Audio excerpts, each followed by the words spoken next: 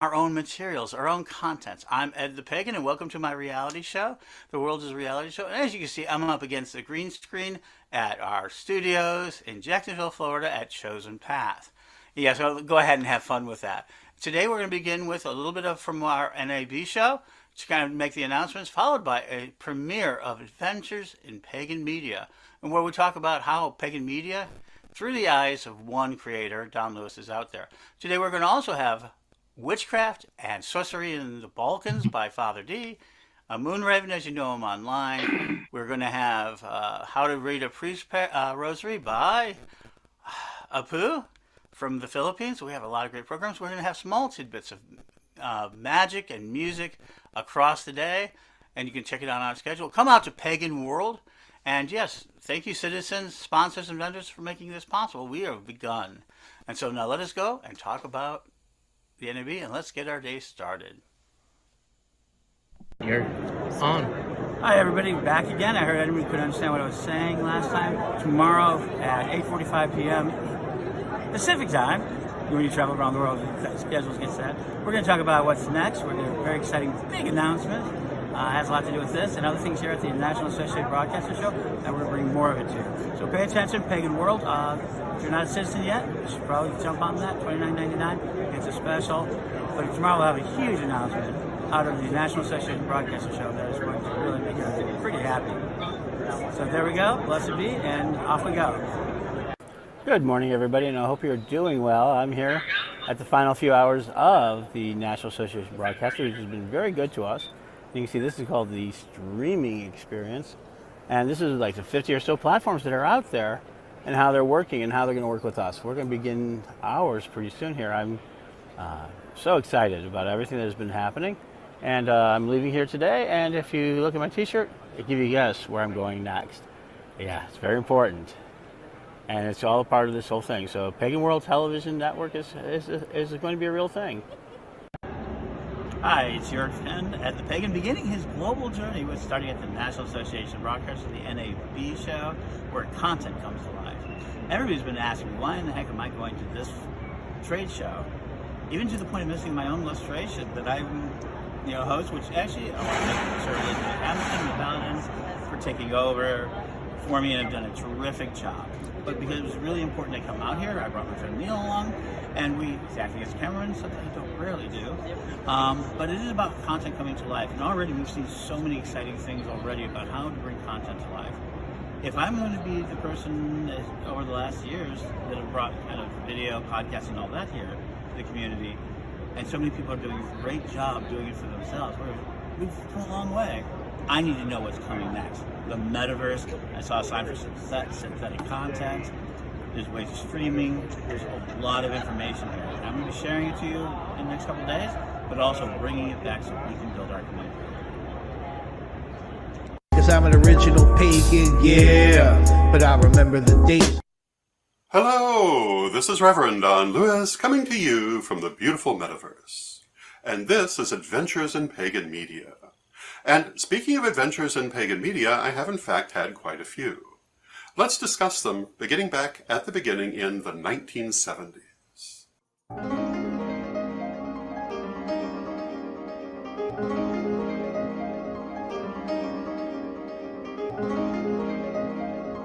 So, I have been pagan my whole life.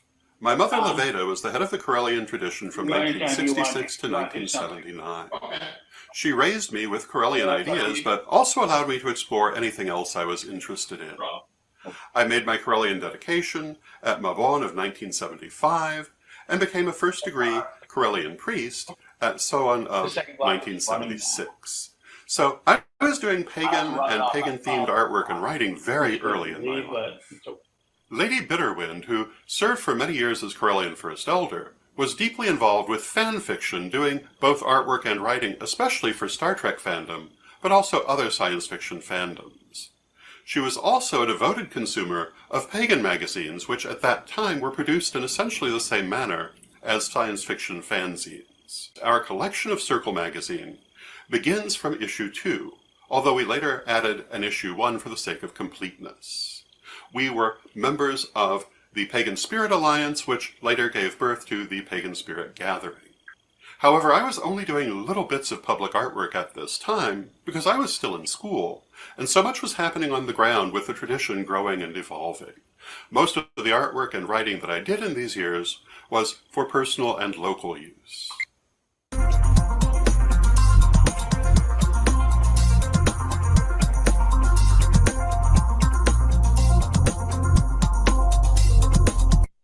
In the early 1980s, I was in college training for a career as a commercial artist, a profession that presently died to be replaced by the graphic artist, which is very different. Instead, I became a professional psychic, working mainly on weekends and having my weekdays free.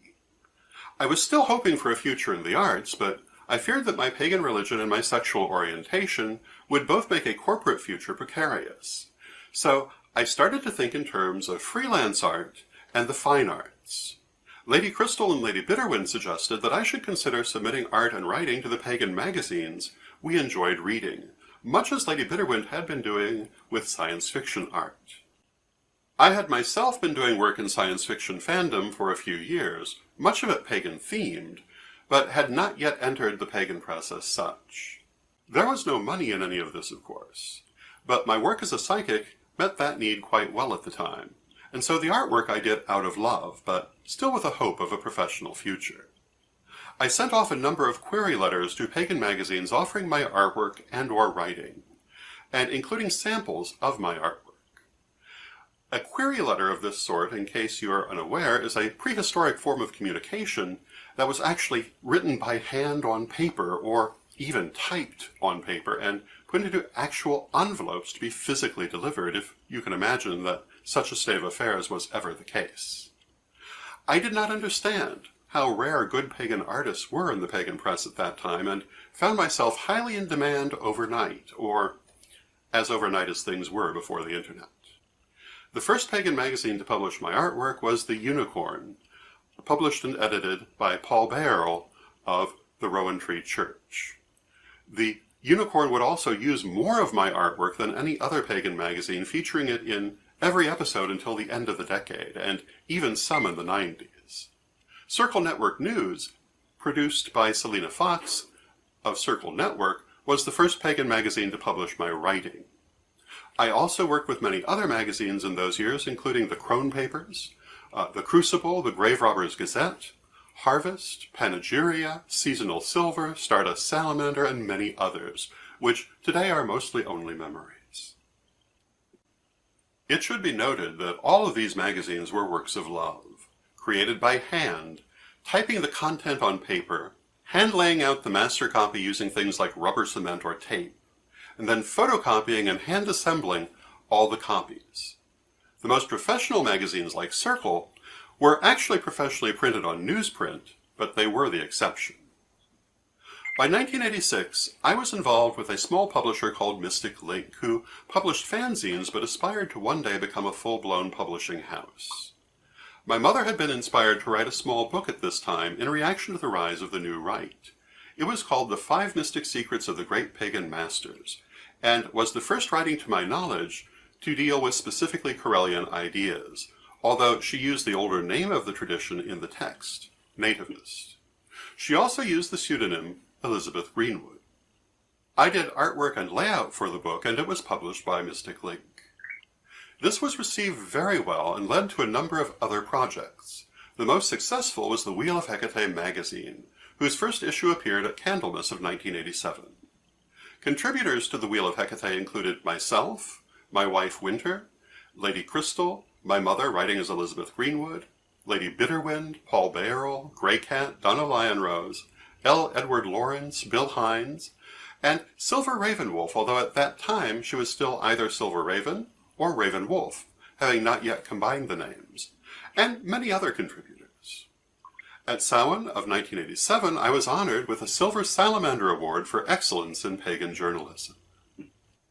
Also in these years, I made a number of television appearances related to my career as a psychic, and I began working on an extremely low-budget movie based on a book series by Donna Lionrose. I reasoned that if we could produce low-tech magazines, I could make a low-tech movie in much the same way. Unfortunately, the movie never got made because of events in my personal life. I continued all of this, creating a vast amount of artwork until 1989. Much of that artwork was later republished in things like Reverend Don's super omnibus of incantations and invocations for all occasions. Within a few months of each other in 1989, my first marriage ended in divorce and my beloved mother died, triggering a year of formal mourning as she was a past head of tradition. I stepped back from my activities in the pagan press thinking that I was just taking a break, but in reality this brought to an end my first period of adventures in pagan media.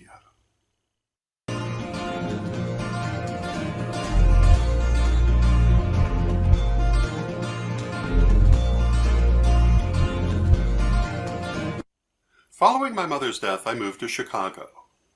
This brought me in contact with many new people and a whole new pagan community that I had never met. I had often wondered during my years in the pagan press why none of the magazines I was working with or any of the subscribers to the Wheel of Hecate were based in Chicago. What I found was that the Chicago pagan community, while including several major figures, was very self-contained. One of the people who I met at this time who would have a major effect on my life was Ed Hubbard, who became my best friend and collaborator. I quickly became involved in a number of projects with Ed, including Psychic Services Incorporated, Psychic Chicago Magazine, and Psychic Chicago Radio. From then till now, Ed and I have been involved in almost everything the other does, and nothing that follows from this point would have happened, or at least happened in the same way, without that relationship. About 18 months after I moved to Chicago, I was severely injured in a fall that left me bedridden in the short term and took many years to fully recover from. This greatly changed the direction of my life and left me much more focused on the Chicago community and the real-time events than the national pagan press that I had formerly been so heavily involved in. Whatever you guys like. At Samhain of 1991, Ed and I joined together to found the Church of Gaia, later known as Holy City Temple, and now as the Universal Temple of Gaia. This was a combined project of the Newcastle Society and the Correllian tradition, and remains strong some 30 years later. It was in this temple that the standardized degree lessons for the Correllian tradition would be written. During these years, I served as art director for Psychic Chicago Magazine. Ed was hosting Psychic Chicago Radio and interviewing most of the leadership of the Chicago community, including, among others, Donna Kohlschultz, Dina Buddha, Rael Bassan, Jim Babekis and Anita Babekis, and figures such as Herman Enderle, who had played a seminal role in the Chicago community. Ed was also working in the offices of the Parliament of the World's Religions, which was to be held in 1993. Despite Ed and me trying to tell them about it, the majority of the Chicago community did not believe that the Parliament was a real thing until just before it happened. But when Parliament did happen over Labor Day weekend of 1993, it transformed the Chicago community. Using his experience in the offices of the Parliament, and as a stage manager during the event, as well as his connections from the years of Psychic Chicago Radio, and a charge from Olivia Robertson of the Fellowship of Isis, Ed created the Chicago Pagan Leadership Conference, which brought most of Chicago's pagan and Wiccan groups together in a powerful mutual alliance that would last for years. The first Pagan Leadership Conference was held in January of 1994, with two more following that same year. The Chicago Pagan Leadership Conference then became its own separate organization and continued in that form until 1998. For me, the biggest thing to come out of the Chicago Pagan Leadership Conferences was the Roundtable magazine. Beginning in 1994, I acted as editor for the Roundtable magazine, and Ed acted as publisher. The Roundtable was a monthly community magazine covering local activities of the Chicago pagan community, as well as national news and articles of interest by local pagan writers. I used all of my experience in the pagan press from the previous decade to make the Roundtable magazine the best magazine it could be, and it was very popular. At the height of the Roundtable magazine, over 30 public temples advertised in each issue, as well as many local pagan and pagan-friendly businesses. The Roundtable magazine was also the venue for the Sci-Team comic, a metaphysical cartoon strip with characters based on local personalities from the Chicago pagan community. Each month, people would look to see whether they were in the comic strip and whether they loved or hated me that month. It was great fun. Characters like Susie Sunshine, the goddess Bovina, and Nazi Patra, Queen of Denial, will always bring a smile to my face, if for different reasons in each case. The second major effect of the Pagan Leadership Conferences was that we became active online at what was still an early point in the Internet's existence. On November 11th of 1998, Ed established the Daily Spell e-list, originally at onelist.com. The Daily Spell was a daily electronic newspaper where Ed offered our new degree lessons straight to your email inbox.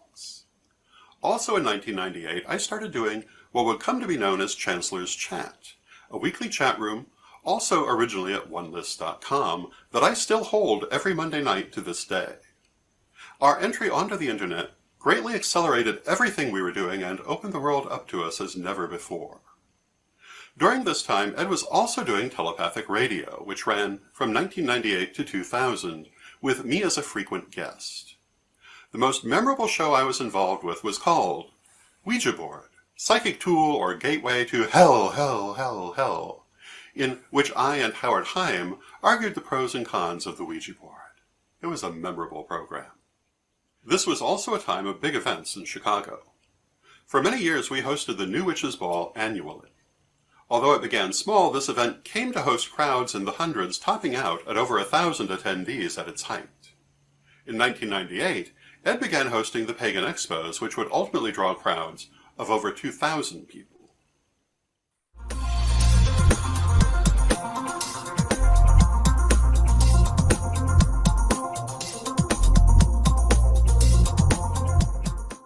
As we entered the new century, all of these things came to a crescendo that created our greatest achievement, Witch School.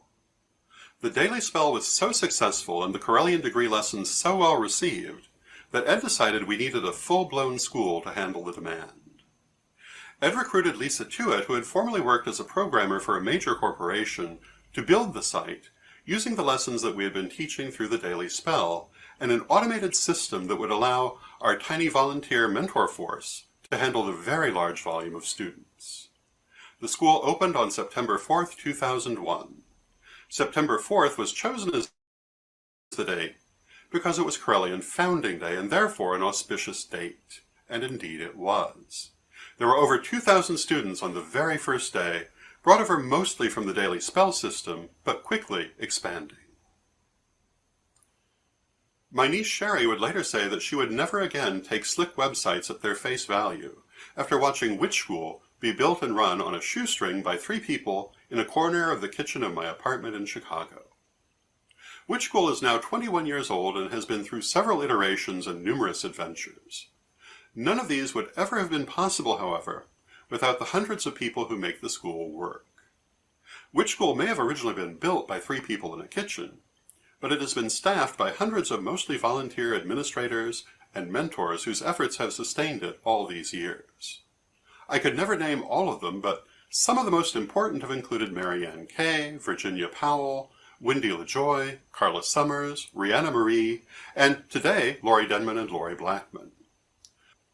But even if I can't name everyone here, we are grateful to all those who have helped to make Witch School what it is. Probably the biggest adventure in these years was moving the Witch School headquarters from Chicago to Hoopeston, Illinois in 2003. We were at this point producing a range of books and related items that required a shipping office, and we found this difficult to maintain in Chicago. If we'd known what was waiting for us in Hoopeston, we might not have been so anxious to move there. Immediately after we announced the impending move, Hoopeston became the site of conservative Christian protests. We came down to attend a Hoopeston City Council meeting on July 3, 2003, in the hope of assuaging local fears. Instead, we found the meeting flooded with an ugly mob near the brink of violence. The whole idea would have ended that night, except we later found out that the mob had been bussed in from outside of the community, and that many local residents actually welcomed our coming. Nonetheless, the opposition was entrenched, and would ultimately wear us down over time. But in the short run, the move was great for us. This is our building. Welcome to Witch School. This is everybody's inside working away. Yeah, it's a big 13,000 square foot warehouse that we're trying to convert over. We gotta get some paint on it. Next to it are the train tracks. This is one of the oldest spots. This is the center point in town. Right behind it is a 0 point. This is Main Street from across the street, what it looks like going down our street. As you can see, we have a lot of open space around us. Little birdie. One enduring media project that started during the Hoopston years was the Corellian Times. The Corellian Times was established in 2003 with then First Priestess Crystal High-Corell as founding editor. Later, Archpriestess Wendy LaJoy would take over as editor and run the Corellian Times for many years. After a hiatus in publication, the Corellian Times was revived in 2018 by current editor, Reverend Sir Stacey Blair, who publishes the Corellian Times in several languages each month. Another enduring project that started during the Hoopston years was the Mini-Spell Project. This involved writing hundreds of short spells for all manner of purpose. I wrote the bulk of the mini-spells, but Ed Hubbard, Crystal High-Corell, and Jason High-Corell also wrote for the project. For several years, these were sold along with small candles as exactly what the name implies, small, simple spells. Each mini-spell included a line saying that they came from Reverend Don's Super Omnibus of Incantations and Invocations for All Occasions, a book that did not actually exist. Until, years later, Marianne Kay actually compiled the Super Omnibus from the mini-spells and from many years of my artwork. It was a monumental work on Marianne's part. Printed out, the complete Super Omnibus of Incantations and Invocations for All Occasions weighed a full 6 pounds. In April of 2009, Witch School added a Ning-based social site called Witch School Social for students to gather socially and exchange blogs, pictures, and so forth. Later, this site changed again to become a new platform for the daily spell. The Ning site lasted for 10 years, closing in March of 2022. One of the greatest media projects that we have done was also started during these years. Pagans Tonight Radio, the voice of the pagan world, began broadcasting on September 18, 2009. Edward started Pagans Tonight Radio and at first was its only broadcaster, doing nightly broadcasts single-handedly. Over time, other hosts were added and a wide range of shows developed. Pam Kelly was brought in as station manager and the roster of hosts grew. All told, Pagans Tonight Radio had more than 100 hosts during its years of operation, with multiple shows broadcast nightly. In addition to Ed and myself, some of these hosts included Selena Fox, Oberon Zell, Jason Mankey, and many, many more. Some of Pagan Tonight's most popular shows included the Pagan Priestess Show, the Pagan Priest Show, the Pagan Science Hour, and the Corellian Family Hour. There were also many specials that ran on Pagans Tonight Radio, including special reports from Patrick McCullum on his prison ministry campaign, and prominent memorials for a number of important pagan leaders, including Olivia Robertson, Carl Weschke, Isaac Bonowitz, and Morning Glory Zell, that included reminiscences from family and friends, some of which appear nowhere else. After 10 years, Pagans Tonight Radio ceased nightly broadcasting in 2019, but does still offer less frequent original broadcasts today, as well as an incredibly deep catalog of existing programs, all of which you can listen to anytime at paganstonight.com. But of all my adventures in pagan media, the one most relevant to you watching me now is Magic TV. I said earlier that I had made many television appearances and even attempted to make a low-budget movie. All my life I've had a love of video and had long had a dream of a pagan television station, similar to that Christian TV station founded by the pirate nun. On November 11, 2005, we started exactly that, a pagan TV station. I am a strong believer in the idea that if we do not like the image mainstream media gives us, then we must ourselves take control of our image. Magic TV began as its own independent platform, and aired that way for several months. However, when we encountered YouTube, we decided that the best course of action would be to establish Magic TV as a YouTube channel, which we did in February of 2006. Magic TV's very first broadcast was the interactive grimoire episode, The Negative Confession. Good evening and welcome to the interactive grimoire. Tonight's question, what is the Negative Confession? The Negative Confession confession is one of the oldest moral statements made in writing by humankind. Other early Magic TV programming included Pagan Nightly News. You're watching Pagan Nightly News. Welcome to this edition of Pagan Nightly News on Magic TV. I'm Ed Hubbard, and I'm going to bring you a special report today on how to sell more of your metaphysical items on eBay. And coming up, you want to know that you want to make more so that you can offer more to your friends, to your family. And we're going to give you 5 easy steps on how to do that. The Witch Words Glossary. Magic Circle. The magic circle is used to create sacred space in which to perform ritual. Athame. The magical knife, or athame, or athame, is an ancient tool of magic.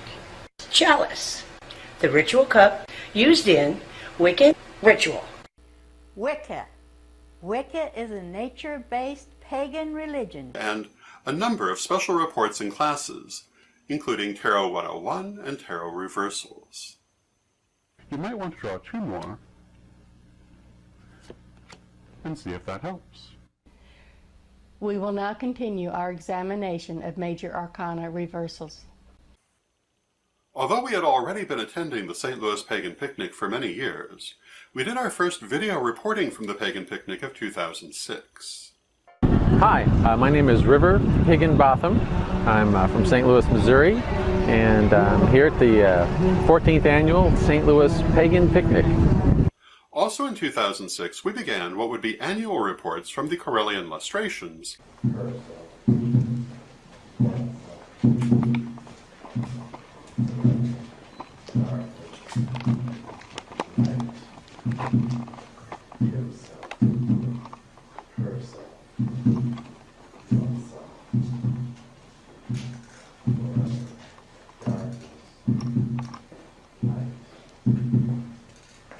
And the Fellowship of Isis convention in Chicago.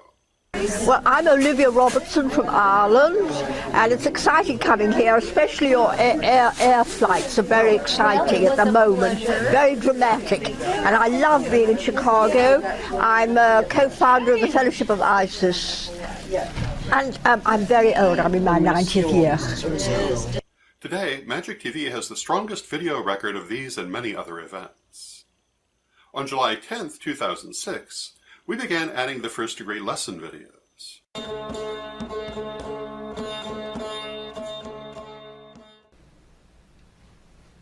Most people who have an interest in Wicca come to it first from an interest in magic.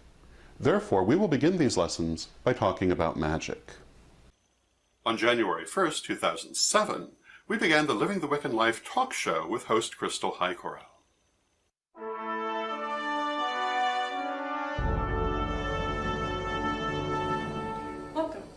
This is Crystal with today's episode of Living the Wiccan Life.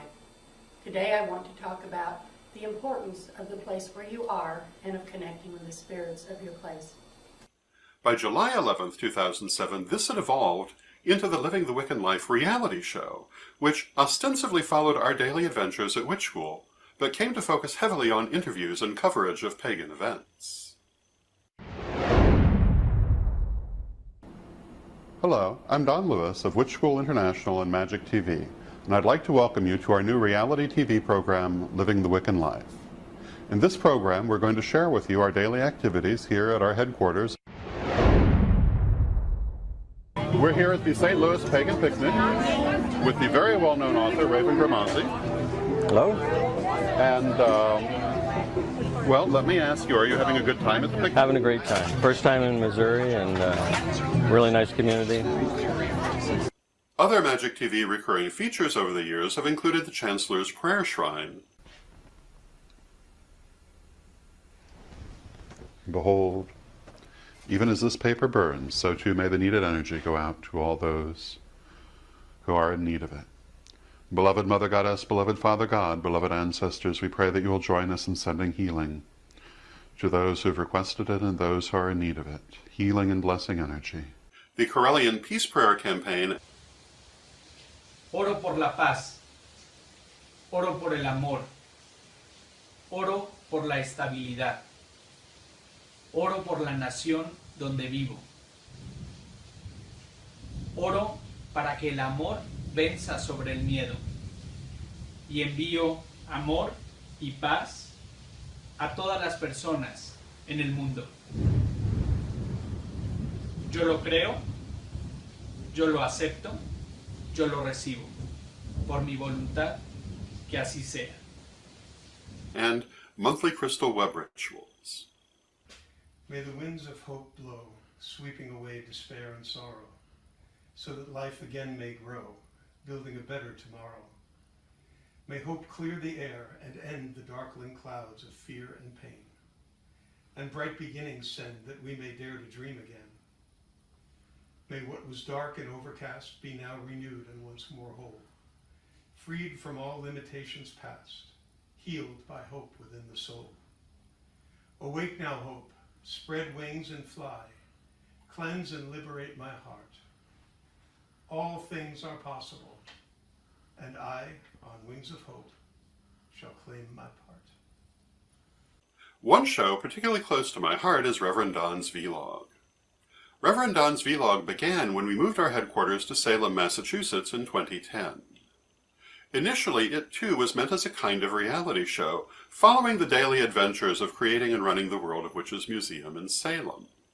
However, the Vlog evolved into a question and answer session with viewers, in which viewers would submit questions and I would answer them.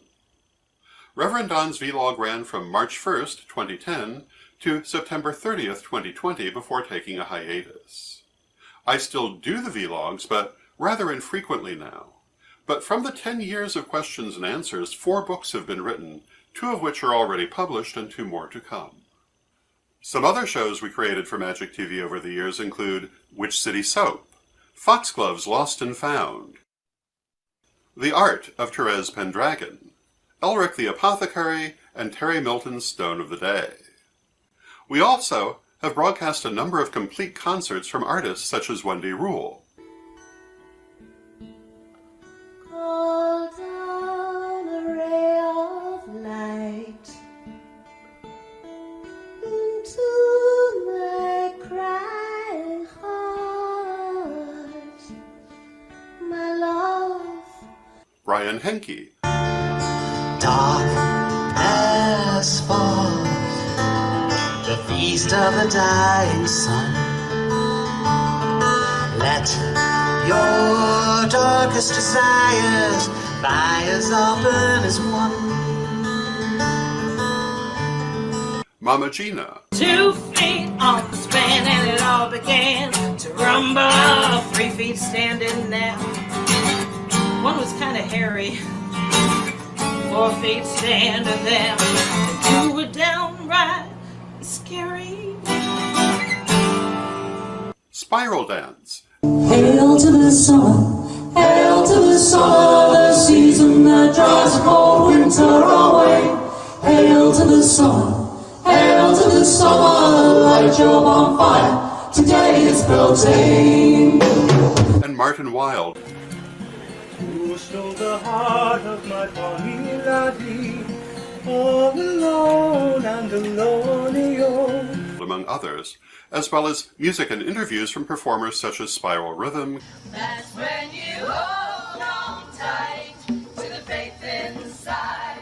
Let the memory of the goddess be your guide. Celtic Mayhem, And when at last the dawn comes up and the cargo safely stored, like sinless saints to church we go, God's mercy to afford. Jay and Abby Michaels, the harper and the minstrel, My heartstrings, and the sun did fill the air. Silent chanting of the Jesus on the last day of the year. and the Iron Hill Vagabonds, I'm a rambler and a gambler and a long ways from home.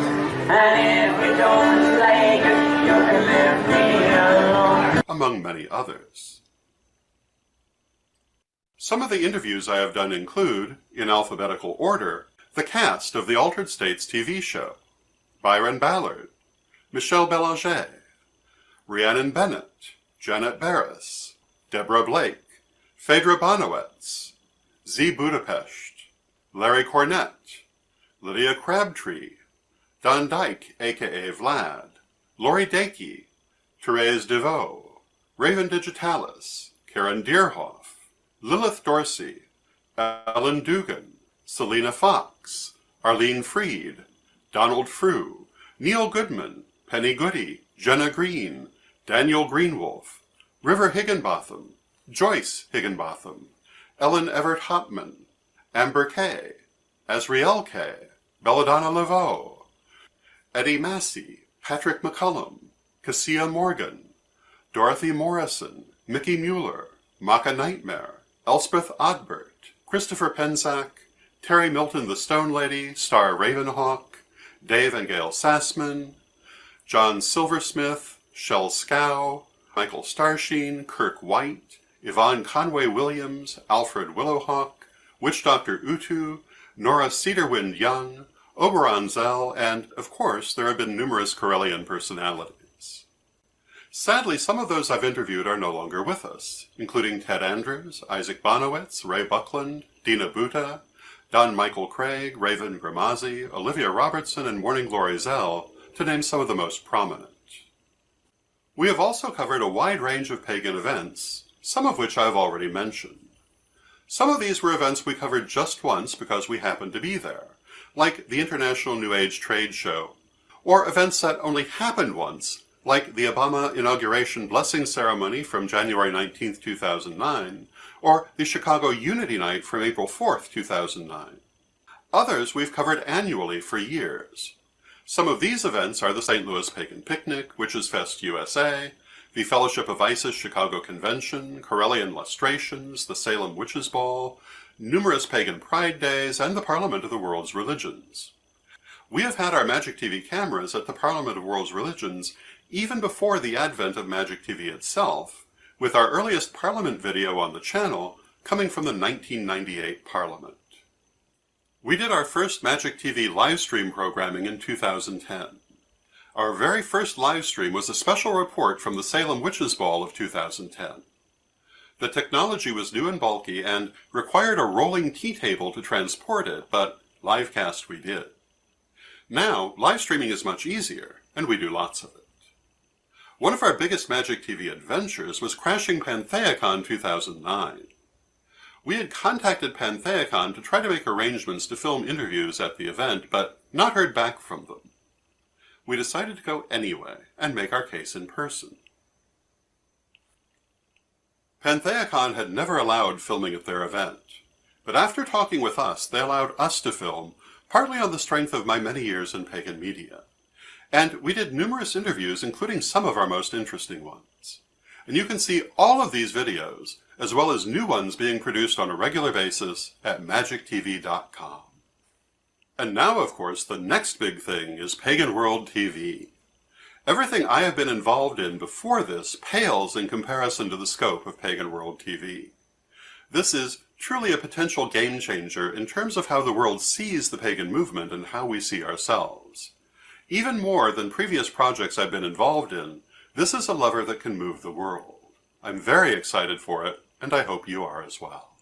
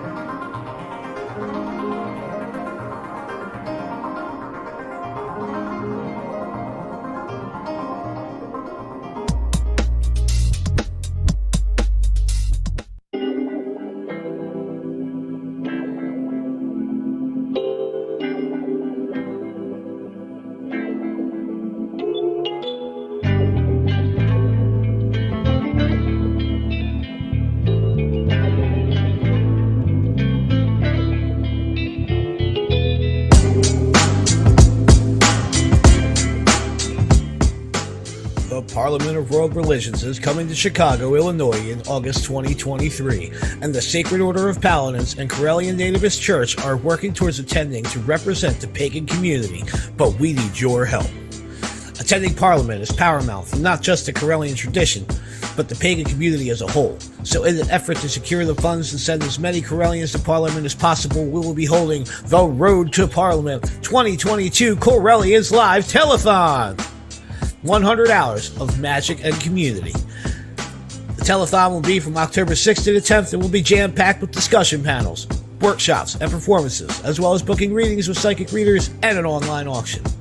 Our goal is to raise $10,000, and with your help, we know we can get there. We need you to get involved. We are looking for readers, presenters, performers, and hosts to take part in this telethon. To inquire about taking part in this monumental event, please email correllianslive@gmail.com. Be it a monetary donation or a donation of your time, we thank you. We'll see you at 8 p.m. on the 6th for the 2022 Correllians Live Telethon. Spread the word, share this video, and let's get the Correllians and Paladins on the road to Parliament. The Road to Parliament 2022 Correllians Live Telethon is sponsored and operated by the Correllian Nativist Church, a 501c3 religious organization. For more information, go to Correllian.com.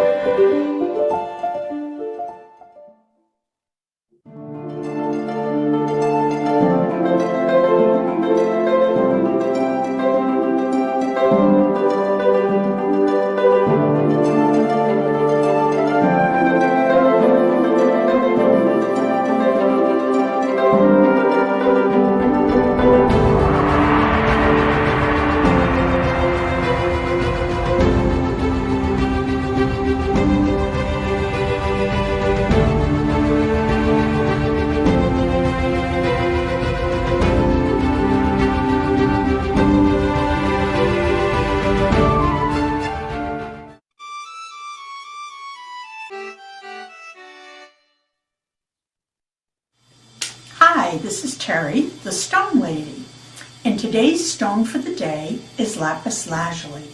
This particular piece is from Pakistan.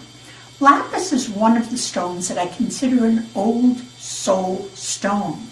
Usually the people that are drawn to it are people that came here to be of service. It's a stone that's good for when you're feeling stuck, helping you to get unstuck. Lapis was always buried with the dead, along with a piece of hematite in ancient Egypt. And remember, you too are a gem.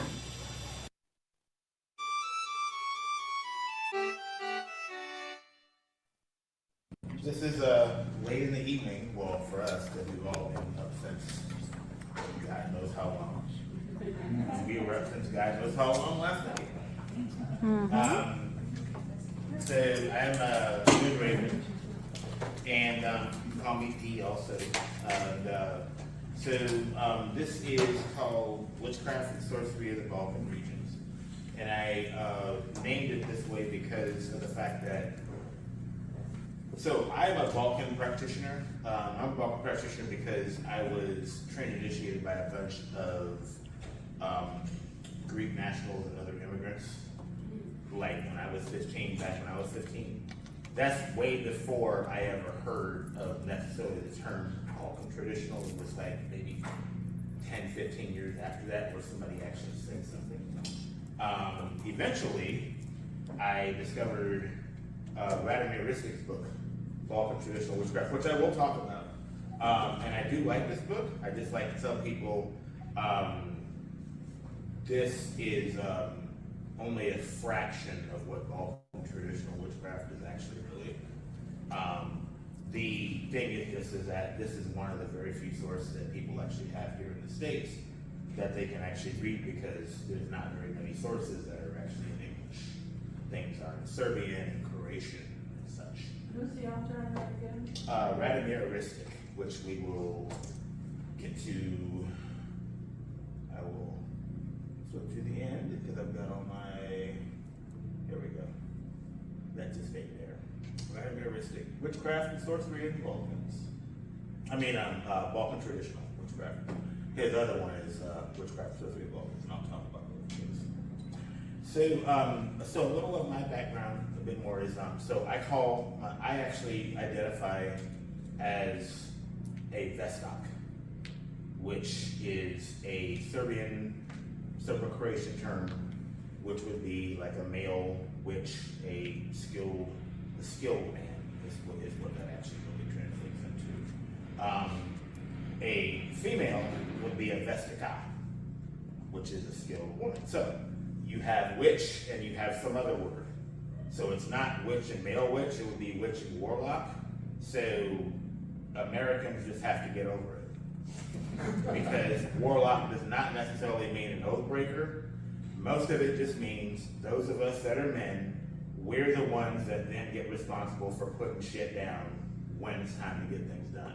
That does not mean that if you are a female that you do not have a good job. No, actually as women, you have an even more important job, because that's how the women become the soothsayers, they become the record keepers, they are basically the shamans of a village, of a town, of a people. And they're very protected.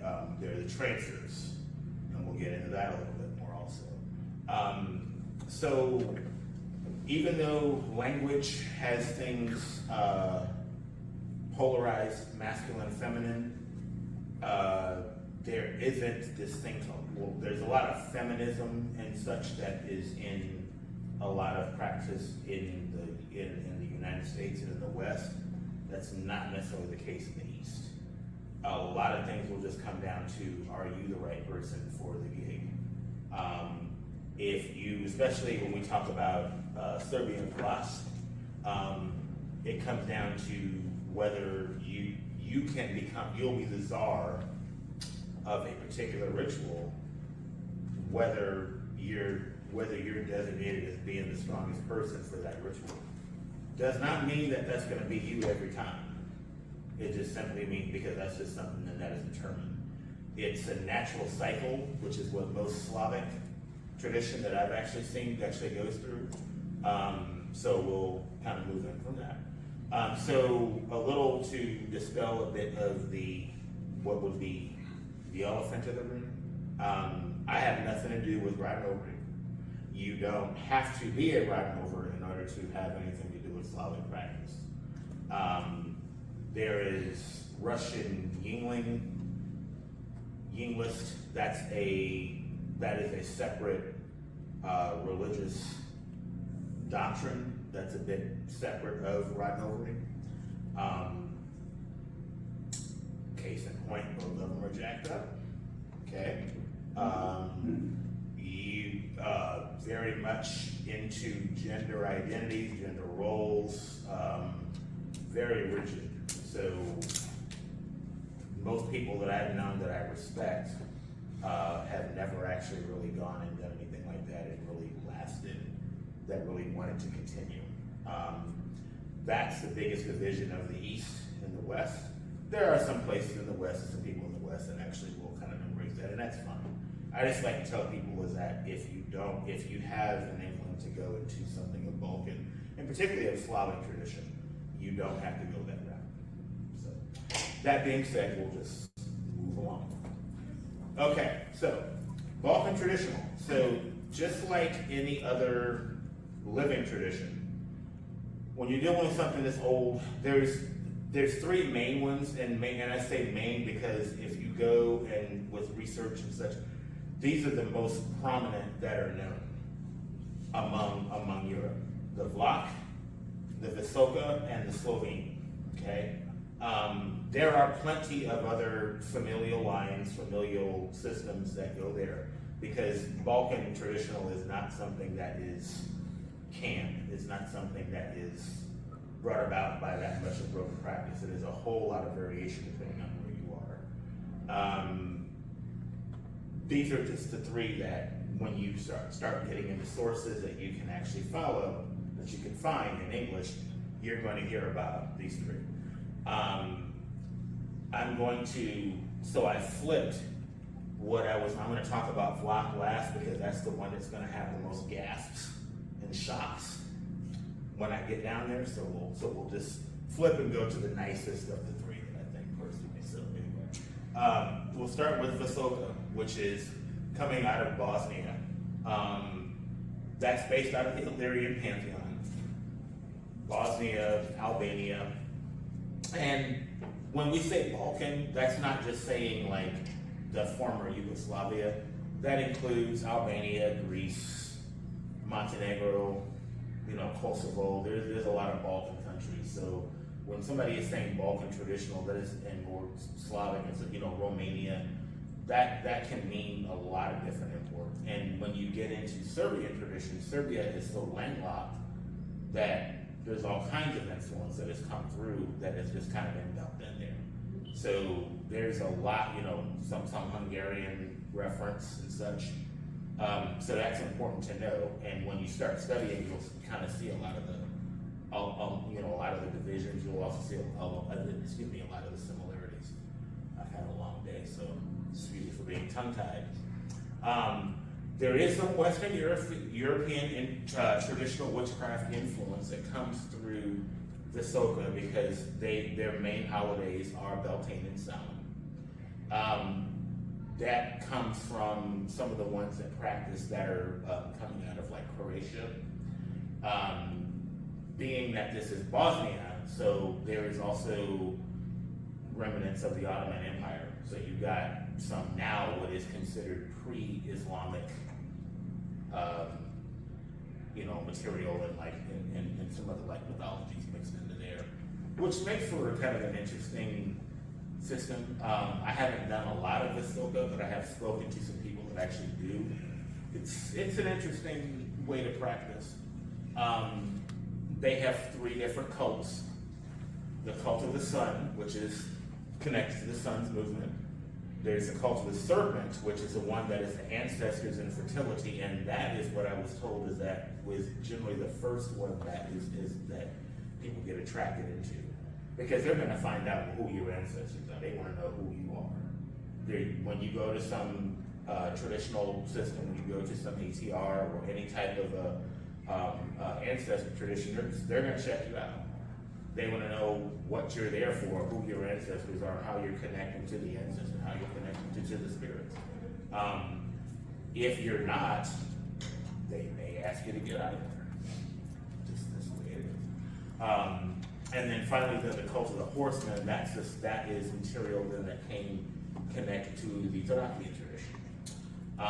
And by that was coming out of Bulgaria and some other parts. That's a whole other topic also. So I hate to be too fast, but because they only gave us an hour, I am going to try to do a lot of this year and hopefully open the door for some other stuff next year, because I don't want to get caught up in talking like hours and hours over something. So anyway, that would be like a little bit of Vasilka. The next division I want to talk about is Slovene, which is basically like Slavic tradition, as I call it. This is what I call Vestikatsa, just like witchcraft. The root of that is Vedrina, which means like clarity. So these are particularly deities that I work with, these particular 9. You will hear about a book called The Primary Chronicle. You'll also hear about, I think it's the Hypatia Chronicle, I believe. I forgot, I'm blanking on that. Those are surviving texts, because a lot of Slavic material has just been gotten rid of with the Christians and such. These also become points of contention depending on who you're talking to. When you start getting into some of the reconstruction, some of the really hard, this is the way things used to be, and we don't want to change. So there are some names like Svarog and Perun and Velis and Mokosh that you will find coming out of the Primary Chronicle. There are some other names like, Horts and Ladans, and then with some of the others that's where you start to get some purists that will start to say, well, they weren't actually listed in there, so do they really exist? I'm not one to argue over something like that. The way that anybody proves anything to me is we take that into ritual. You can actually show me what you're going to do in sacred space, and then we'll talk. Does the Slavic here, or is this connected also with the Polish and Lithuanian? Some. When you go the Lithuanian route, that is Baltic, and that's where you become like Balto-Slavic. That's a bit different, but it's kind of on the same route. You start to get influx and just influence of one another.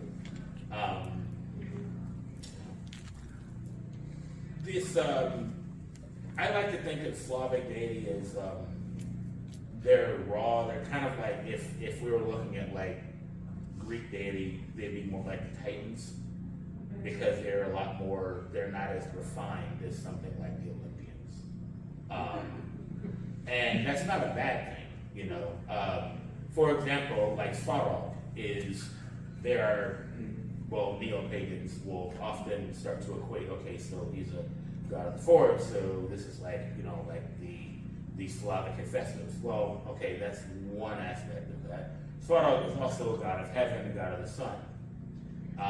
And depending on how or where you are, or at what point in time, he is the father of Peru.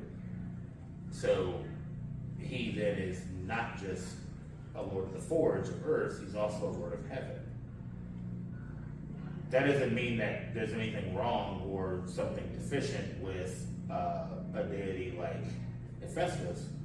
It just means that it's not necessarily just a connection, okay, this is a Greek word for this meaning. Right. So all of these also, I also remove a lot of duality and dualism and such. A lot of the ridiculous kind of infighting sometimes that you get when you start looking at like mythological stories. So obviously Perun and Velis are sworn enemies, and that is true. However, when you throw Mokosh in the mix, it's mainly because of the fact that you have light and dark. You have Perun, thunder, who is actually a god of overt force, and Velis, the underworld, who would be like a god of covert force. And then you have Mokosh, who is like the great mother. She's the wetness of the earth that is in between. So essentially, this is married. She's married to one, and then one slept with the other one's wife. So as they rationalize this out, it's just simply like the light and dark half of the year. 6 months out of the year she stays with one, 6 months out of the year she stays with the other. And so that's how you can rationalize something like that, or at least not rationalize it, but that's how you can realize that for yourself. There's some type of a magical operation, there's some type of a spiritual method. So before I continue, has anybody got any questions before we continue on? Okay. Everybody's with me. That's good. Thank you. Out of these 9 spectrally, the World Seer is a 4-fold deity, who actually is considered Faro, Perun, Lada, and Radagast put together. And I have actually done some invocation, and a lot of like meditation along with Sorcery in the past, not recently. And most of that was like before 2020. Specifically on the purpose of like a world seer, just looking at where my life path was going to be going within over the course of like 4 or 5 years. So I will actually say, for those that would like to do something like that, that's a deity that is looking more for long-term outlook rather than short-term consequence.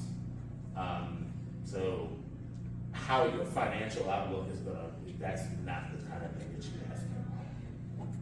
That's not the kind of thing. That's more as to how your life is going to be in like the next 10 years. You could end up completely busted, which means you have time to change.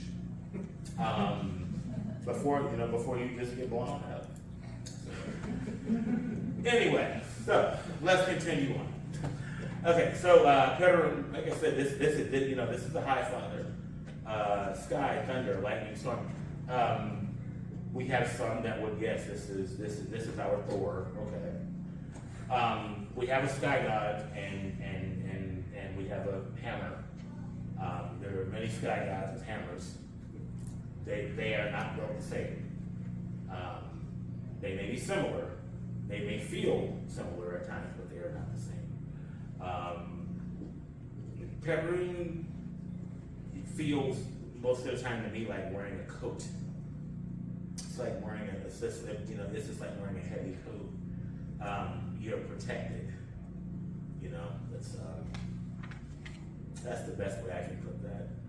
As far as totems, I put those as totems, not just as like power animals or such, because, like for example, for Serbia, their national totem is the wolf, which is called Vuk. For Perun, one of his totems is the eagle as well as the horse. Horse is a very strong totem among Indo-European culture.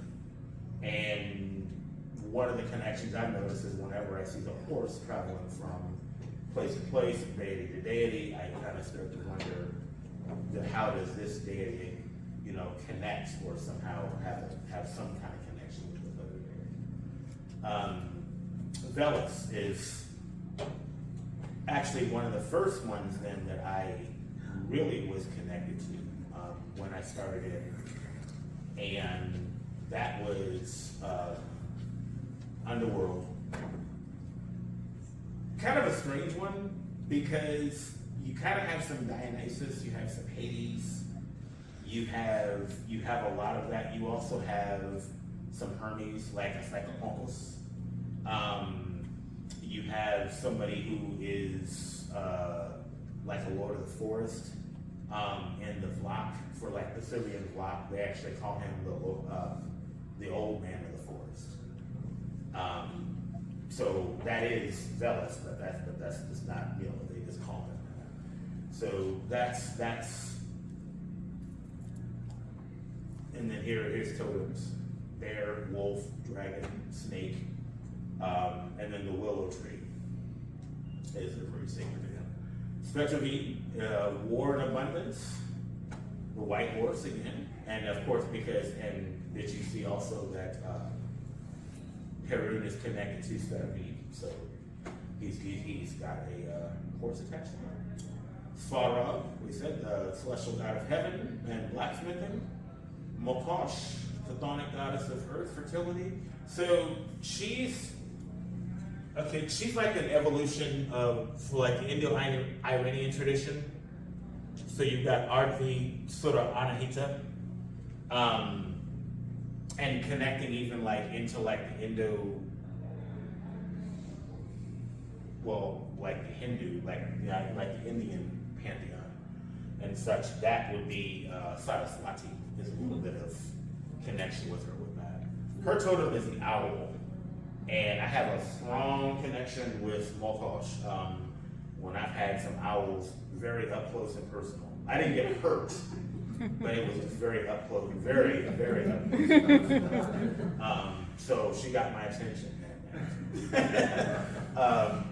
So Fridays are her holy day, special days, but the Friday between the October 25th and November 1st, that one in particular is like particularly her holy day. That's like the strongest of the year. And then this attendant of hers, Srecha, is, I say like, yeah, she's like a Hecate, you know, that's kind of like both of them put together. She's an attendant of hers, so she's a spinner, and by spinner, not like a spider spinner, but like for like a Slavic woman that has a loom. So she's a spinner, and so she will spin those threads of life, and she actually, so Mokosh gives you favor, and so then Srecha will actually spend favor upon you. We have Lana, who she's a spring goddess, and of war and beauty, so it's kind of like Aphrodite and a bit of like Athena, some Freya, with that sort of, those sort of contenders put together. Lana is not attested to a lot of worship. There aren't a lot of people who actually, you won't find a lot of rituals that actually have her name in there, but there are some sections. At least not with Serbian stuff, and some Baltic rituals you actually find. And then this one here, the god Radagast, that's war, night, the evening sky. That's a weird one, and I only say weird one because when you say the welcome guest, there was a ritual that I had attended to where he actually did show up and really was just sort of like there in the room. And after a while, I felt like the room was very heavy on one side. Just an attendant, you know, wasn't hurting you or nothing, but but it's ancestral. All of these deities, like when you're calling Slavic deity, I've gotten the inkling over the years too, is that not only are you calling the deity, but you're calling a lot of the ancestors and the people that have been in communication with these deities before you actually call them as well. Especially when you can actually speak some of that in the original tongue. So you don't have to learn Serbian or Polish or anything outright, but if you can learn a few words, if you can learn some names, if you can actually get the pronunciation, if you can get the sound right, you can actually go a bit further. At least try to get it right. Don't sound trite, please. So Shutterbog and Billabog. So that's the white and black. They are two that are not, once again, that are not listed in that principal codex thing. So I have had good work with those two. Very much just polar opposites, and not very talkative per se, but I have been able to utilize another deity, often like Veles, or even like Perun, to be able to interpret. And then you have the sun, who is Dazbog, who is like a cultural hero. So that's actually that's like a war god per se, and also one who is fighting for your soul, for your independence. There's a natural drive for savior, not to save you, but just kind of opening the door for favor. And then of course the wolf. The force of the wolf is something that controls the space of time between sunset and sunrise. So a lot of things happen at midnight. Midnight in Serbia is generally around here, and the Eastern time zone is about 6 p.m. or 7 p.m. depending on whether it's daylight savings time or not, because they're about 6 hours ahead of us. So the wolf is a spirit that I have called upon, and like that totem, to kind of help to facilitate opening those things and such. Everybody good? Okay. Well, I am curious, like, okay, with Chernobog, for example, so, how do I say this, anything that I've read about Chernobog, he gets bad press. It sounds like a deity most people wouldn't want to work with. So your impression of him, does it come off as like being malicious and destructive, or when we talk about spell work at the end, we'll talk about Shadowbog again, and then you can tell me. I think you'll be happy. So then lastly, we come to Vlog. This is my favorite, because this is where most people gasp. This is like I call this Serbian black. This is like Serbian voodoo. This is the stuff that very much starts to, I can see like where some kind of like African traditions may have kind of bled in somewhere. Cowrie shells and things of that nature. Most traditions, folk traditions of such, regardless of where they are in the world, there's one thing that I have noticed is that everything is united with, and that's dolls. Most places use dolls of some sort. So these guys are no different. The Vlach, they're ethnic minority. It's the Ottomanian language, and then, what is that? Oh yeah, the Meglan Romanian. So it's those two, and then it's got bits of Greek and such in it. Eastern Serbian, Bulgarian, Romanian, and then Greek. So that culture is very mixed. This also is a dying. This is a dying culture. The way that you get in here is by blood. So parents teach their children. Children don't want anything to do with this. So they're graduating from school and then just hauling ass. So they're not getting taught anything. So the things are dying out. If you want to learn something like this ever, and you find this, you have to be for real. But these are the times that you can get in and learn some good stuff. You have to get connected with the right people. And most of that is that they will check you at the door with your spirit. They will connect with you spiritually, which is right. It is. The totems for them is the Dacian Greco. Dacian because that Dacian, that's another ancient culture, and stuff of a Romanian nature coming out of the Carpathian Mountains and having influence there. So they have a dragon that they deal with. And this is the stuff then that starts to become with dragons and fairies. The Vlachophone Greeks are mountain pastoralists, which are Bogomils. There's a Bogomilian Gnosticism that is a part of there. Do people know what the Bogomils are? Who the Bogomils are? I know you know, but okay. So the Bogomils in those times were, you could consider this like a rogue sect at some point. They were heretics of the church, and that, long story short, they became tired and disillusioned of the politics of the church, of religion, of the establishment. The Eastern Orthodox Church or some other church? The Eastern Orthodox Church. Okay. And I would just say all of it, because what happens is they got rid of everything. They got rid of buildings. They got rid of the structure of, well, even that their priests are not going to have authority figures above them other than just direct connection with the divine.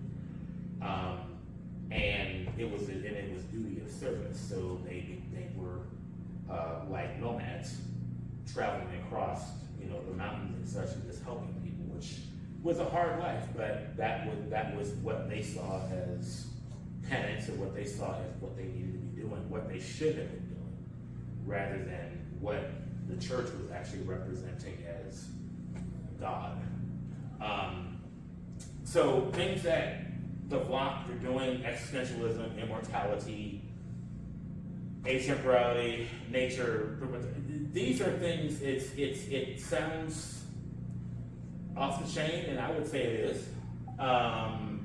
There's a lot of spiritual, atavistic magic, a lot of internal sorcery going on here, a lot of internal change, those things that were transmitted, and that's just how they work a lot with the dead.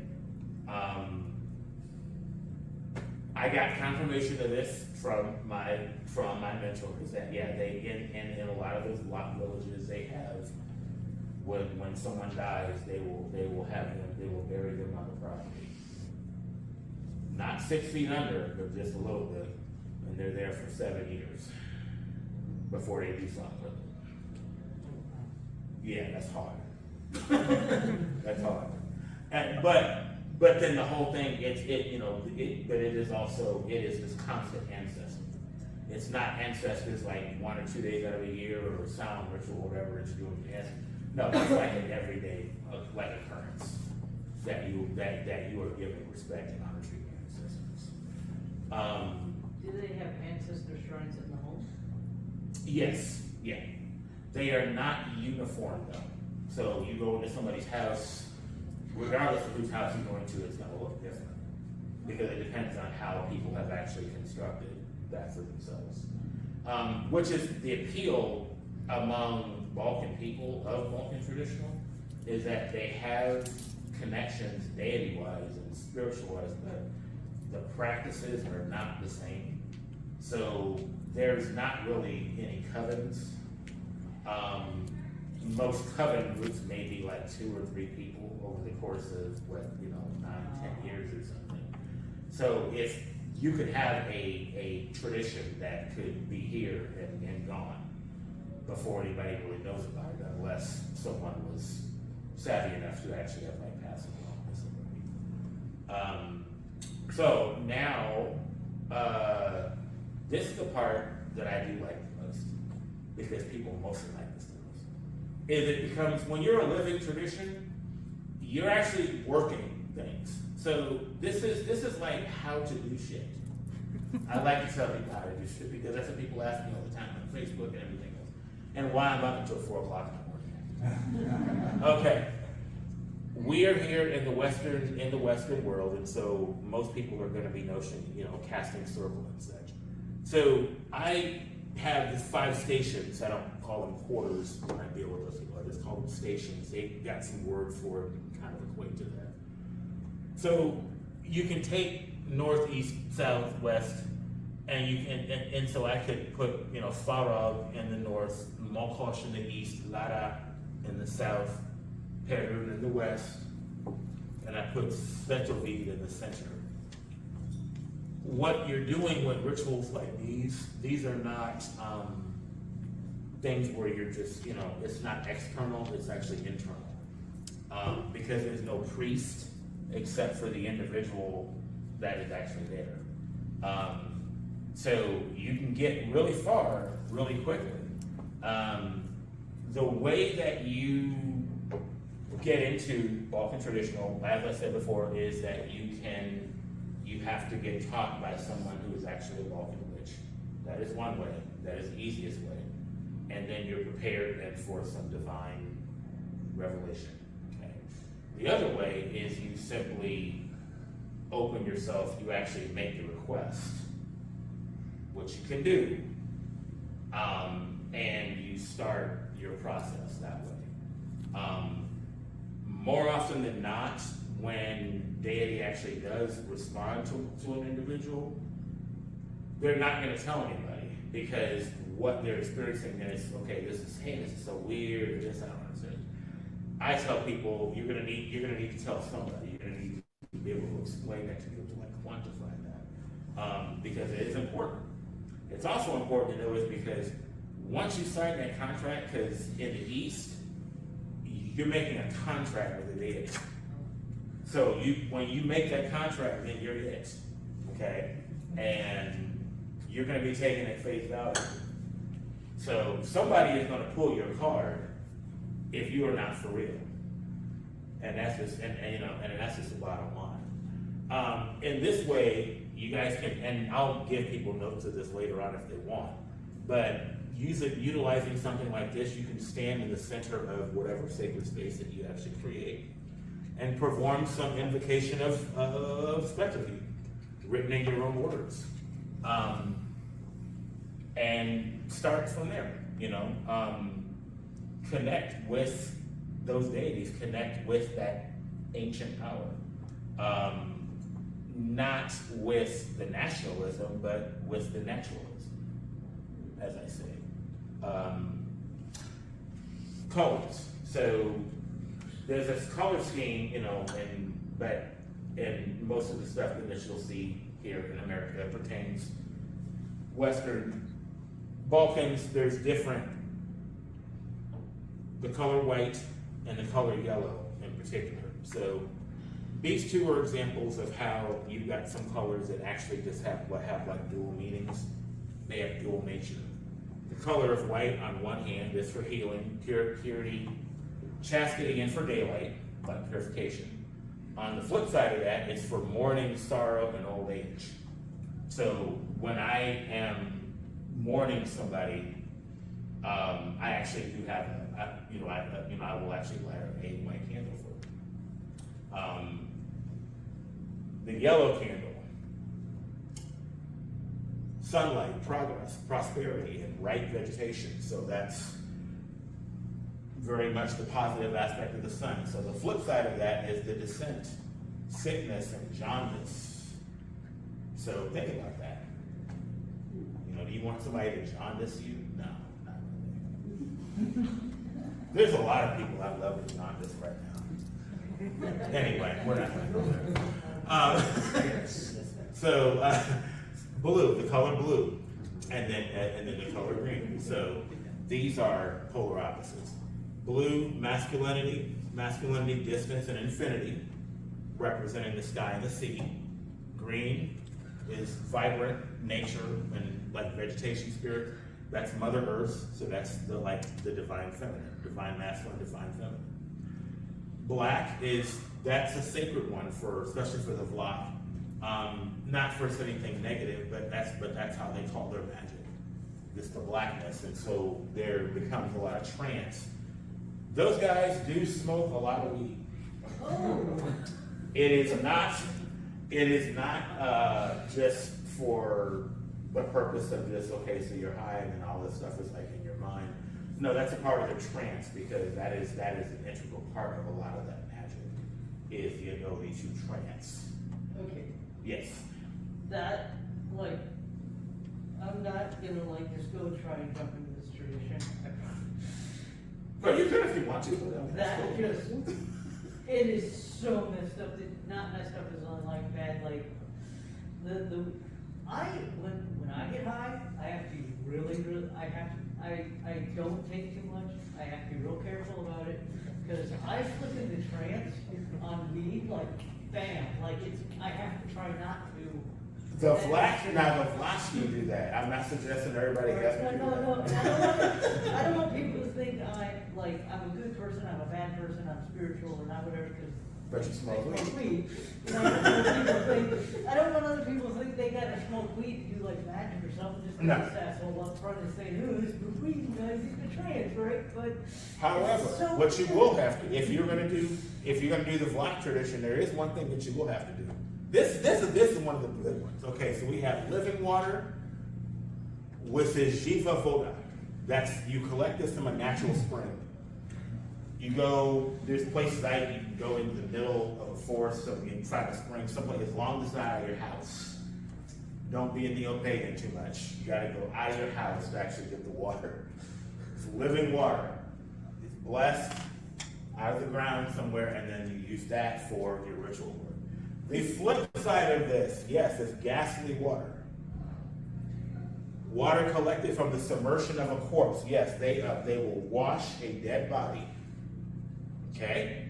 And then the water is collected and bottled and used for magical workings. Necromancy and otherwise. I have not washed a dead body, but I have acquired some ghastly water. now with the ghastly water, is the attitude of surrounding that water, is it like, oh, that's like bad, or what you used to do curses, or is it like this is sacred because this is in contact with our ancestors, or something like that? All of the above. Okay. It's whatever you want to do with it. How I got my ghastly water is that I can actually put this because I'm probably going to go to commercial break when I actually do that anyway. There is in Jacksonville, there is a cemetery, and on the north side of town, which is pretty much in the ghetto, that has been just abandoned. So there's a lot of uprooting. Trees have uprooted, so there's a lot of bodies and caskets that are above ground. Some are open. So of course, when it rains a lot in spring, things can get really juicy. I got my ghastly water. Let's move on. So anyway, now that we have that, we can do something real fucked up now. Okay, so in this day and age, so we're going to talk about Chernobyl now. Okay, the yellow candle I was talking about, that had like jaundice. Okay, so you have the notion, yes, of people that just want to just curse things. There's a lot of application. A lot of things with any kind of magic is just, you just have to have your mind. If you're creative, you can do a lot of things. I don't do this all the time, but you know what? If you're gonna go after somebody, then go after them. That's all I say. So anyway, so there's a jaundice candle. So this is Lichorica. Some dark spirit of fever and plague who is like some child creation of Chernobyl. There you go. All right, so what I was doing back in 2020 is me and a few people, so we used the yellow candle on the sunshine side and we communed with the COVID-19 virus. Why? Trying to find out what the hell was going on. Yeah, because like I had UPG about it, and I'm sitting here like, I will never compete with this though. Nope. We were finding out what was going on. Over my head. What was attacking, or because any kind of virus, and it could be any kind of virus, the flu or what have you. Virus is just like an addiction or something. That's a living, virulent thing on some level. And if you treat it like it, then maybe it'll talk back. Since people talk to trees, rocks, everybody's cats and dogs are psychic, that shouldn't be any problem. Did it talk back? In its own way. So on the jaundice part, we actually then, after about 2 weeks, we flipped and did the jaundice, and then this was a spell to consume that. Meditation, such to use bodily function, just to consume the virus, keeping yourself healthy, spiritual medicine.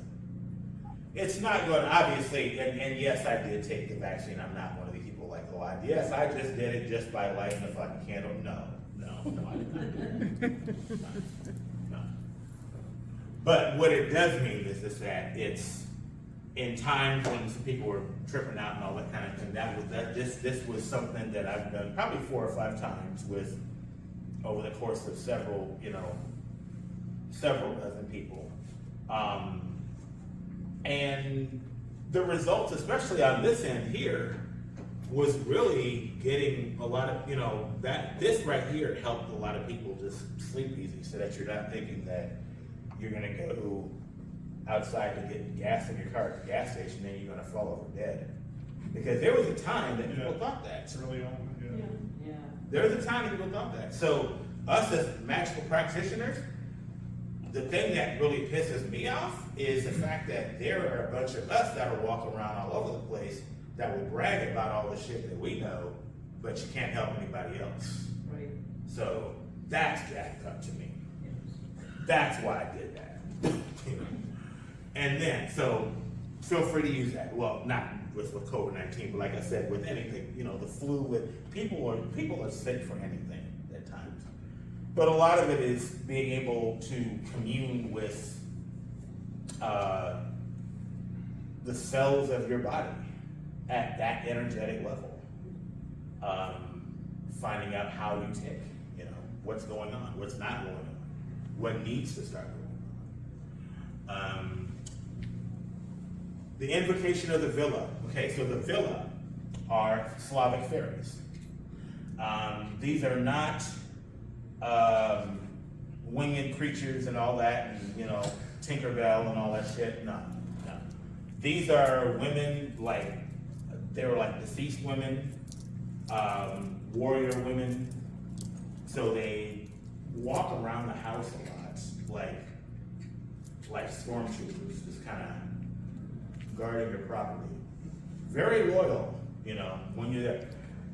So the queen of the fairies, the queen of the villa, her name is Yerasawa. And there's about 15, if you start looking, I think there's about 10 to 15 names of villa that you'll find to start investigating.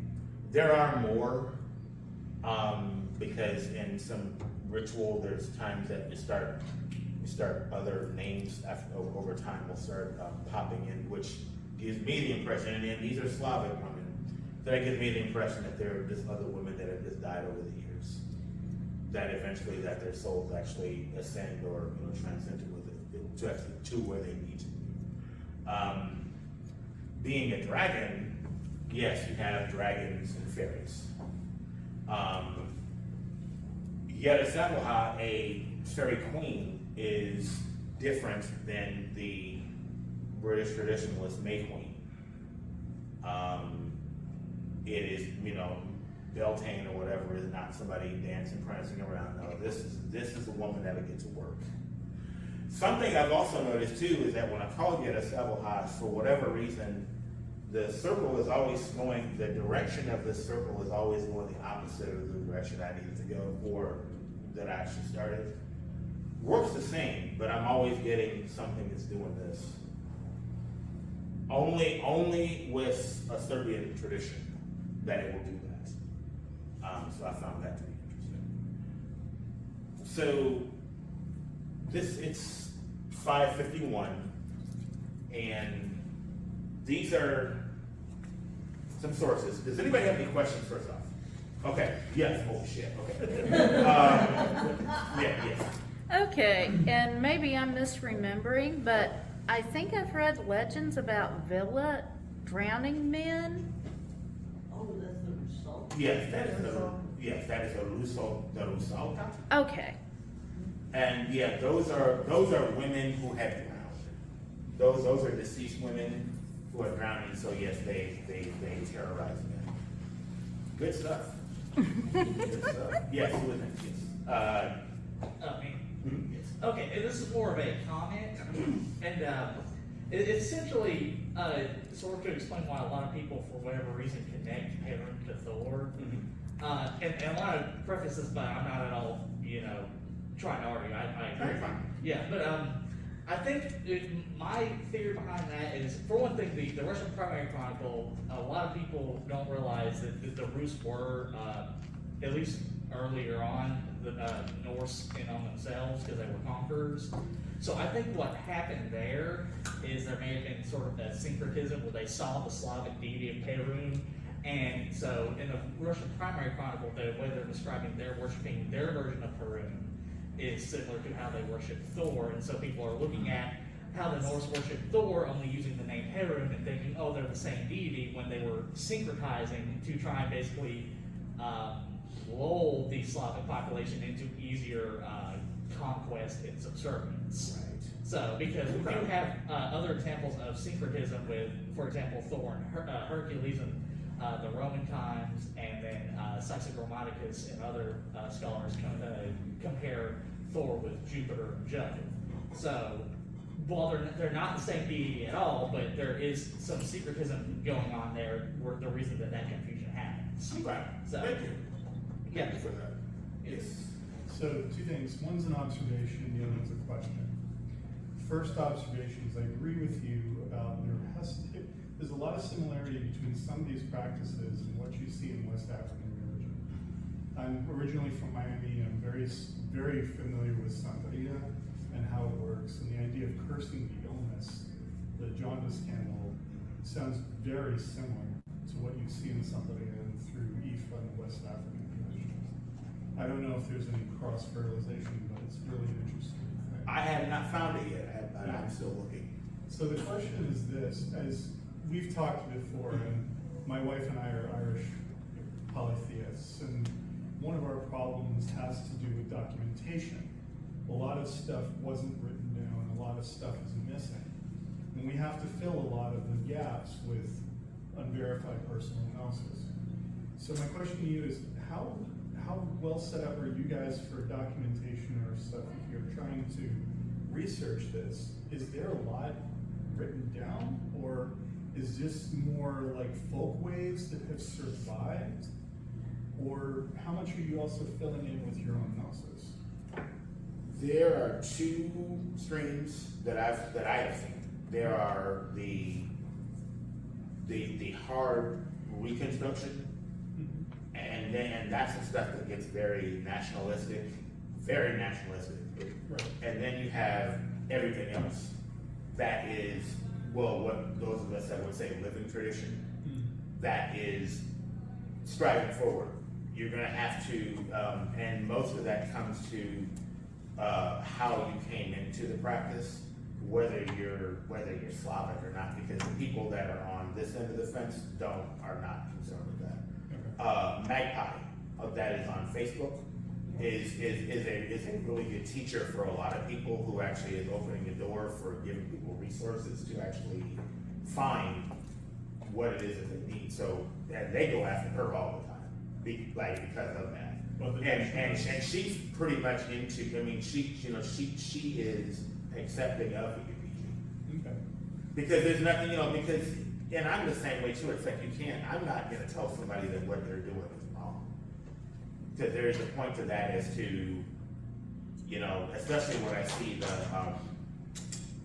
a lot of reconstruction sometimes that I've been in, going in ritual or whatever, and I've been there for an hour and a half, and I'm like, okay, so what's supposed to happen? I gotta pee. There's the argument that all these mythologies at one point were somebody's UPG. Yeah, right. So, you can't really throw that out. Yes, sir. So, two questions about the villas. So, are the villas a type of, or perhaps related to the I'm going to mispronounce this, the Dimopoli, kind of Russian house spirits? The house spirits? Yes. No. Okay. Separate thing.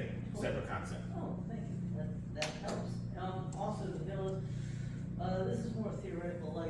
What if you have a family of origin that is not so good, and I'll even take this even just to a more general place, because it may be my family never had bills, I don't know. But let's say your family, half of it's Slavic, but your family of origin isn't nice, and you don't expect any sort of protective house spirits to hang around, and you haven't felt any spirits, like I know, in some traditions, you have your house spirits that hang out under the stove or behind the stove. I've never felt anything like that in my kitchen or any kind of. House spirits are of the house. Right. So they're there. That explains. When if you leave your house, you actually say goodbye to your house spirit. Oh. You go to your new house. That explains a lot. And you call your new house spirit. Oh. That explains everything. Yeah. I'm like, wait, there's nothing wrong. And if somebody is coming up and like turning you off because that you're not Slavic, you probably want to check the spirit, because that's not right. Oh, no, that's, Right. that's not what I'm saying. Okay, that's cool. So what I would want to do if I'm going to protect a house spirit is actually speak with my actual house and say, Correct. Will you come and protect us and we'll treat you good? And Correct. Cool. So I've got a few minutes, and what I'll do is I will run through some books to give you some sources. So the first two is we'll go through Radimir's books. So the first one is Balkan Traditional Witchcraft. The other is Witchcraft and Sorcery of the Balkans. This one here is a bit, this is the first one he wrote. This is a decent book. It's got some bibliography of some sources that are in Serbian.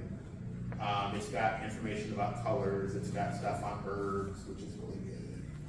There are some things though that are, I'm not criticizing him too much, but he's not a scholar. He is he's more of a researcher, I think, or however that we're going to put that, as opposed to Yorgi Mishev, which I'll talk to you about a little bit. So some parts of this book were kind of adapted for a Western audience. For example, when we talk about, if you get this and you talk about the wand, which there really isn't a wand in Slavic tradition, this is called staff. So it's just a matter of terminology. Also, this is not edited well. It looked like somebody kind of put it through a translator and then just printed it and shipped it out there. So there's times that paragraphs repeat. It just isn't edited well. You should still get it because you probably won't get anything else.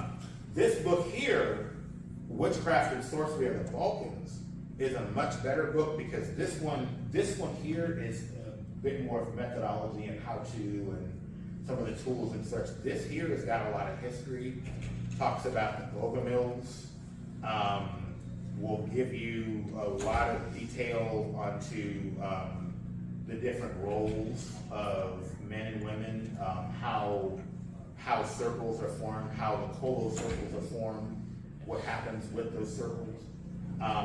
This is actually a better book, I think. I enjoyed this one. I talked to you about this one, the Bogomils book. This has got the same problem as the Balkan Traditional book. This is one of those Amazon Create Space books. So it was sort of put together as a manuscript and kind of put in somewhere, and then somebody it just comes out. $5.95, there you go. This is called The Bogomils of Bulgaria and Bosnia, or how the early Protestants of the East. So you should check this out because this will give you an idea as to the history, where the Bogomils were. They kind of connect to the Pelicans. That's sort of attested, not attested, but let me know how you feel. There are similarities, but it's more like the two streams of similar talk. Right. Yeah. Okay. That makes sense. So this is one of my favorites here because this is Thracian Magic Past Present by Yorgi Mishev. And this guy is a scholar. This is more of coming out of, this is not so much Thracian, like ancient Greek Thracian, as much as it is a Bulgarian family tradition. But it's got, you know, your root work and stuff on herbs, but it's got bits and pieces from like the Greek magical papyri. It has some stuff of Arabic, a lot of that influence that Bulgaria would have had from places, Albania and then places around it. This is very well researched and has a huge bibliography. And this has also got his information if you actually want to contact him. He's actually got a couple of resources here that you can actually contact him digitally. And last but not least is my favorite book, probably yours too, The Bathhouse at Midnight. Yeah, that's expensive. Yes. This is what we Magic in Russia. So this book here is this is pretty much one of the best books, especially talking about history, the role of the church in that ancient Russian magic. Talks about Zagory, which is a word that means like conspiracies. It means like false prayers, because that's how the church actually viewed what like spellcraft was. It says it's False prayers. You go on there, If Russian you say people say publish, Zagory, that's what they mean. right? They're not going to Public, say it says you want to set it they're in saying they're doing instant numbers. prepare. Yeah, they're encountering something. There's just a button right underneath it. This has And just all it does is it goes, lets everybody know this is a premiere. You know, talking about herbs. That's all. Different recipes that they would have. Yeah, I figured as much. It's not a cheap book. I think there is there is a newer version, I think that's online, that's around Amazon now, but it's about $40–50. If you can actually get something like this, so this is a good book to have. These are the sources, these are the best sources that I have now that are in English. There are other sources that deal more with kind of like your sorcery, witchcraft kind of aspects of things.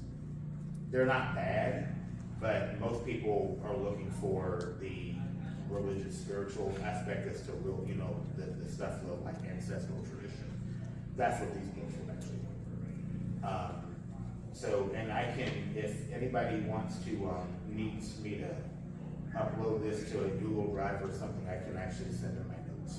Oh, please do this. I was gonna ask, literally use my. So I ran out of time. I had a great time doing this.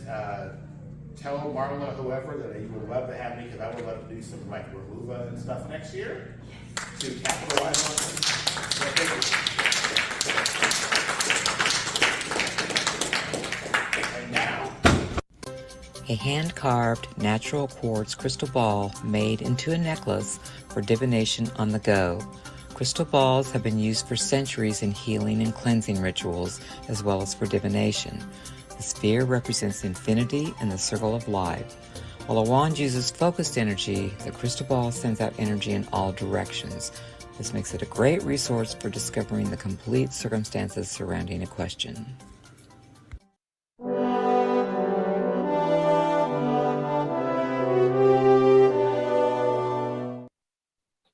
Hi, everybody. Welcome to Journey to the Parliament with your host, Ed the Pagan. And I am going to be joined today by Reverend Don Lewis. The Parliament of World Religions will be meeting in Chicago, August 14th through the 18th of 2023, a little more than 14 months away. And it's very exciting. It'll be the 130th anniversary or 9th convening of this event. And it happened for this first and second time in the city of Chicago in 1893 and 1993. And we'll again return to Chicago in 2023. And we're very excited about having it. Hi, Reverend Don. Hello. And so for those of you who don't know, and I'm expecting there are many people in our audience, thank you for joining us, that may not know who Reverend Don Lewis is. And why don't you go ahead and tell us a little bit about yourself? Well, I'm Reverend Don Lewis. I am the Chancellor and First Priest of the Correllian tradition. I am the co-founder of Witch School. I am the production head for Magic TV, among other distinctions that I have done over the many years I've been in the pagan community, going back to 1974. Wow, and arguably people, a little farther. I gotcha.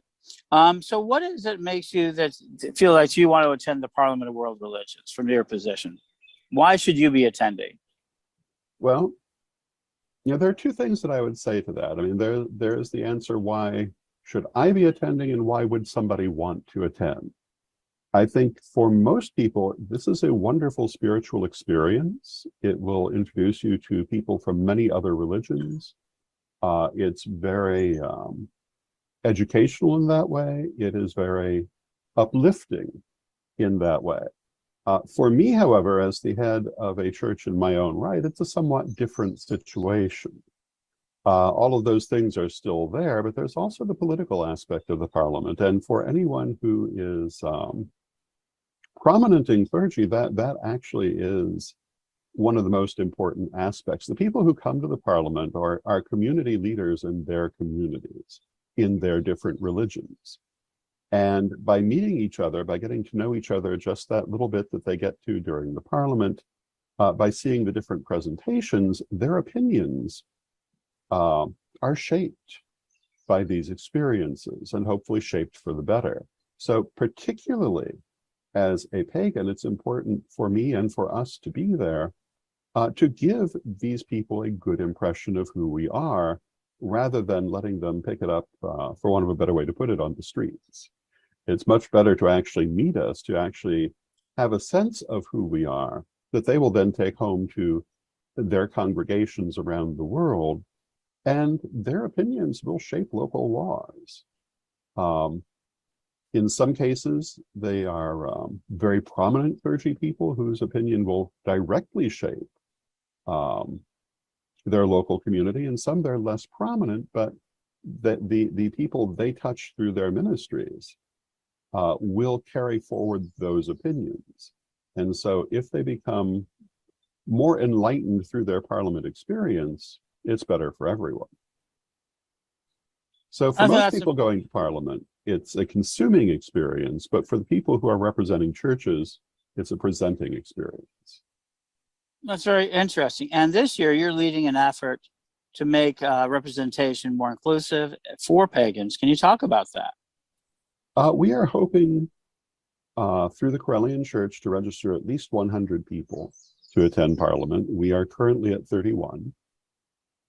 We are hoping to be able to act together toward creating that good impression on the world, because the world's religious leaders, to a large extent, will be gathered in one place.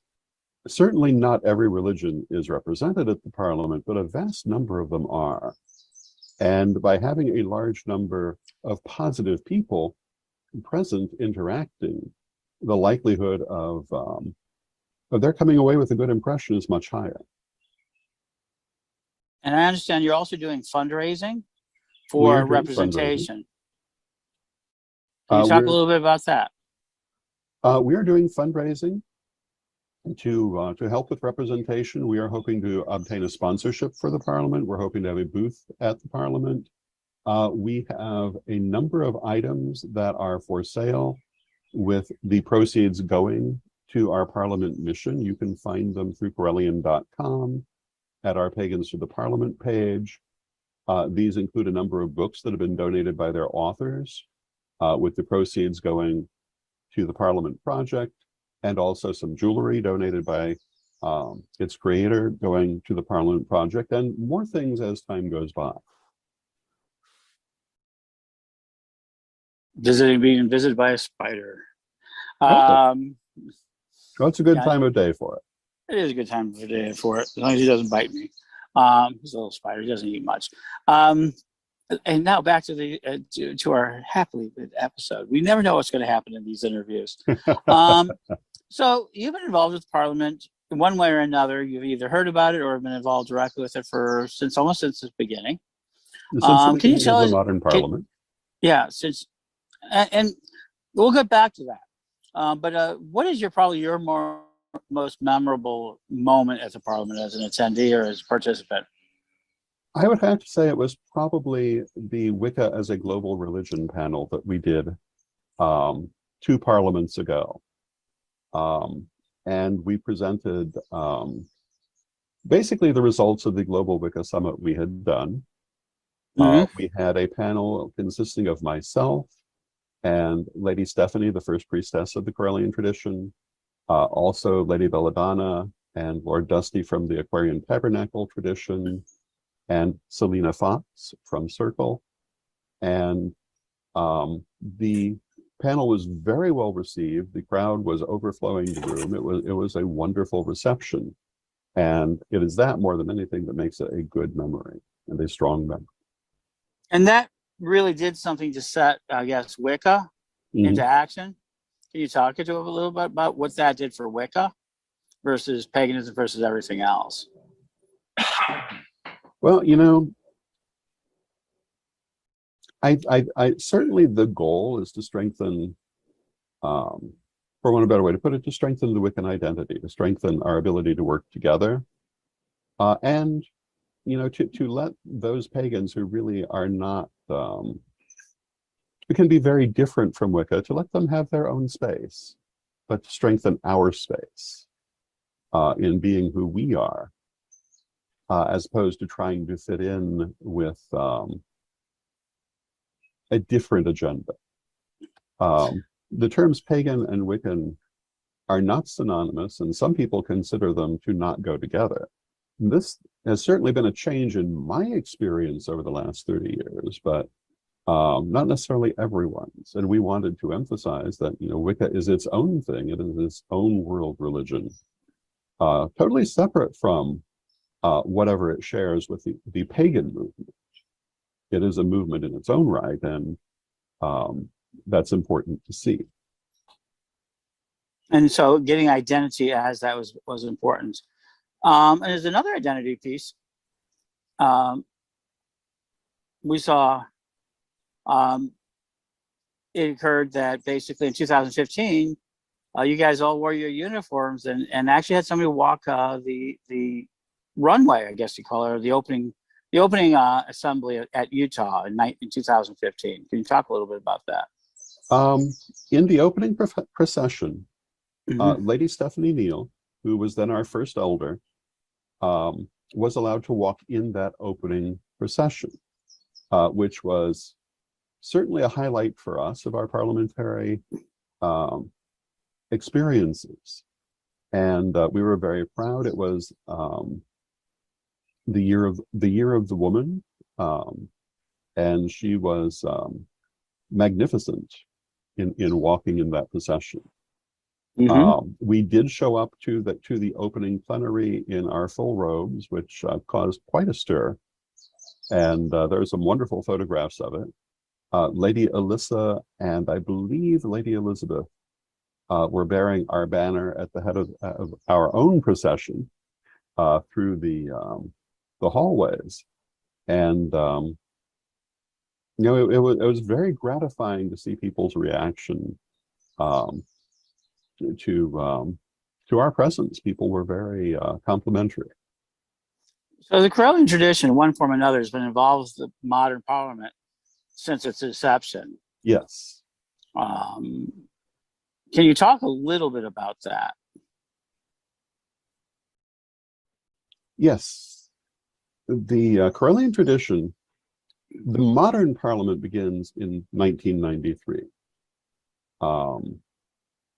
And we were involved primarily through you, well, pretty much exclusively through you, but I was involved peripherally in that we were talking often daily. You would call and give me updates from the parliament offices and later from the parliament floor. So in a manner of speaking, I was experiencing it. But we maintained a presence at every modern parliament since. You have been to all of them. I started going with Australia and have been to the subsequent parliaments. And every year we've had more Correllians attending. And it's usually our most, I don't exactly want to say our most serious clergy, but our clergy who have an eye on a career that will involve them in interfaith issues. But also just people who want to attend. It is a wonderful spiritual experience from the floor of the Parliament. As I say, this Parliament, we're hoping to have at least 100 people, and we're already at more or less a third of the way there.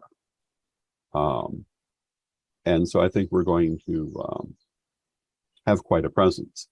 We have done a number of presentations with different Corellians at Parliament on things such as our peace campaign. I mentioned the Wicca as a Global Religion panel. I've been present on, for example, the Men Who Love the Goddess panel, which was in Australia. So we've had quite a presence and quite an involvement with the modern Parliament. And what I think it's done is it's really helped our clergy to have a global outlook. And we are a global tradition, but sometimes you see your local area more than the world. And I think that going to Parliament really opens people's eyes to the fact that we are a global community. I think that is true. And so a lot of the story of the Corellians is the growing of the Corellians that have a certain, I've noticed a certain aspect of being growing globally along with the Parliament. When we started in '93, you had 5 temples throughout Northern Illinois. And as you go into this one, it looks like you're going to have representing a truly global community. That is true. Every Parliament that we have had a presence at, we have also grown in the local community after. When Parliament was in South Africa, Corellianism in South Africa exploded and is still an important part of the tradition today. When Parliament was in Australia, there was a growth after that. When Parliament is anywhere, it tends to be good for the Corellian community. Partly, I think, because we tend to cover what we do there and people see us there. And I think it excites people. We try to share the experience with them. Now, the Corellians do something different than most other traditions in that you have a media branch. Yes. And can you talk about the fact that you cover events, including the Parliament? And why do you do that, separate of, say, mainstream videos or even the Parliament's own exercises? Well, we cover events for 2 reasons, really. The first is to share them with our membership so that they have some feeling of what it's like to be there. Particularly before the internet and when the internet first started to become a thing, most of our people had relatively little exposure to these actual events. So to see them in video or read about them in print was a big thing for a lot of people who, in many cases, had a solitary practice, might be geographically isolated, and it gave them a vicarious experience of the different festivals, the different events that we were covering. And I think even today, this is probably the most important reason we do this. It helps people to feel that they are part of that larger community, even if they cannot personally go out to these events. And, let's face it, nobody can go to all of them. Even the people who have their particular festival they go to every year usually have 1, maybe 2 that they're able to do, unless they're a merchant. We try to bring them a wider selection of experiences, including things like the Parliament, to help with their growth and their feeling of being, part of a dynamic community. And again, many people in this community are socially or geographically isolated. They may be following a solitary path. This helps them to connect with people, to feel connected to the wider community. That's I think, the most important aspect at least in the moment of what we do. The other is historical. By covering all these things, we're also preserving a record of them for the future. And this is also one of the reasons we do so many interviews.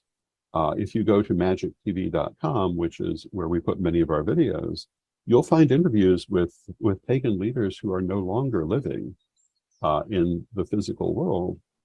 And in some cases, it may be the only interview they ever did. Not all of them, because some of them had many interviews, but there are others who, if you want to see them speaking in their own words, that's the place you're going to find it. If you want to see, well, take for example the St. Louis Pagan Picnic. We've been going there 20 years or more, and we've been filming there since 2006. 2006. So if you want to see the history of this event evolving, it's there. If you want to see the people who are present, many of them are there. If you want to have a feeling for what the pagan community was like in 2006 or 2010 or today, you can get some feeling from those videos. And if you're looking back 50 years from now, it's going to be a far more important record. And one of the reasons that we were motivated to create that record is that back in Chicago in the 90s, I found that many people had the idea that, as some people sometimes say, if there are no pictures, it didn't happen. People I'd known, things I'd done, I found people were skeptical of because I hadn't published lots of photos about it. And I started making it a habit to do lots of photos, to do video. Partly for that reason, to establish that, yes, in fact, I was there. For example, I was talking the other day about the Helms Amendment in, I believe, 1988, and that I had been in Washington when that particular drama ended, when the bill was not passed. But I have no video or photos to prove that. But today, if I were to go to Washington for such a thing, there would be a video record. So these are some of the reasons that we are so heavy in media. Absolutely. And so, and now we move into Pagan World TV, which will make it even easier to cover such events. I'm very excited about that. Farther. So people, they can either become part of our group delegation and also donate directly to have us represent the community or our section of the community. Yes. We're looking for donations. That's going to be a big endeavor, about $5,000 for representation, I understand, a little bit more. The booth is, in the end, it will be more, but I believe it's $5,000 for the sponsorship. Mm-hmm. Booth is $1,800. Yeah. So there are some significant costs, mm-hmm. But on the other hand, I have no doubt that we'll be able to make them.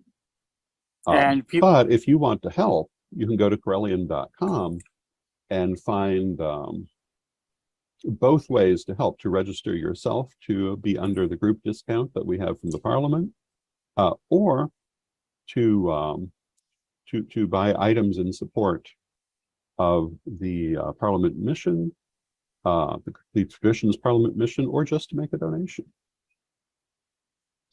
So terrific. So we've been talking to Reverend Don Lewis of the Corellian Natives Church, which is Corellian Natives Wiccan tradition. And as he speaks about the Parliament today, thank you for spending some time with us today. And you should go to Corellian.com. You can join the Journey to the Parliament, or come on this show and tell us your journey. And we'll be covering more soon. Thank you, Reverend Don. Thank you. And let's make this a great day, folks.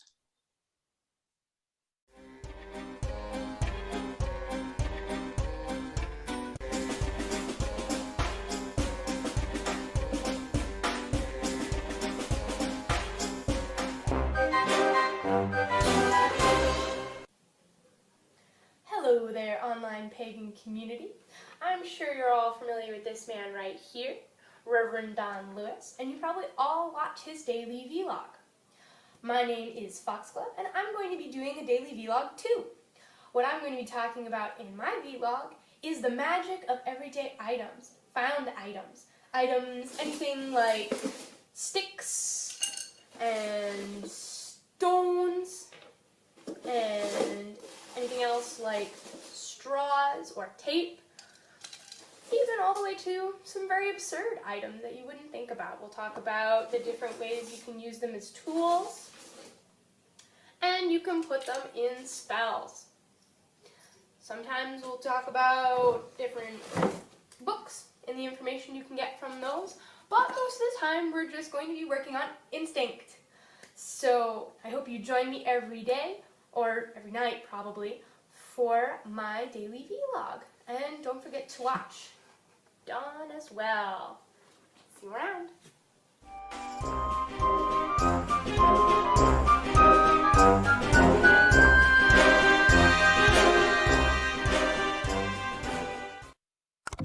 Sarah had been trying to write a book for ages, but she was still on page 1. Until she discovered SpeakYourOwnBook.com. Sarah teamed up with one of our trained writing coaches, who listened to Sarah's book idea, asked the right questions, and guided Sarah every step of the way. In 90 minutes, they had written the outline for Sarah's entire book. Within weeks, using the speak writing method, Sarah became a published author, both online and in print. Whether it's a textbook, an autobiography, a novel, or a children's book, SpeakYourOwnBook.com can help. Yeah! Visit our website today to download our free 50-question guide and schedule your free consultation. With Speak Writing, anyone can publish a book.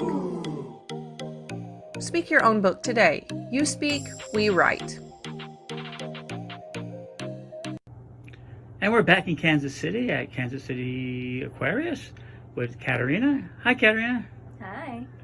And so, Katerina, you're out here. The last time we spoke to you was right before COVID. We were talking to you about your art and how everything was going. Can you tell us a little bit how it's been going since then? It's been over 2 years. It's been going well, but there has been a lot of change and a lot to keep up with.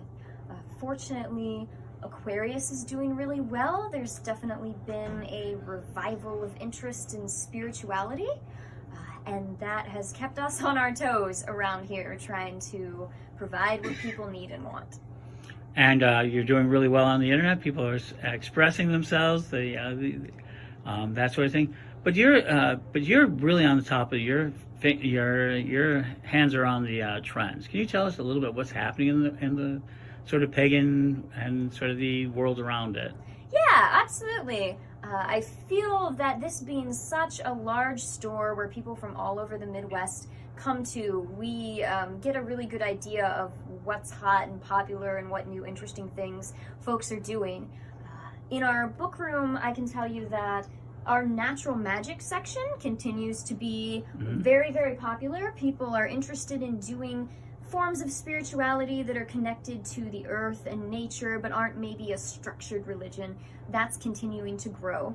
Our Wicca section actually has still continued to be one of the top sellers.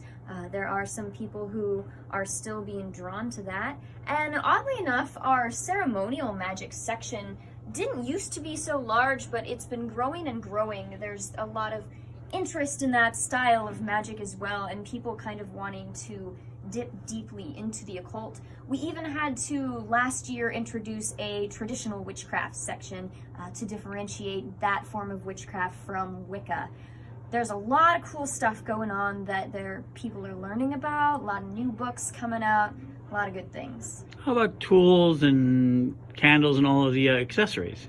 Oh yes.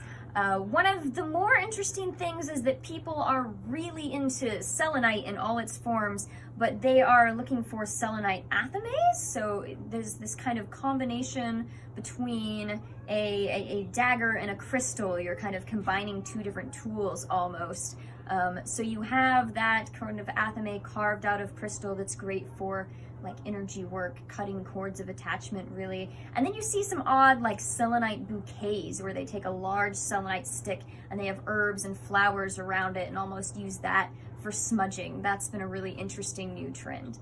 People are still interested in cleansing with herbs, which is a practice that you find in a whole bunch of different cultures, just depending on the herb. There were different things that different people would burn for cleansing. And they're looking for alternatives. So people are looking for cedar, juniper, looking for even like dragon's blood mixed with different herbs, Herba Santa from South America, Palo Santo, things that aren't just white sage, but really getting creative with those cleansing practices. I think that's a great thing, and we will be back with you again for more trends. And so there we go. Check it out. Where can they find you?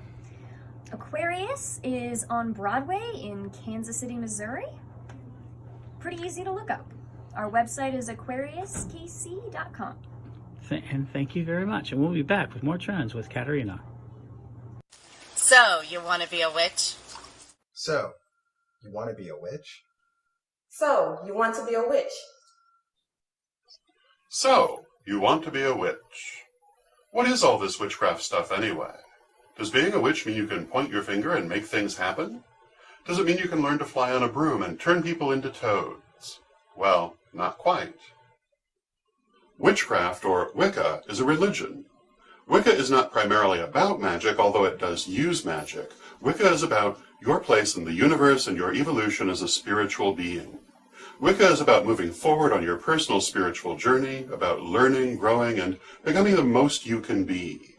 As a religion, Wicca is a way of understanding and interacting with deity and the universe. It is a life-affirming path of growth and expansion. Wicca is based on reverence for nature and her cycles, and respect for the earth and all her creatures. Wicca teaches us to revere the natural forces of the universe, and allows us to see them reflected in the world around us, in every person and thing. Wicca has great reverence for deity, who for us has both a mother and father aspect. Wiccans approach deity through many names and forms, both masculine and feminine, and drawn from all over the world and from every age. We often compare deity to a diamond, with many facets. Each name or image for deity is like one facet of the diamond.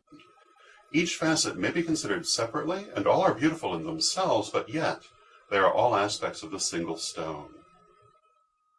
Wicca believes that deity comes to each person in the way that is best understood by that person, and that this occurs differently for different people. Wicca believes that the relationship between a person and deity is highly individual, personal, and subjective.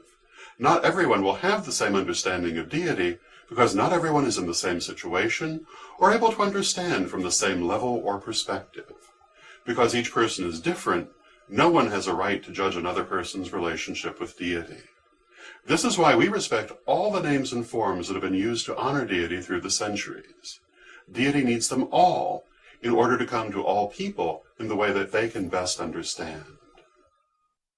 The most common way for Wiccans to approach deity is in the form of the triple goddess, whose three forms are maiden, mother, and crone, and whose symbol is the moon.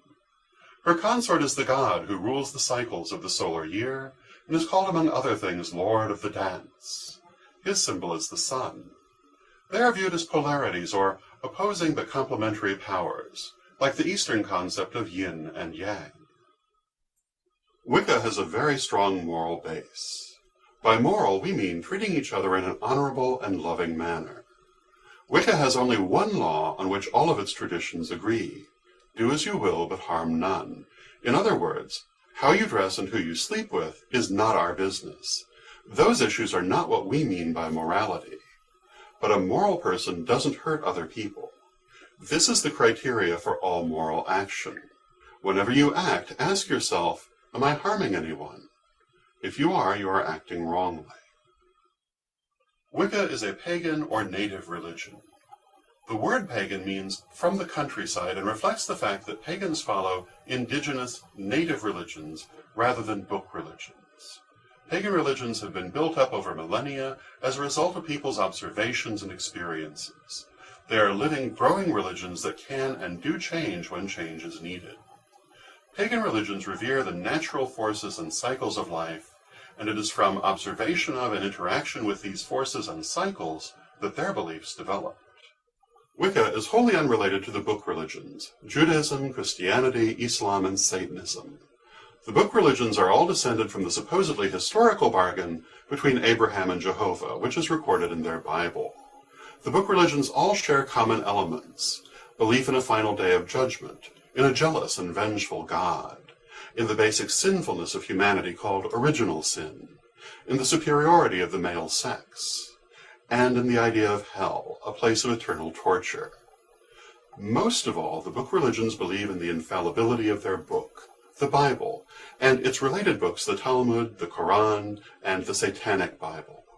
Though these books are written by humans, the book religions claim they were written by God. This is the hallmark of the book religions.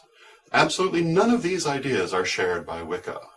The book religions have a totally separate origin from the pagan religions and a very different history. Wicca as a spiritual path.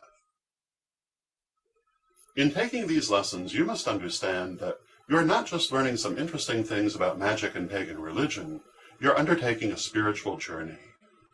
If you apply the things you are taught and persevere in your studies, your efforts will change you on the deepest levels of your being. You'll learn about parts of yourself that you may never have known existed. Your higher self, your astral body, your chakras, and your aura, to name only a few. Master psychic skills you've only read about or seen in movies, clairvoyance, divination, psychometry, and many more. And learn how to use magic to take control of your very destiny. You will develop strengths you did not know you had, and you will in time face your deepest fears and vanquish them. Wicca is a path of transformation and growth that will challenge you and lead you to a renewed and enriched existence.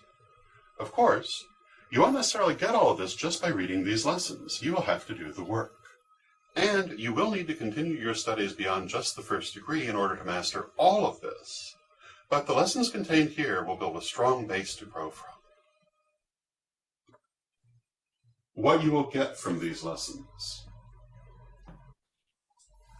If you complete this course of 12 lessons, you will be eligible to apply for initiation into the first degree of Corellian Nativist Wicca. The first degree is the lowest degree of membership in the clergy of a Wiccan tradition.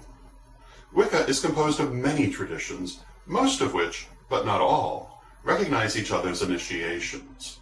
If you choose to take the first degree initiation, and you're not obligated to, you will become a priestess or priest of the Corellian tradition.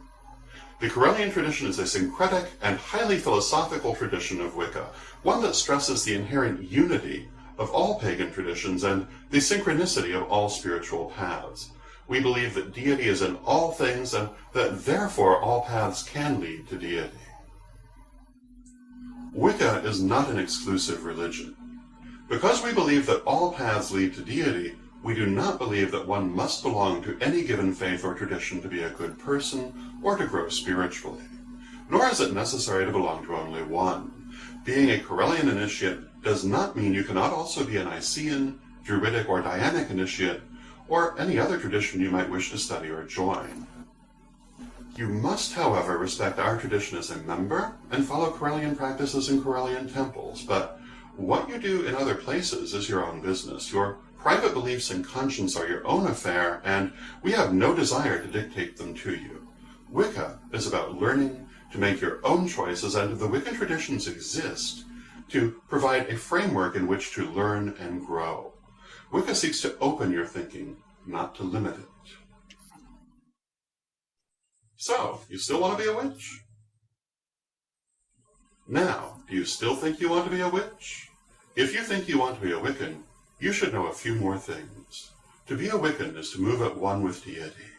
To be a Wiccan is to honor nature and all that is in her, to acknowledge the life in all things and be in harmony with that life. To be a Wiccan is to work with the seen as well as the unseen, to learn the magical secrets of stones, plants, and animals, to speak to the fairies and the spirits and to hear their replies. To be a Wiccan is to use every tool available to grow, learn, and become the best you can be. To be a Wiccan is to use magic, meditation, and ritual to overcome all limitations, all fears, and all imperfections. And to move always in harmony with deity, always to the good, and always in accordance with your own highest self. That is what it is to be a Wiccan. If knowing these things you still want to be a Wiccan, then these lessons will help you make a good beginning. Lessons for the first degree. Traditionally, it takes a minimum of a year and a day to achieve a Wiccan degree. Sometimes it takes much longer.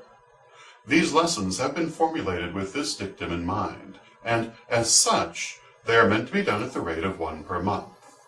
12 lessons, then, will require at least a year to complete. This schedule allows the student plenty of time to digest the information in each lesson, which ranges quite widely in nature. A brief outline of the 12 lessons is as follows.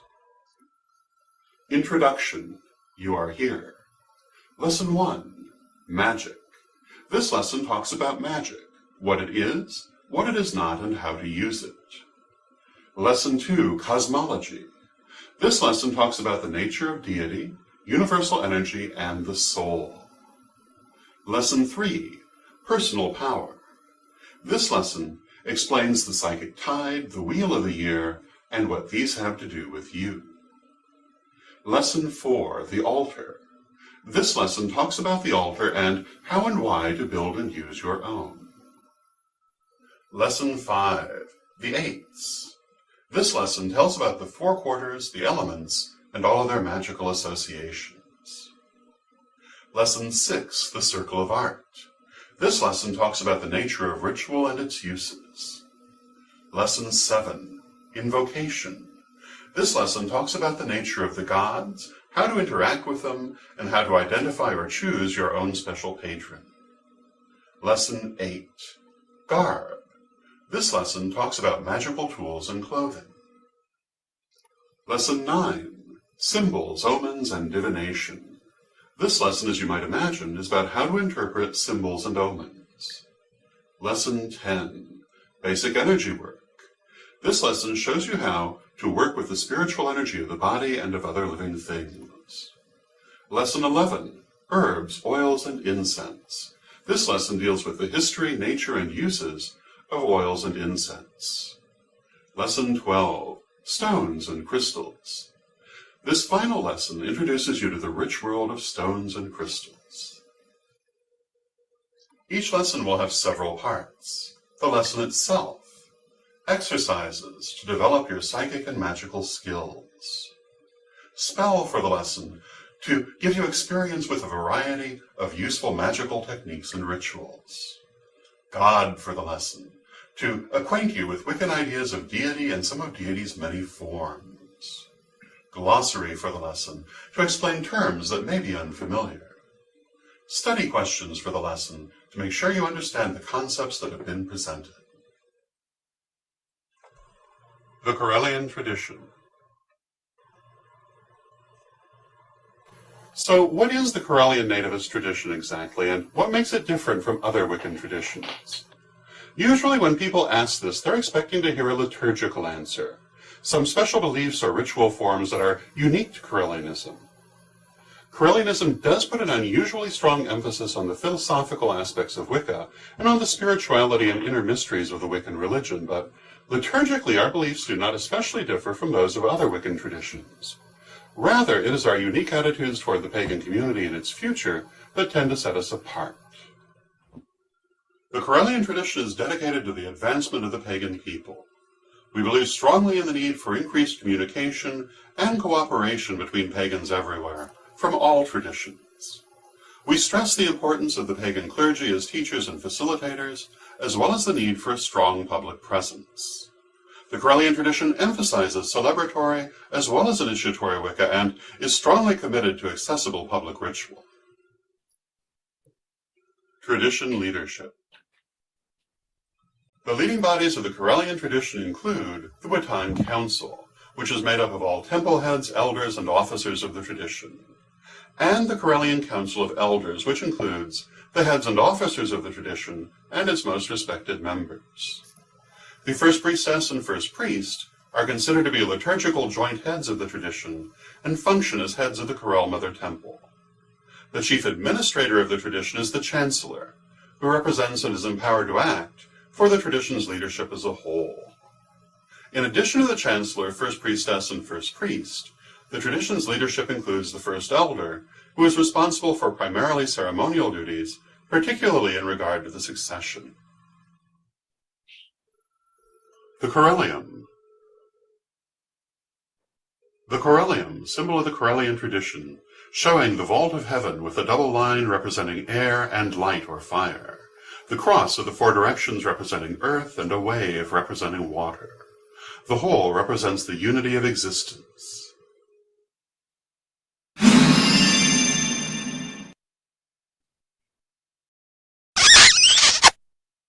Aww.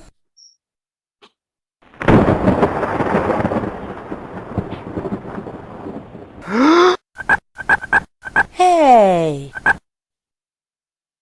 Aha.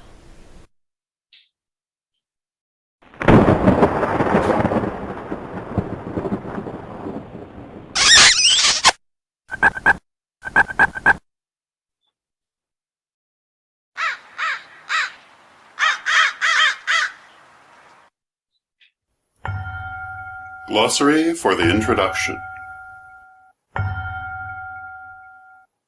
Corellian tradition. Corellianism is highly philosophical and syncretic in its views, believing that deity comes to the individual from within, and that religion exists to help that process, not to replace it. Corellianism believes that all of the indigenous or pagan religions of the world are equally worthy and share fundamental concepts that are universal in nature, while at the same time manifesting external differences appropriate to their respective cultural origins. It also believes that pagan religions must stand together and acknowledge each other's worths. In previous years, Corellian Wicca was called Nativist Wicca, and it is still formally termed Corellian Nativist Wicca. Do as you will, but harm none. Do as you will, but harm none. The Wiccan Rede, considered the oldest and most sacred Wiccan law. Many traditions have laws or rules of their own, but the Wiccan Rede is the only one that almost all traditions agree on. Not all traditions agree on how the word harm should be interpreted, however. The God. Consort of the goddess, the god, who is represented by the sun, is lord of the cycles of life. He is seen as the god of vegetation and of the forests, but also as lord of animals. He is represented as dying and being reborn each year in the cycle of the seasons. Polarities. The concept of polarity is the idea that the universe is held in balance by the interaction of two equal but opposite forces. These are variously described as darkness and light, spirit and matter, yin and yang, and goddess and god. Everything that exists is made up of both of these qualities to varying degrees. Syncretic.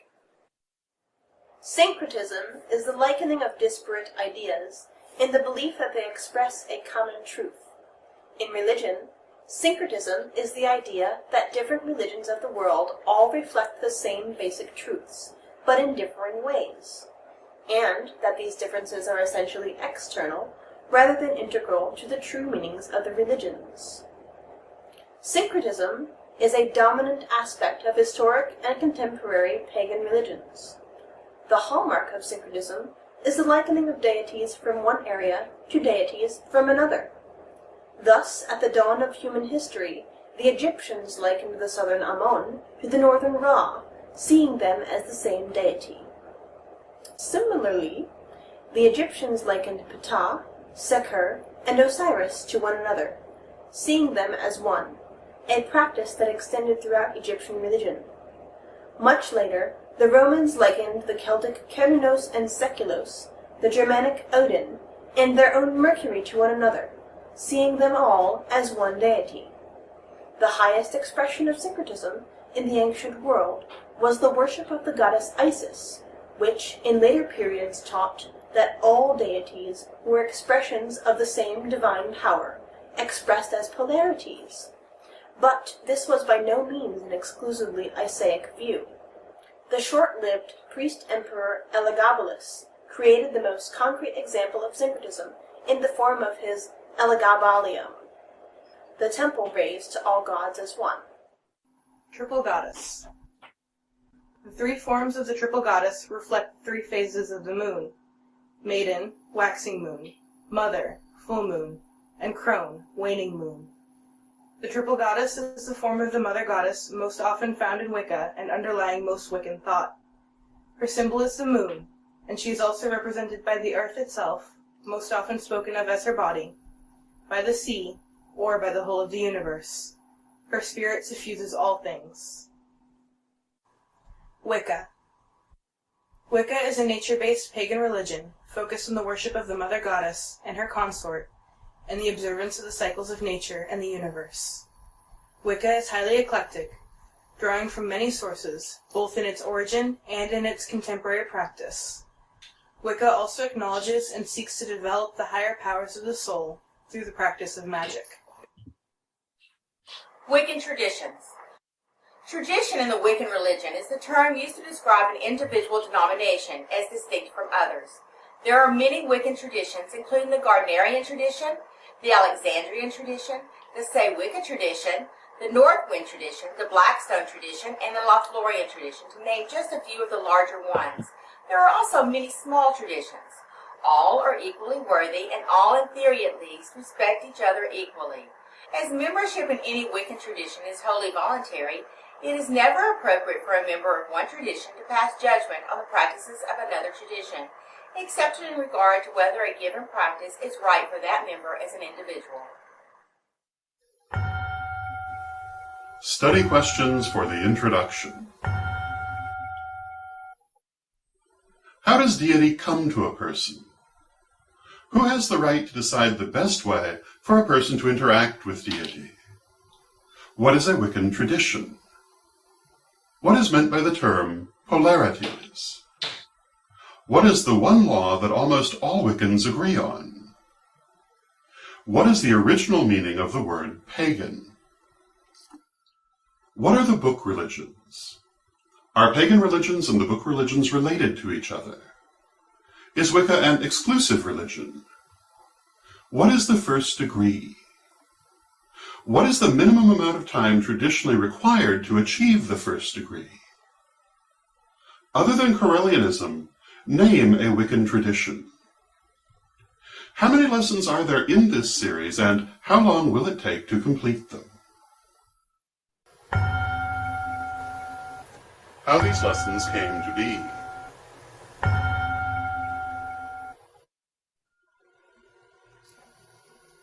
At Candlemas of 1579 Pisces, or AD 1979, the Regent Levita of beloved memory convened the Correllian Council of Elders for what would prove to be a momentous meeting. This meeting ended the beloved Levita's regency and appointed her cousin, Crystal High Correll, as the new head of the Correllian tradition. The elders also appointed Lady Levita's son, Donald Lewis High Correll, as co-head of the tradition. Lady Crystal's first act as head of the tradition was to declare the tradition open to the public, and to inaugurate a series of outreach programs. One of these outreach programs was to be a series of correspondence lessons in Correllian Wicca. Lady Crystal entrusted this project to her new co-head of tradition, Reverend Don, who began work on them at once. Lady Crystal, Lady Levita, and Lady Gloria, then the first elder of the tradition, all took part in the compilation of these first lessons. The draft copy of these lessons was finished and presented to Lady Crystal for her approval by summer of 1586 Pisces, or 1986 AD. But little was done with them.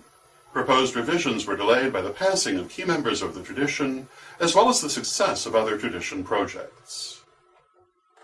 By winter of 1590 Pisces, or AD 1990, the revisions had been completed, and plans were made to produce both printed and videotaped versions of the lessons. A working relationship was established with Ed Hubbard, who had not yet entered the tradition, and his company, Psychic Services Incorporated, with a view toward producing and disseminating the material.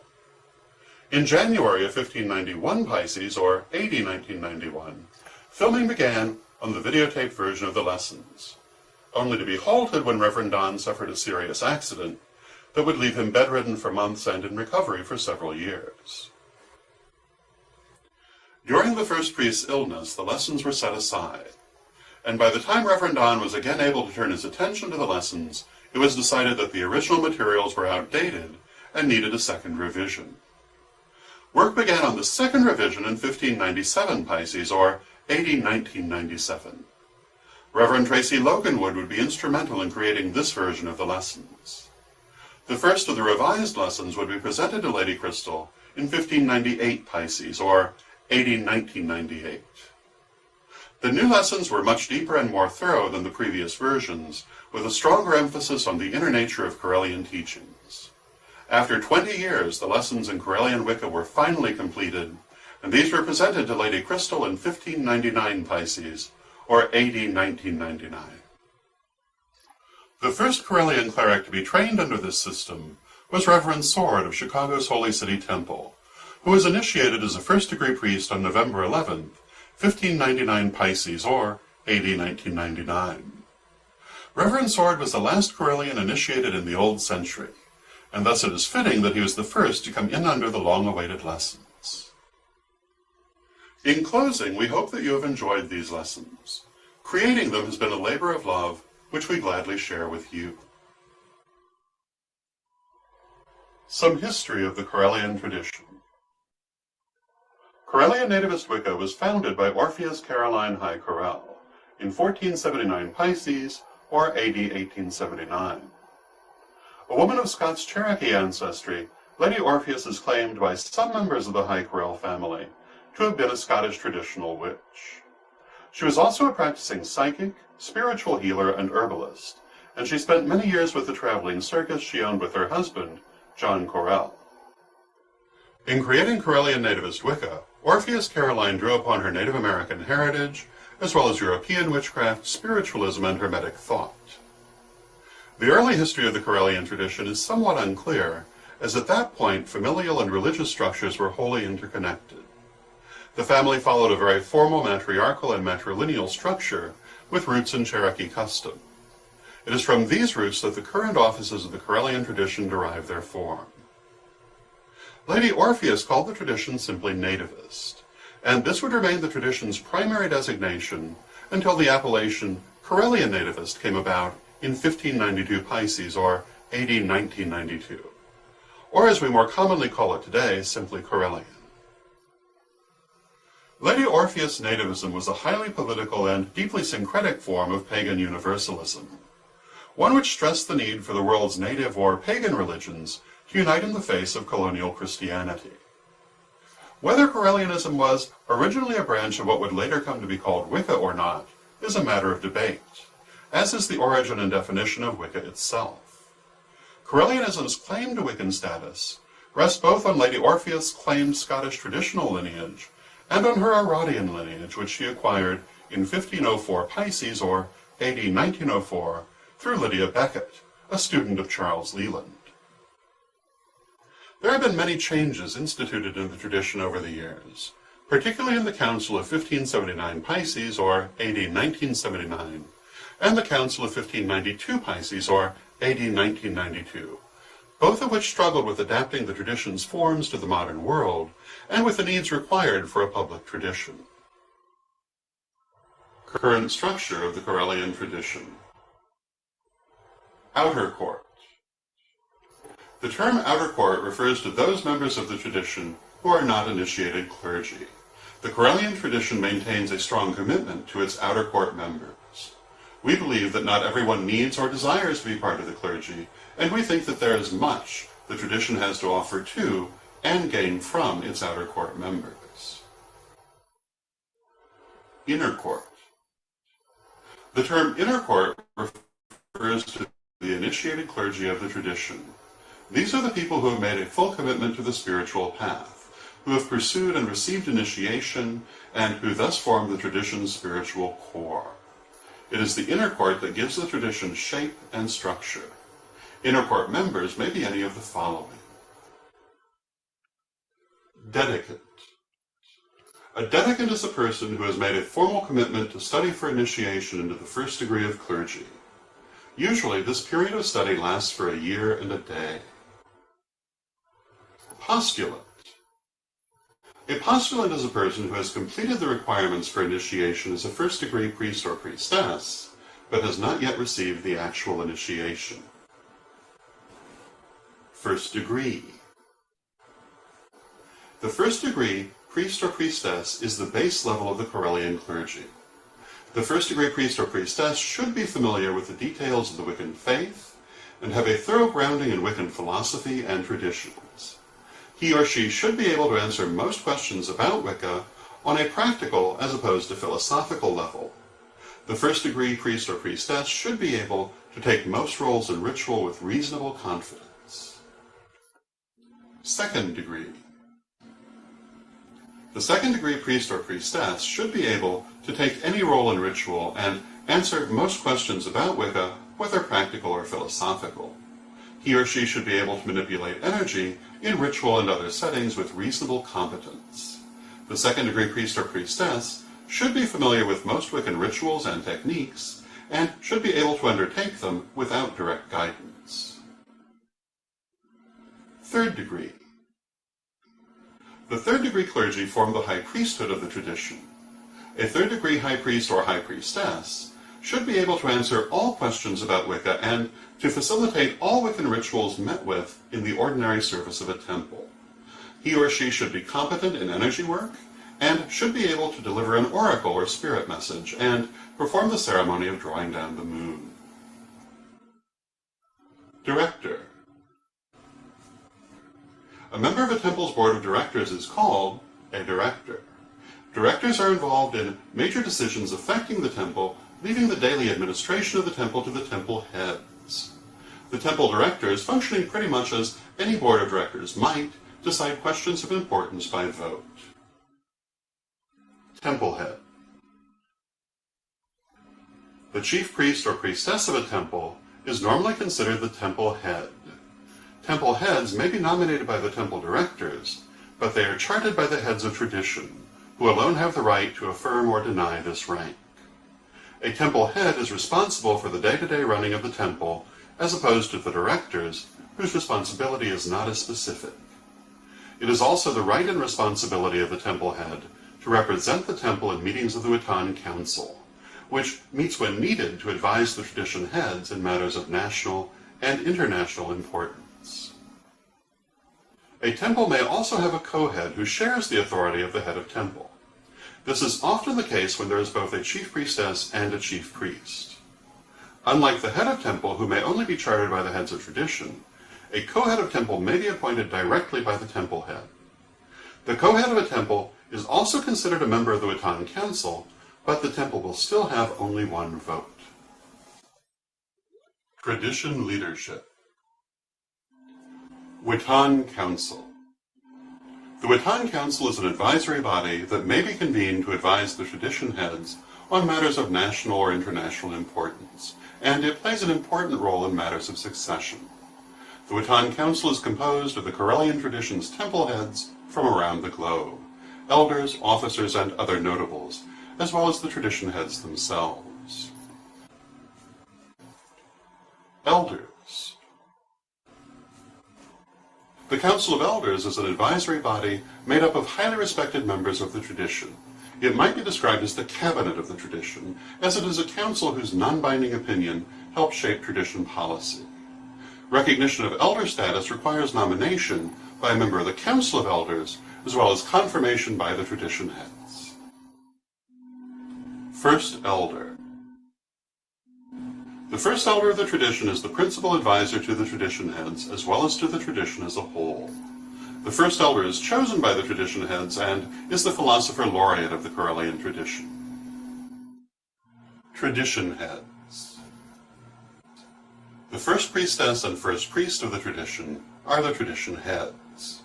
The principal responsibilities of the joint heads are: 1. To form global policy for the tradition. 2. To facilitate international communication and networking within the tradition and with other traditions. And 3. To handle the day-to-day running of the tradition, such as the chartering of temples, affirmation of temple heads and elders, and so on.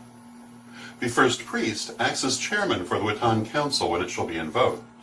He is responsible for coordinating relations between Corellian temples, for the tradition's relations with other Wiccan and pagan traditions, and for maintaining the tradition's history, internal records, and publications.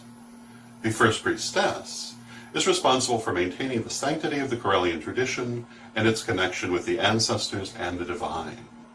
The initiation of all priesthood, Temples and orders ultimately derive authority from this sanctity, and thus from the first priestess. Chancellor. The chief executive officer for the Corellian nativist tradition is the Chancellor. The Chancellor is responsible for the day-to-day running of the tradition and the administration of all records and legal matters.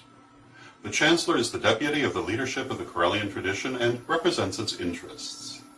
The Chancellor is the principal authority and final court of appeals for all matters in relation to the administration of the tradition.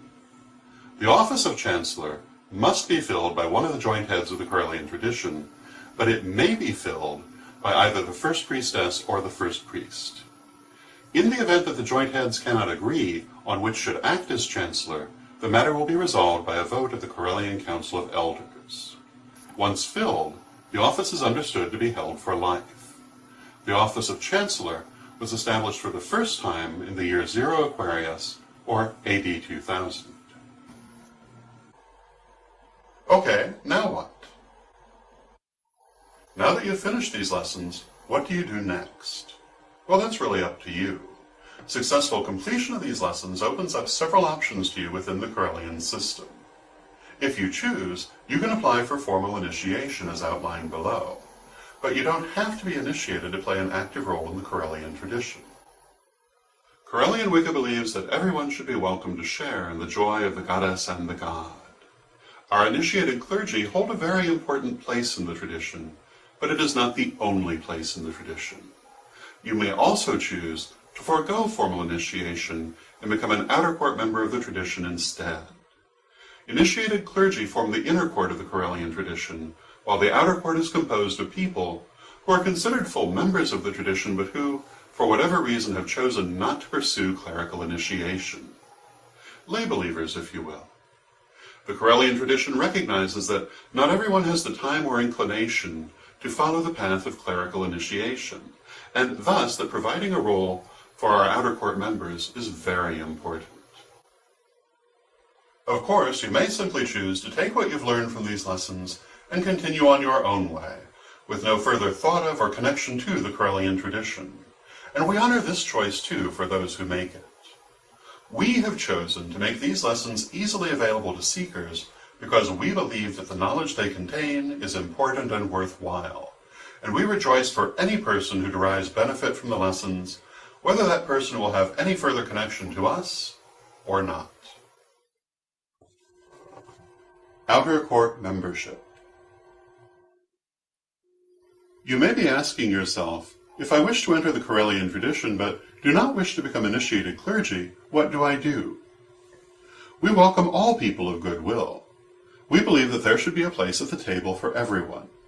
Our initiated clergy is important to us, but so are our sisters and brothers in the outer court. Anyone can adopt Corellian beliefs at will and consider themselves to be Corellian in an inward sense. But to be recognized by the tradition, you must do the following. 1.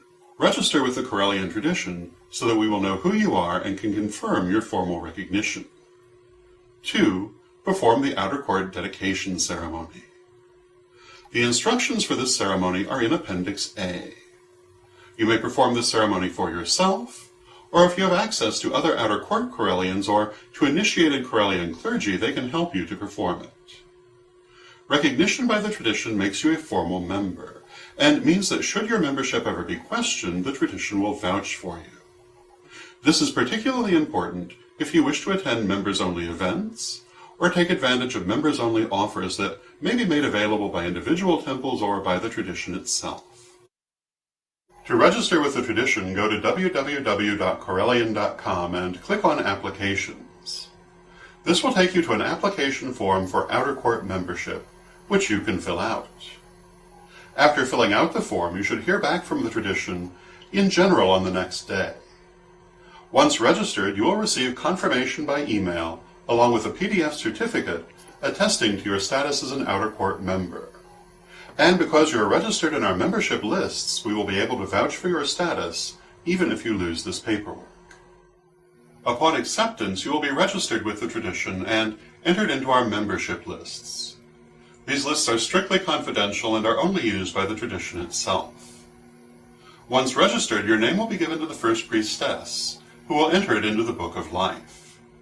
The Book of Life, kept in the possession of the Corel Mother Temple, contains the names of all recognized members of the Corellian tradition, past and present.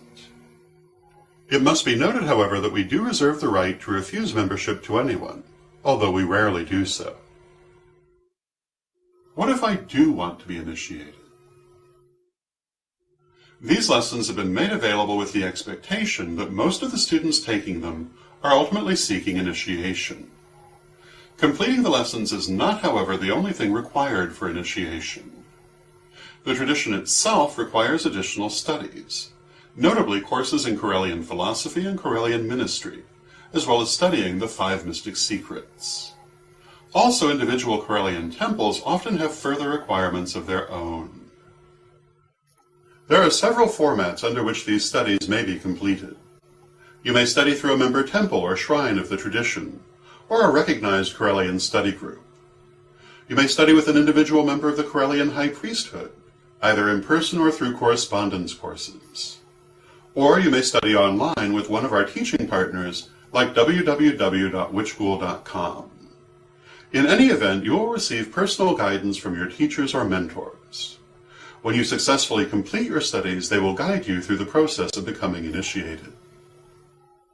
Initiation may be accomplished through a self-initiation ceremony or through a real-time initiation ceremony at a local Corellian temple or at Corellian gatherings, such as the lustrations, which are held twice yearly.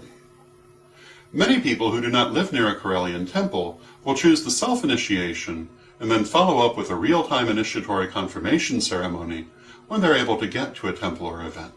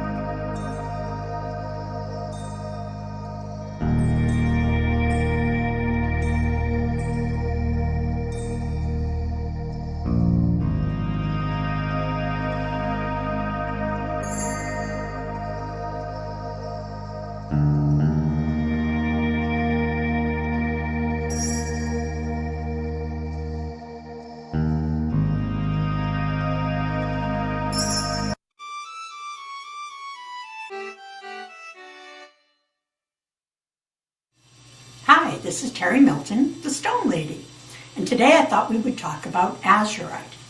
Azurite is a wonderful stone from the Arizona, New Mexico area. It's a beautiful blue in color, and if you're drawn to it, it's a day for grounding. It's a day for new beginnings and starting new ventures. This stone will eventually go through a metamorphosis and become malachite. Part of the message today is to keep your sense of humor, because this is a stone that in the old days was used in painting. They would grind the azurite into a powder and make beautiful paintings. What they hadn't counted on is the stone would go through a metamorphosis. And years later, all of the beautiful blue skies would now be malachite. They would be beautiful green. So it's a stone with a sense of humor, and the message for today is keep your sense of humor in all of your new beginnings. I hope you've enjoyed today's stone of the day, and I hope it helps you to remember that you too are a gem.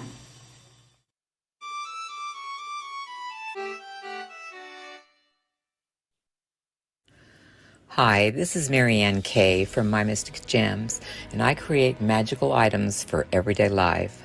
My handcrafted items include wire-wrapped crystals and gemstones, beautiful bullets, which is part of my Peace project, steampunk jewelry and cosplay accessories, and retro and vintage items.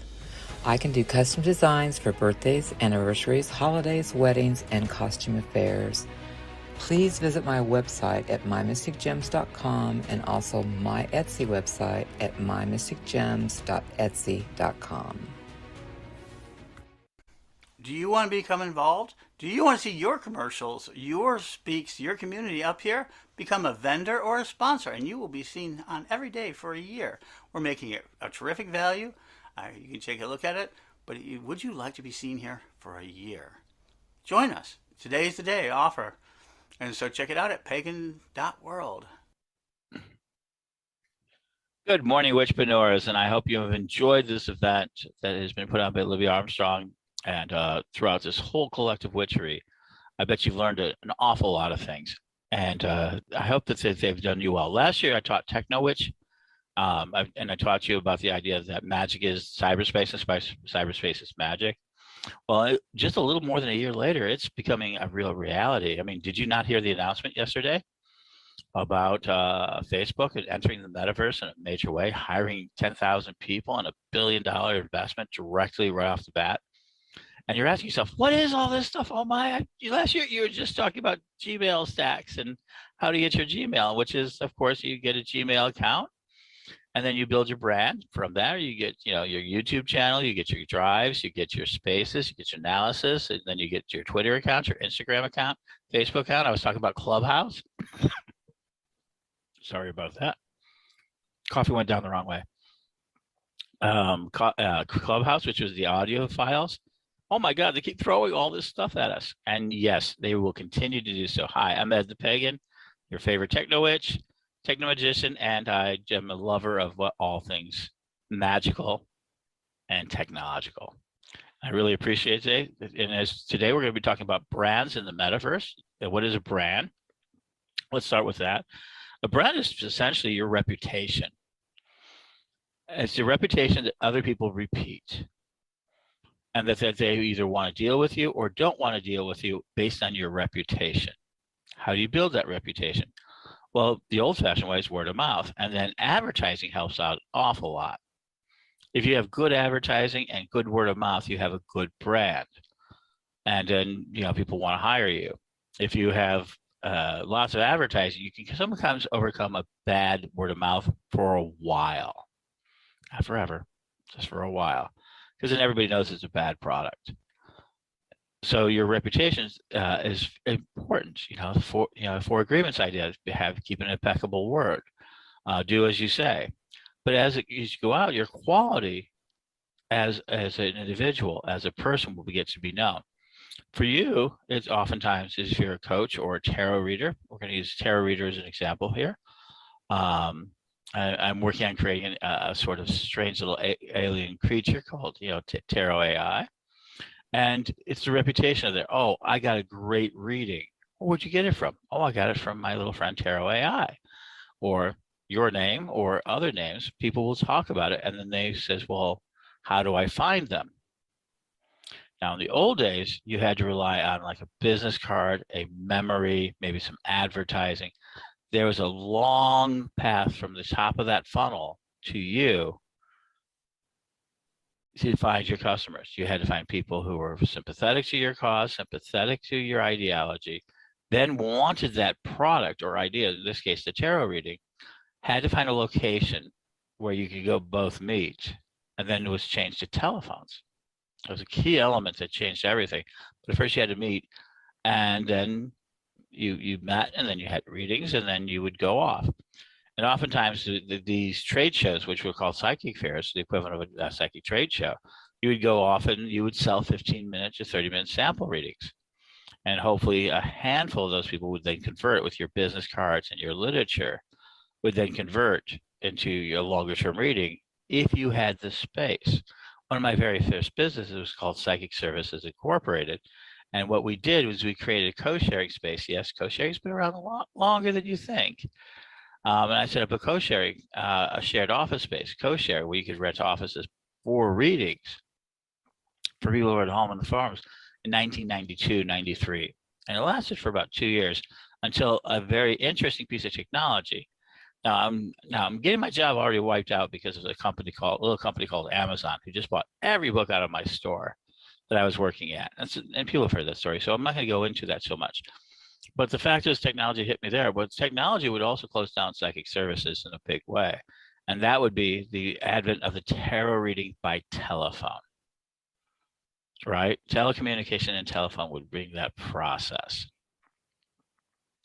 And so that was really a big attempt. So prior to that, people wouldn't even believe that you could do a tarot reading over the telephone. You had to have their energies. They would make all sorts of reasons not to it.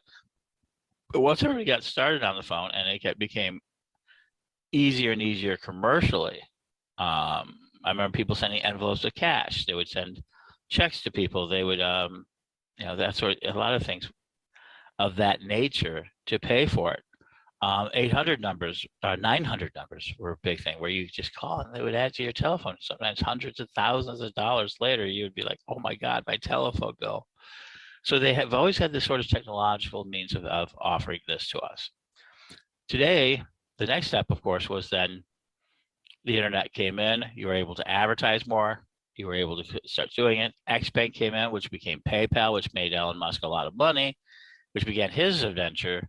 But it began, I was one of the first people on X-Bank. I had an account really very early on. It was very interesting. Then it became PayPal. And then it was able to use for eBay. It's freed us up. It took our cash and digitalized it enough so that we could function on the internet. And at that time, I remember people going, why would I put my credit card on the internet? It's so dangerous. I remember that. I remember that line. But eventually today, we don't even think about it anymore. Not quite the same way. Because as they monetize things, as we were able to use PayPal to buy things, we were able to do so. So the exchange of the marketplace became, and eBay became everybody had all sorts of names when it first started out. It was the thrift store. It was the garage sale that everybody could have. It became a venue for everybody, the average person, with a handful of skills to be able to sell things. You had to be able to describe it. You had to be able to fill out a form. You had to be able to take pictures of it. And then you had to be able to ship it. And trust me, the shipping part was by far the hardest part of that. And then you could do that. I had a gold seal at one point on eBay. So I went through that process. Again, what does this have to do with metaverse? Well, it has everything to do with metaverse, because every time we go around, we've been creating situations to suck out the energy out of the middleman. And only middlemen that were allowed to come in were ones that could aggregate a large amount of traffic and bring it to you and give you a sale. So we saw the advent of Keen, K-E-E-N. It's still there today. It's a very useful and valuable service.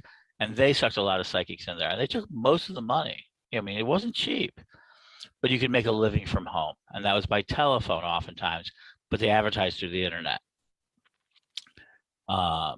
2008, 9, 10, you saw the advent of organic Facebook. You saw the access to Twitter. These were huge social media platforms. And we had MySpace, which was more musically oriented. And it had its things. We had Friendster before that, and we've had a couple of them, directories. But you saw this sort of energy going to Facebook, and where you could build an audience. And how much does it cost you to build the audience? Just data, just information about yourself, just all of that. Today, we're really, really sensitive to it. And Facebook has really come a long way.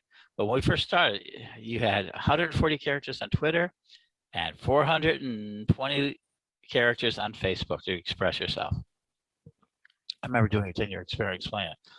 And those systems grow. Facebook is probably the best place to look at it, because they basically are still a dominant marketplace for 40 to 45-year-olds And if it's really good, if you want to sell to 90-year-olds, oh my God, there's so many 90-year-olds. Facebook has really won the 70, 80, 90-year-old market. It's done really well. Its predominant market now is the 45 to 65 market, is its primary audience, with 35 and 25-year-olds still in the game, but they moved over to Instagram. I know, Instagram rates a little younger. TikTok was teenager, but as of the last report of last quarter, they're up to about 28 years old as the average age of the user on TikTok. A little harder to use, a little bit shorter videos, but we use them. Clubhouse emerged, and it was a big thing. What is Clubhouse? It was originally an app for just iPhones, but now it's a multiversal app that allows you to have audio chat rooms. You can either use it like a stage where you could just perform like a podcast, or you can have an intimate salon experience, or you can have a shouting match. It's all audio, all in your head. Yes, I'm at the Pagan there too. For those who like more retro space, they've allowed Hey Space has come in and it was created by a 19-year-old. It's just like the old MySpace that you remember. There's MeWe. There's MeWe's getting there. It hasn't reached critical mass yet. It's doing pretty well down, and it's doing well in some of the South American areas. It's picking up. So you can see there's a whole range of communication tools. And all of these tools create cyberspace, or create spaces that we exist in simultaneously. So it can get easy, just like you can have a map of the United States and say, well, where should I sell things? It can be really hard to figure it out now today. It's really hard. And only those people who have built that foundation, who are building that foundation towards brand, that kind of creating that idea of being there. Now, my own project, witchschool.com, which is being controlled now by the church, and it's a seminary. It's been a lot of great people have come in because it got too big for me, and it's a difficult project at times. We just went through a major overhaul. So become a member, $20 a month. You can learn so much. 35 free classes. We get the usual thing. But its brand has been, so you want to be a witch, or how to become a witch. And over 20 years, we just celebrated our 20th anniversary, which is a very long time. Even Yahoo groups and a lot of big companies couldn't make it 20 years. But we did, and it was an exact database and everything else. And so we were able to create a community. And from that website, in the early days, let me tell you, if you talk about social media before Facebook, we had chat rooms, we had forums, we had all sorts of different tools. And we still do, but we've evolved on it. But now you have all these other options you can make your community. And we're on Facebook, we're on these other systems, but we built from a foundation. And remember, one of the foundations I tell everybody, love your message, not your platform. It's an essential aspect of this. Love your message. Identify your message, because your message will tell you what's important. Let me use my example of witch school. So you want to be a witch. Today, we know witchcraft is growing out of the roof, and it has been ever since the internet began. The growth of paganism, Wicca, witchcraft, metaphysicals, paranormal, all of that's been growing in interest along with the internet, because it took away something. The internet took away something that you had to talk to your neighbors. Before you went to get this information, you had to go to your local public library. Was it being censored? Was it being people see it? Did you look weird? So when you had a lot of physical interaction to carry out your stuff, you would have to find a handful of people, and sometimes groups would form. There were a lot of groups that formed, but it didn't have this sort of like, I could talk to a lot of people.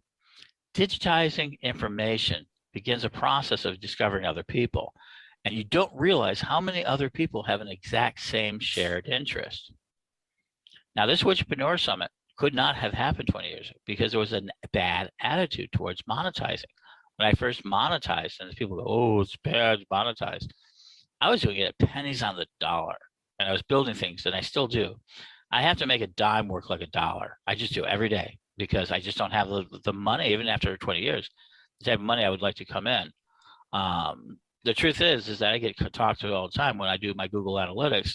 We're investing a certain amount of money. Oh, about 10% of what they say, oh, you should do $300 a day. We're not doing anywhere near that. We're lucky. Right now, I do about $20, $25 a day in Google advertising. And that brings us a steady flow of people that we can handle. It doesn't let us have the hyper growth that we were having early on, but we did have hyper growth. Oh my gosh, when we went to Houston, Illinois and had our big fight, we grew really rapidly by our standards. And today we're the largest Wiccan tradition, not just online, but in the world in general. And that's because the internet allowed us to create a universe, a place where mentors could be anywhere in the world, and you could be anywhere in the world, and it could be local. A lot of temples fall from this idea of a temple mentor, a person that were local to you, which you learn online and have this sort of educational backup. So if you're a mentor, if you're a high priest, a high priestess, you can have a backup of teaching these lessons. You could teach them personally, but they were backed up on you.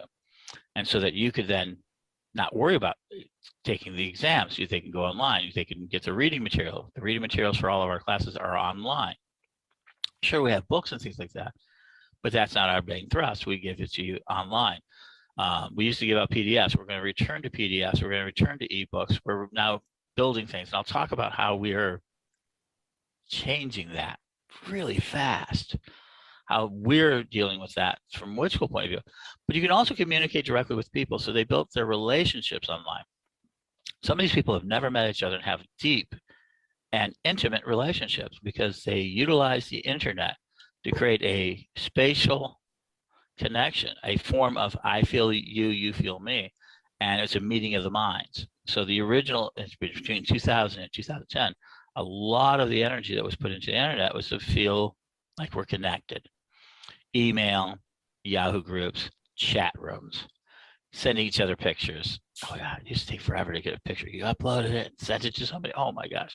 And our memes, we've always had memes. Memes are small bits of information that actually make up our identity, our knowledge base in much the same way that bits of DNA build up the way that our bodies look. We may have this core of DNA which builds our body structure, but little tweaks and it'll give us brown hair or blue eyes, or if you're very, very strange, it'll give you some quirk that you like, and then it might even give you super abilities beyond it. But it's a matter of tweaking those memes, and then you absorb them. This is how you change your thoughts, how you become a super thinker, by getting sort of these baseline thoughts and getting the right knowledge to yourself in the right way that helps you build your personality. And your personality is the essential part of brand that's important. So you need to become remarkable in your niche, because now not only do you have more connections, but you also have more competition. You're not just the only tarot reader in the neighborhood. You might not be the only tarot reader to know. When I started out with Head the Pagan, I was taught, well, keep the moniker because it was given to me by the internet, not to the internet, by mainstream media in 1995 on talk radio. But because of it, they said, well, you may be the only pagan anyone ever knows.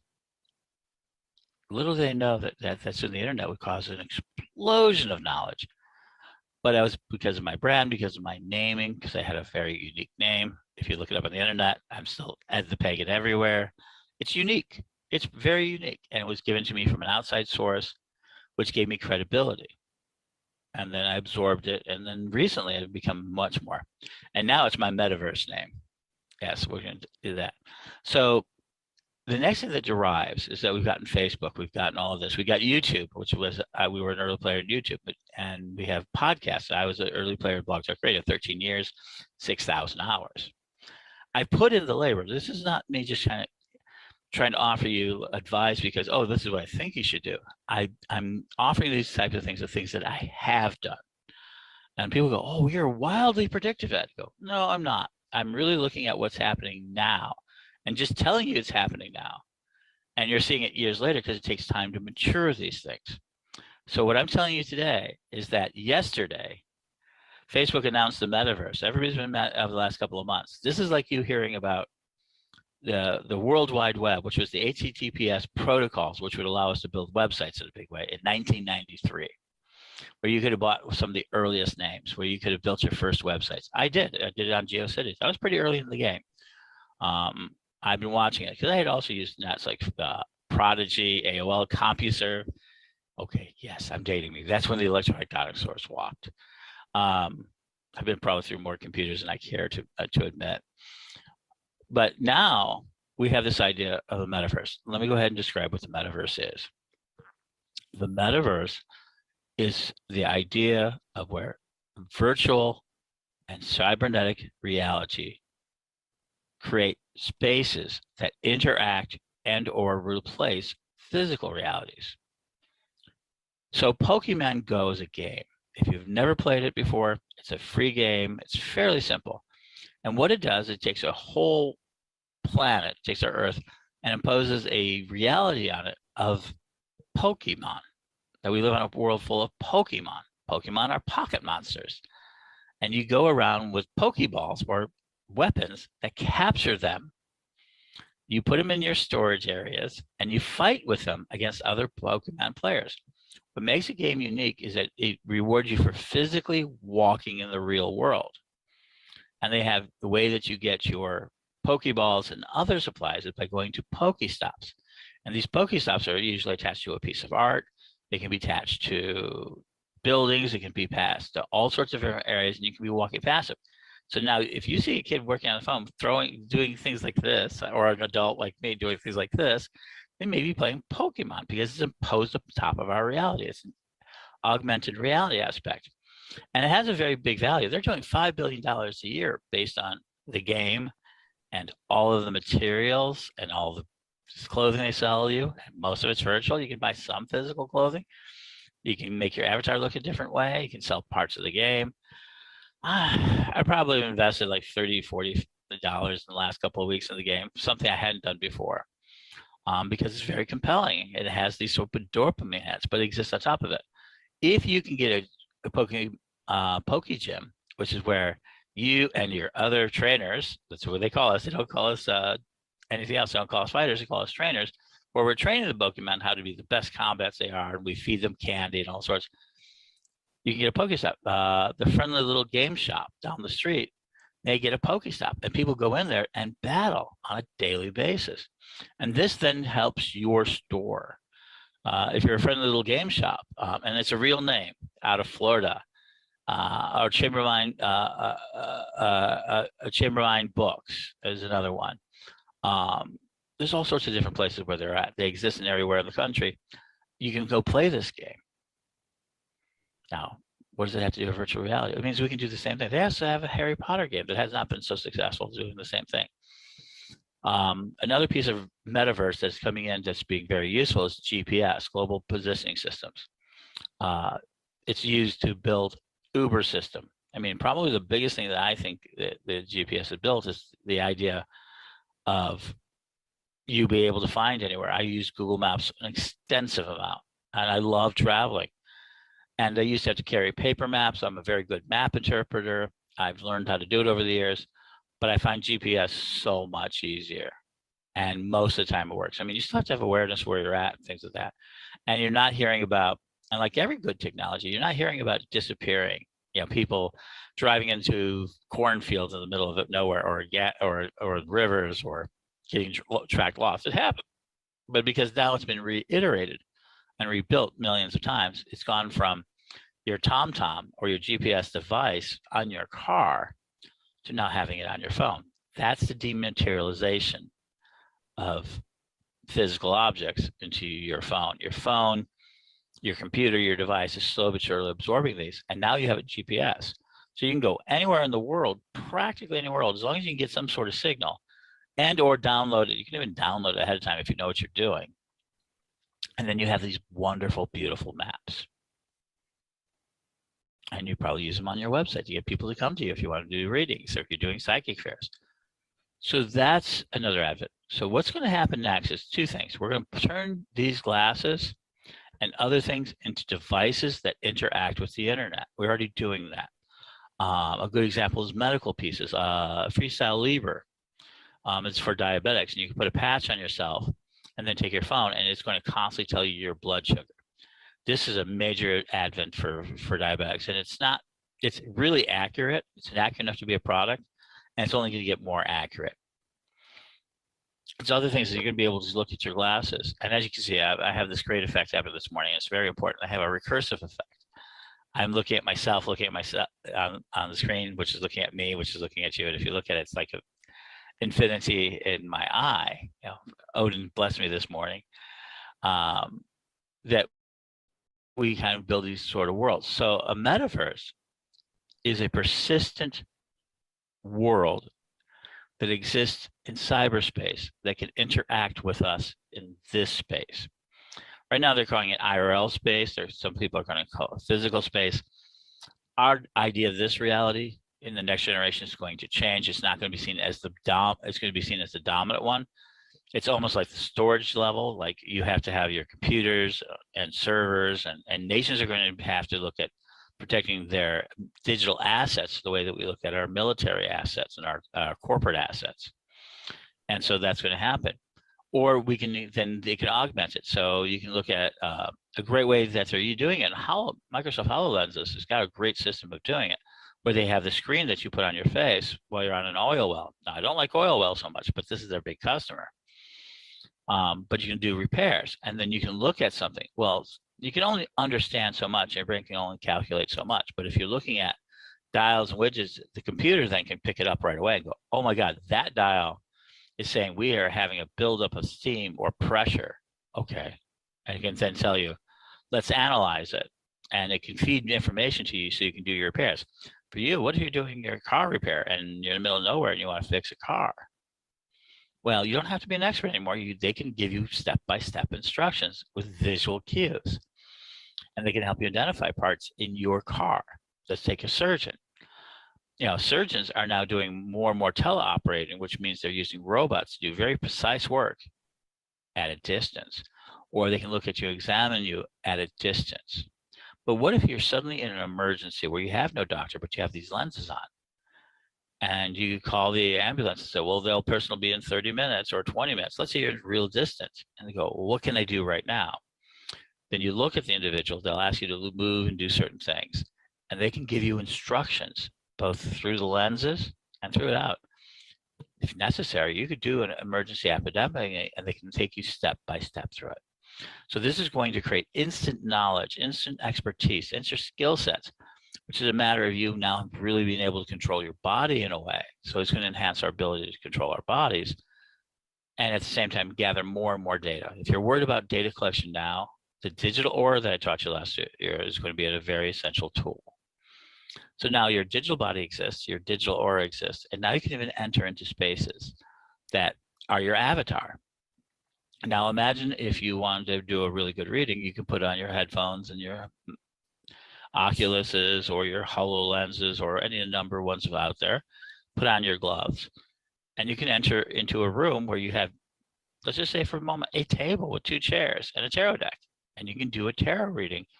And for the senses, that tarot reading, depending on the number of pixels and the way it renders, you can just put it on the table and do an amazing reading and have an avatar that looks like you or whatever you want to look like, and the customer could do that.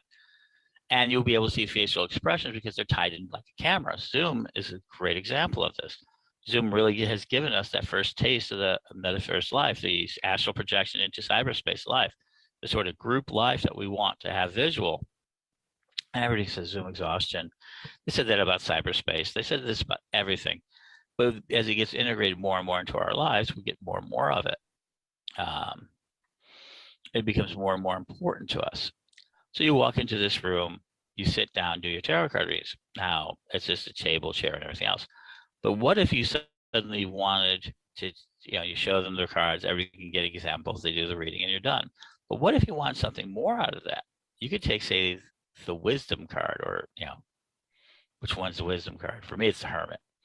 You can pick up the hermit, and you could actually have the hermit stand up out of that card and talk to your person on a pre-programmed piece in which you can make a dozen choices. Now, for me, Tarot AI, remember we talked about that beginning, is going to begin building. It exists in there and can act as an assistant, which gives you like, oh, did you think about this connection, that connection? Could possibly enter a person's data and get information from them to help them understand. That's one, yeah. That's the one that's probably most dangerous for people. Or it can go through the millions and millions of readings it does and give you a reading based on that. It can go from being very pithy to very ecstatic to very energetic. So that's a very big possibility. You can create these spaces, these avatars, these energies. You can go to Unity to learn the experiences, and you can always just contact me and I'll give you a real good talk about how it all works. And that sort of works. But the metaverse then becomes a reality. It's not artificial reality.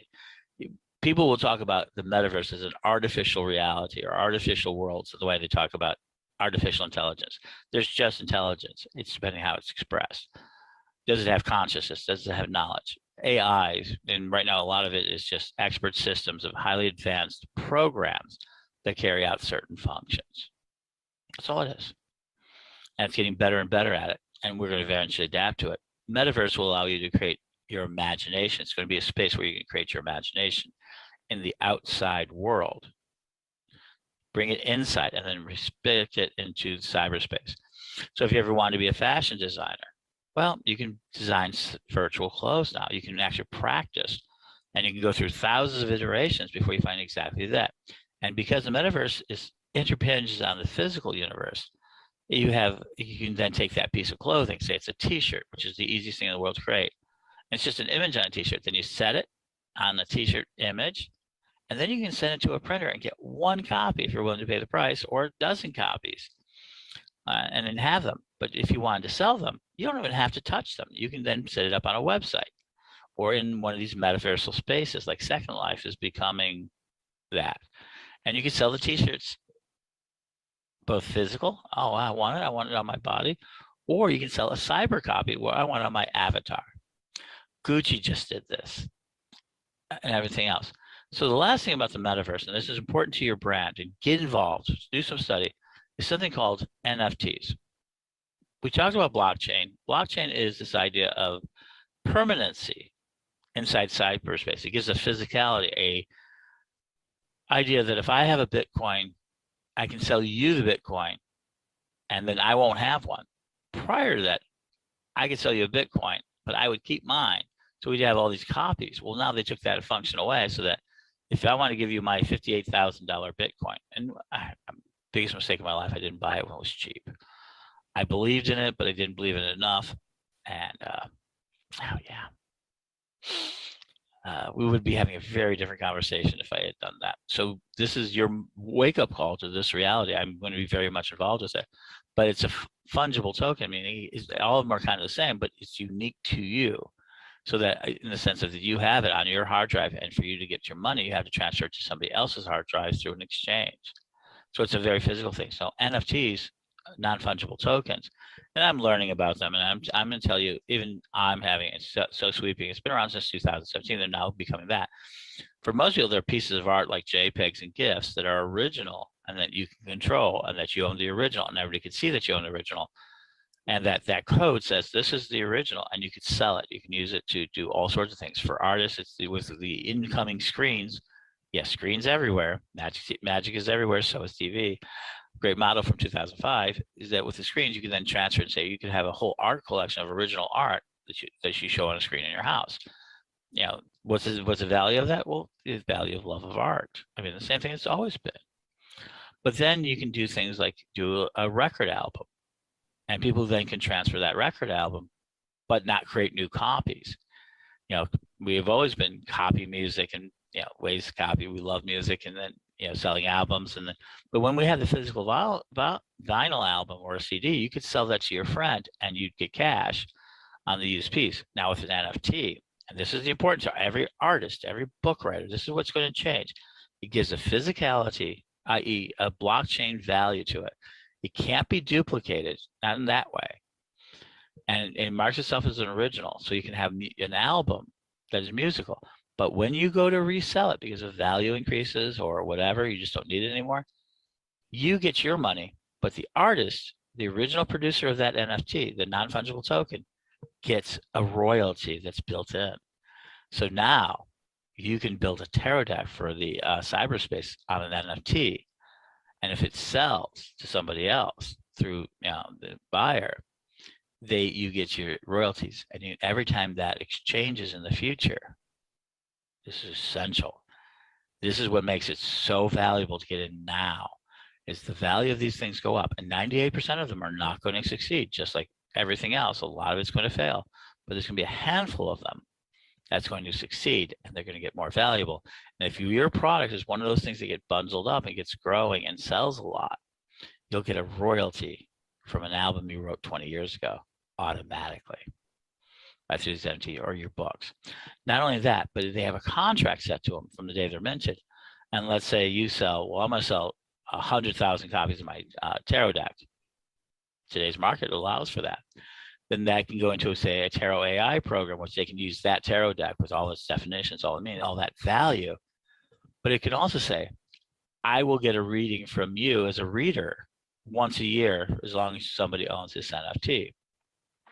Or you get a reading once a year at a reduced price, or you can get or you get invited to a convention, or you get to have a Zoom room with me once in a while, or I will teach you how to do things. You can put any type of contract on it, and that contract then becomes an increasing amount of value to it. And even after the contract's discharged, you could say it's discharged. The original object is still there. Imagine people who buy Grateful Dead tickets that are for concerts that are long gone. People collect things. People love status and collection. And with a system called Open Wallet, we can be able to share what we own. So let me go ahead and start wrapping this up for you. So you already know about being a techno witch and having to have these sort of social media platforms and all of this. And most of the advice you've received is in that space. That space is going to be around for another 4 or 5 years. And it's probably going to be around for the rest of your life. Email's still here, though GeoCities isn't. E-groups aren't. So you do see some of this technology fade away and gets mothballed as it becomes less valuable. But I think today, a lot of the worlds that we're dealing with are going to be persistent enough. MySpace, everybody thought it was going to last forever. I mean, it was so much that News Corp bought it for $600 million. And that was an early bid. Instagram was bought for $1 billion. So people think these things are going to last for a long time. Some of them will, some of them won't, some of them will last that. But we still have a lot of room for Facebook, Twitter. So Twitter is up in the market. They're having a struggle since they've lost their main, as they kicked off their main customer, their main content producers. You're still seeing those are valuable. You're going to see other types of apps come and go. So it's going to be valuable. But the collective of that, love your message, not your platform, will continue. So you need to continue to build your personality. You need to continue building your brand, continue to getting content out there. Doing recordings through Zoom is a good way. You got to keep your message out there. But as this thing emerges, you need to grab your identity. Remember, I'm big in grabbing your identity, no matter the platform. If I'm Ed the Pagan. So I'm in a lot of spaces, even if I'm not active in them, I hold my name so that I can build my brand. So that as I go into the metaverse, I can share more of my identity. Right, and go into these spaces, I can find ways of doing so. I'm going to do one last thing, see if I can do it. Oh, nope. I don't have it up. But you can be able to share more of your personality and interact with these spaces. And as we go into AR, which is augmented reality, which is on top of this one, you go to a psychic fair, and as you look at the sign, they go, oh, who's there? You look, and it can automatically feed you everybody that's there in a physical way and a mental way. And even if you're miles away, you can go ahead and still be involved. You can say, oh, I'll give them a call. They're going to give more and more information. We're going to process more and more information, and more you're going to be reviewed. People will be able to talk about your product. And this is, so if you're a good reader, if a solid reader, people like you, you'll get more and more positive reviews, which will then build your appetite. Then you will enter into these physical spaces. If you can build your own physical spaces, and it's going to get easier and easier to build them, terrific. You can build an entire world based on your thoughts. Or it can be as very simple as a table and chairs, and you sit there. And this will come entering our world. There's a lot more I can talk about it. There's a lot more energy I can explain, because I can go on Rhapsody. But what's most important for you is, are you going to create in this new space? Are you going to create in 3 dimensions? Are you going to create augmented pieces that people know about? Are you going to create NFTs, non-fungible tokens of art or creativity? How are you going to interact as a creator? The metaverse is coming. You heard it yesterday. You're hearing it all the time. It's going to become a buzzword. We're going to be able to start exploring more into it. And it's just amazing. So the Witchpreneur Summit is an example of the maturing internet. which is going to be Journey in Metaverse. And I have no doubt that Libby's already on this.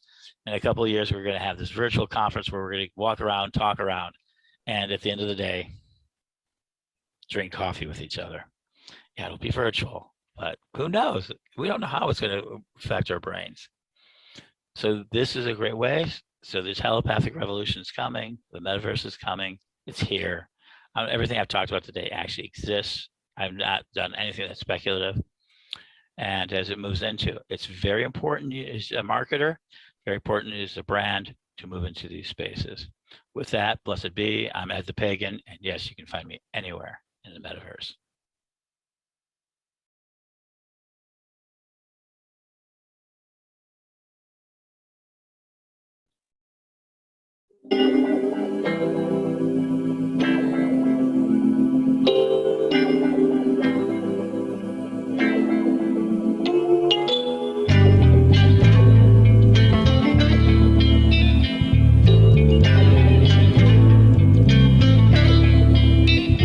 On August 14th to 18th, 2023, the Ninth Parliament of the World's Religions will convene in the city of Chicago. They are calling us together for a call to conscience, defending freedom and human rights. People and representatives of nearly all religions and faiths will be there to answer this call. And here are 6 reasons why you should attend. Number 1, with hundreds of classes available across the spectrum of religious and spiritual thought, presentations with real-world events taught by thought leaders and teachers, workshops to cover important skills and information training that offers results long after the participants return home. Number 2, networking and contacts. You will meet people from every religion from over 80 countries. Meet and have conversations that are thoughtful, insightful, and with deep value. Making contracts across interfaith ministries, understanding and sharing knowledge and resources. Number 3, breathtaking performances of music, dance, and the arts. Every kind of religious and cultural music, dances, and art fill the 5 days. The Parliament presents beautiful, colorful, intimate, and spectacular performances in many languages from many cultures. The display of the heart, in essence, the freedom of expression, will be on full display. Number 4, have your voice heard. Your attendance means something essential. By participating in conversations around the ways we can defend our freedoms and human rights, you can make a difference. By standing with your faith, community, and as a person of spirit, you can allow your voice to be heard in a unique way. Number 5, become a part of the global peace movement. As you learn and share at the Parliament, you discover none of us are alone, and that people all over the world are working towards peace, a freer world, and protection of human rights. Whether your service and goals are local or global, through the Parliament of the World's Religions, you will be able to act. Number 6, it's a spiritually transformative experience. Participants and attendees tell of the truly improving life experiences that forever change them towards their own spiritual life. The spiritual and emotional growth in the days of the Parliament is intense, organic, and awe-inspiring. Consider your commitment to defending freedom and human rights and attend the 9th convening of the Parliament of the World's Religions. If you wish to join the Pagans to the Parliament, we have a special rate at Corellian.weebly.com, or just click the link in the description. Blessed be everybody. The Road to Parliament 2022 Corellians Live Telethon is sponsored and operated by the Corellian Nativist Church, a 501c3 religious organization. For more information, go to Corellian.com.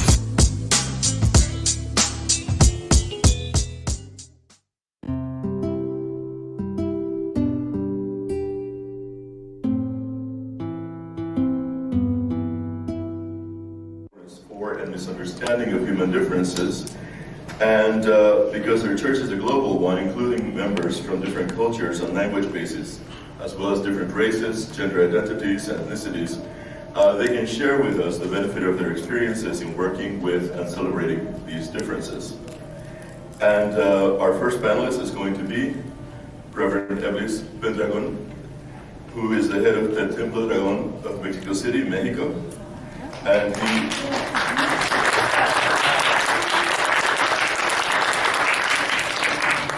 he is a member of the Council of Elders of the Corellian Nativist Church, and he is also the senior priest of the church's Spanish language wing, facilitating communication and networking among their temples in Latin America and Spain, as well as overseeing their Spanish language translation and media efforts. And he is also the host of Voces Paganas, and Encuentro, which are Spanish language broadcast throughout the Pagans Tonight radio network, and Reverend Evelyn Scorodin. Thank you so much. Thank you. Good morning. Good morning. Good morning. I think the sound is good, right? It is wonderful. Okay, excellent. Well, buenos días. Gracias. Gracias por tenerme acá. Ladies and gentlemen, my ladies, my lords, diversity in contemporary paganism. I would like to start this conversation, as all days and all conversations should start always, with a prayer. A prayer for peace, as taught to us by our most loved, the Right Reverend and Archpriestess, Lady Crystal Newman High Coral. One prayer that is extremely suitable for this parliament of the world's religions. And in this moment, one prayer that we have been reciting with all our heart since August 2014, once developed by our first priestess Crystal, who is the matriarchal head, joint head of the tradition, and who in her capacity is responsible for maintaining the sanctity of the Corellian tradition and its connection with the ancestors and the divine. So let's pray. This is a praying for world peace. I ask that you join me now in my prayer for peace.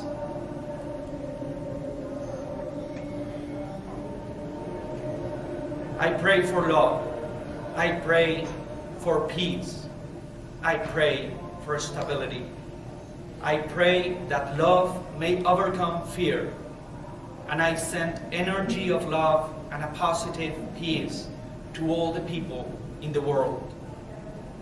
I pray for a true and positive peace that allows for individual freedom to all people and to all nations. A peace, tolerance, and respect between nations, between religions, that brings hope and healing to all. I pray that all leaders at every level and every nation in all parliaments have the wisdom to make decisions that benefits all beings in the sacred circle of life. I ask this, I accept this, I receive this, and I give thanks. So mote it be. So mote it be. And thank you for your energy. Thank you. 5 months ago, on May 5th, 2015, year 15 of the age of Aquarius, by our Wiccan understanding of time, Lady Ida Alceret and I invited 24 pagan leaders from the Hispanic-speaking world, pagans from places that speak Spanish and are as rich and diverse as Spain, Costa Rica, El Salvador, Venezuela, Argentina, Uruguay, and Mexico, to co-produce and co-host all together in the most democratic possible way an internet radio show. I want to pronounce their names as a modest tribute because I know they will read me or listen to me, and also out of my heartfelt gratitude to all of them for sharing their souls in one way or another, maybe their ideas, their efforts, their voices, their skills, or simply their names and their faces and their support. Aida Alceret, Blabel, Baelia Jalfi, Gaia Soler, Enkidu, Kernu Bruma Roja, Roble Tormenta, David Wolfhard, Sylvia Sandalwood, Gabriel Landaeta Rojas Viallén Segment, Marta Shanor Rifengid Bey, our art band Drew, Hannah de Madrid, Anami Nuria, Tiné, Estrella de la Tarde, Karina Simoncelli, Nimeria Winter, Merépides del Hades, Runa Fuego, Braulio César Cordero, Fernando González, Gio Erin Díaz, Osiris Bathory, Rosaura Nubelazo, y Nacho Prieto. These wonderful, diverse, and talented people represent one way or another, and always talking from their experience, which is very important.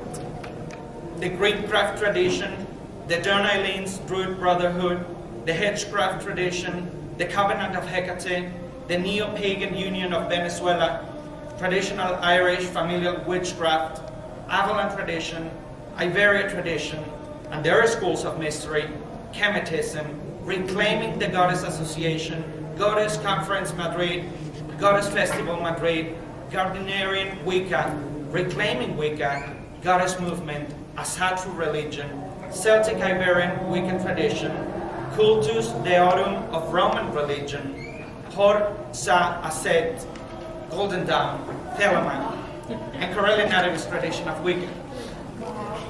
So,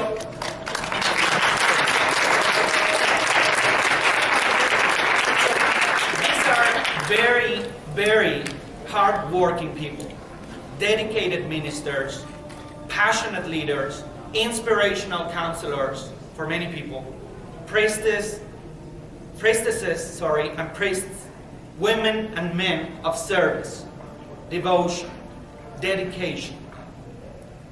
On May 29th, it was the first episode, the first encounter, which is precisely the name of the show, the radio program, Encuentro, Encounter.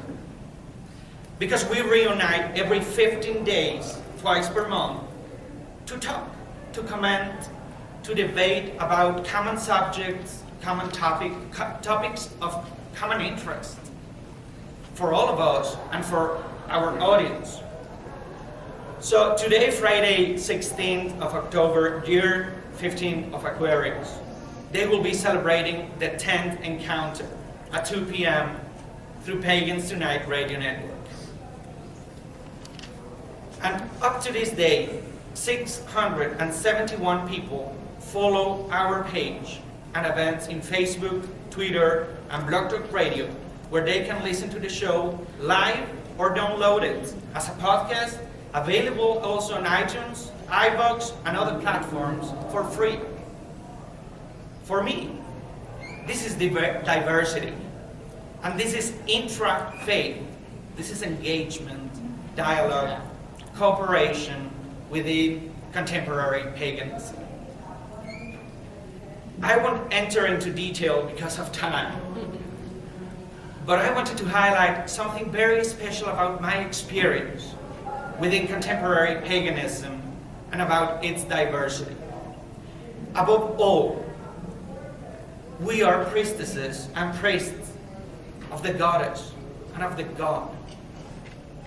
But very much like everyone summoned to this parliament of the world's religions, we're also educators, counselors, feminists, revolutionaries, rebels, human beings, peace warriors, love warriors, and light warriors. Woo! Yes.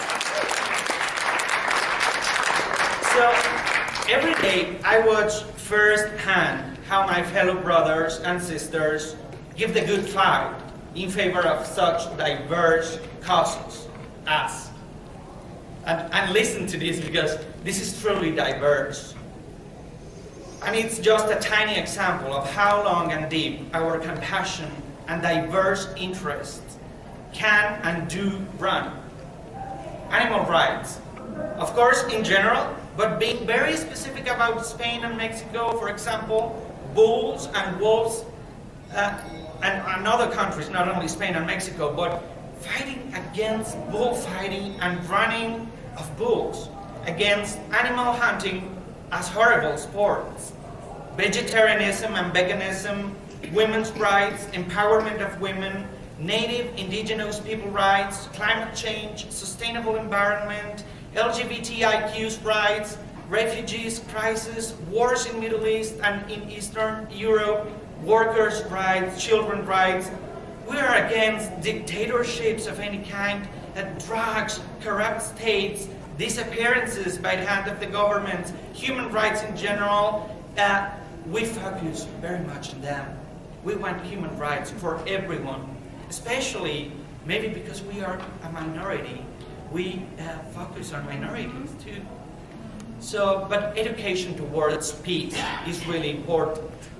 These are all worthy and praiseworthy goals and pursuits, and most of these are pretty much the United Nations Millennium Development Goals. So I invite you to revisit them and reflect upon them. And these fights, these concerns, reflect the diversity and complexity of our vibrant, visionary, modern, contemporary, pagan people of the world. So let's call it the pagan nation of the world. Now, on peace. As people, we, as people that believe in magic, all of us, and people that believe in the power of prayer and in faith, and recognize the importance of a world composed entirely of energy, we can make the difference. And indeed, as magical people, we know that we get the world we create. And so it is important for us to create the world we want. And yes, we can. Yes, Peace is more than just the absence of fighting. Peace means a decent life for people, freedom to believe according to their conscience, and to live without fear of being oppressed or killed merely because of their race, religion, gender identity, or ethnicity. Without these things, there is no peace.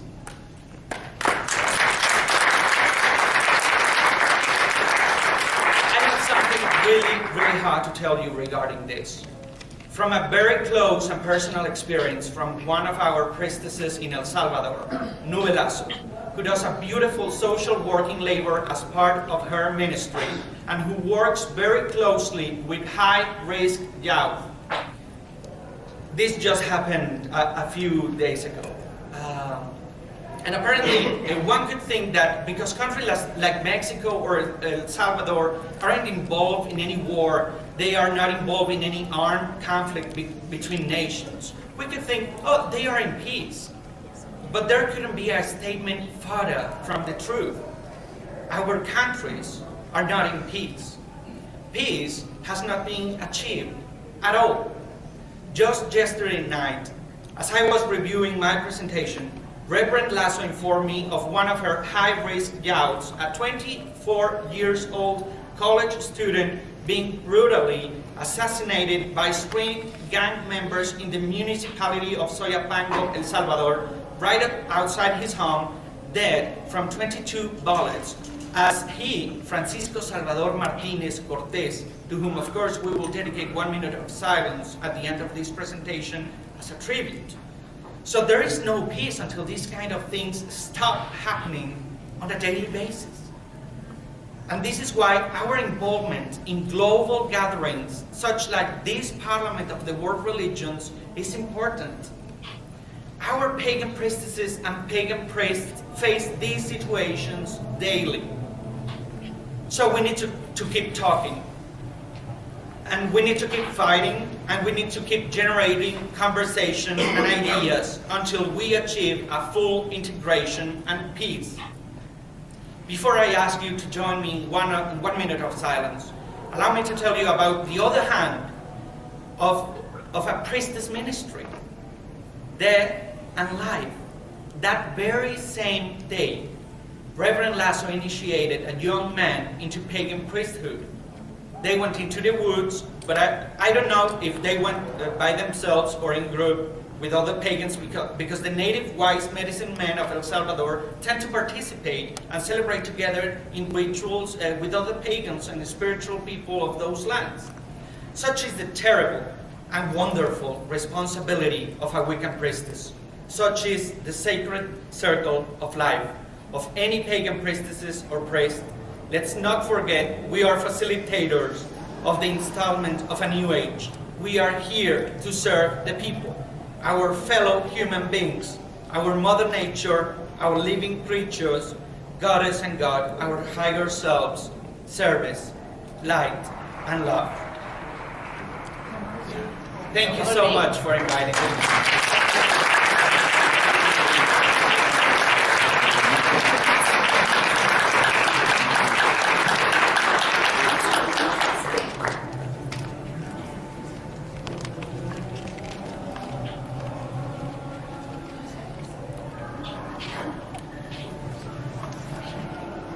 Thank you. Our next presenter, the Reverend Janine Dioya, Correllian priestess and founder of the African American Wiccan Society, author of Portal into the Light of Truth, the first book about Wicca specifically from an African American perspective.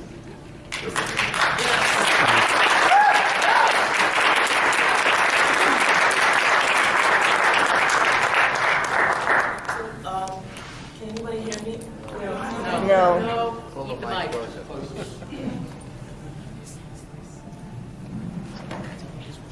Can you hear me now? Yeah. First, I would like to apologize for coming in just a little bit late, but I'm going to have to accept the gift that the guys gave me. I'm a time walker. I walk between the time. I walk between the past and the present, and that I just accept that gift that the goddess has given me. But I'm just like the goddess. I may not be here when you want me, but I'm always on time.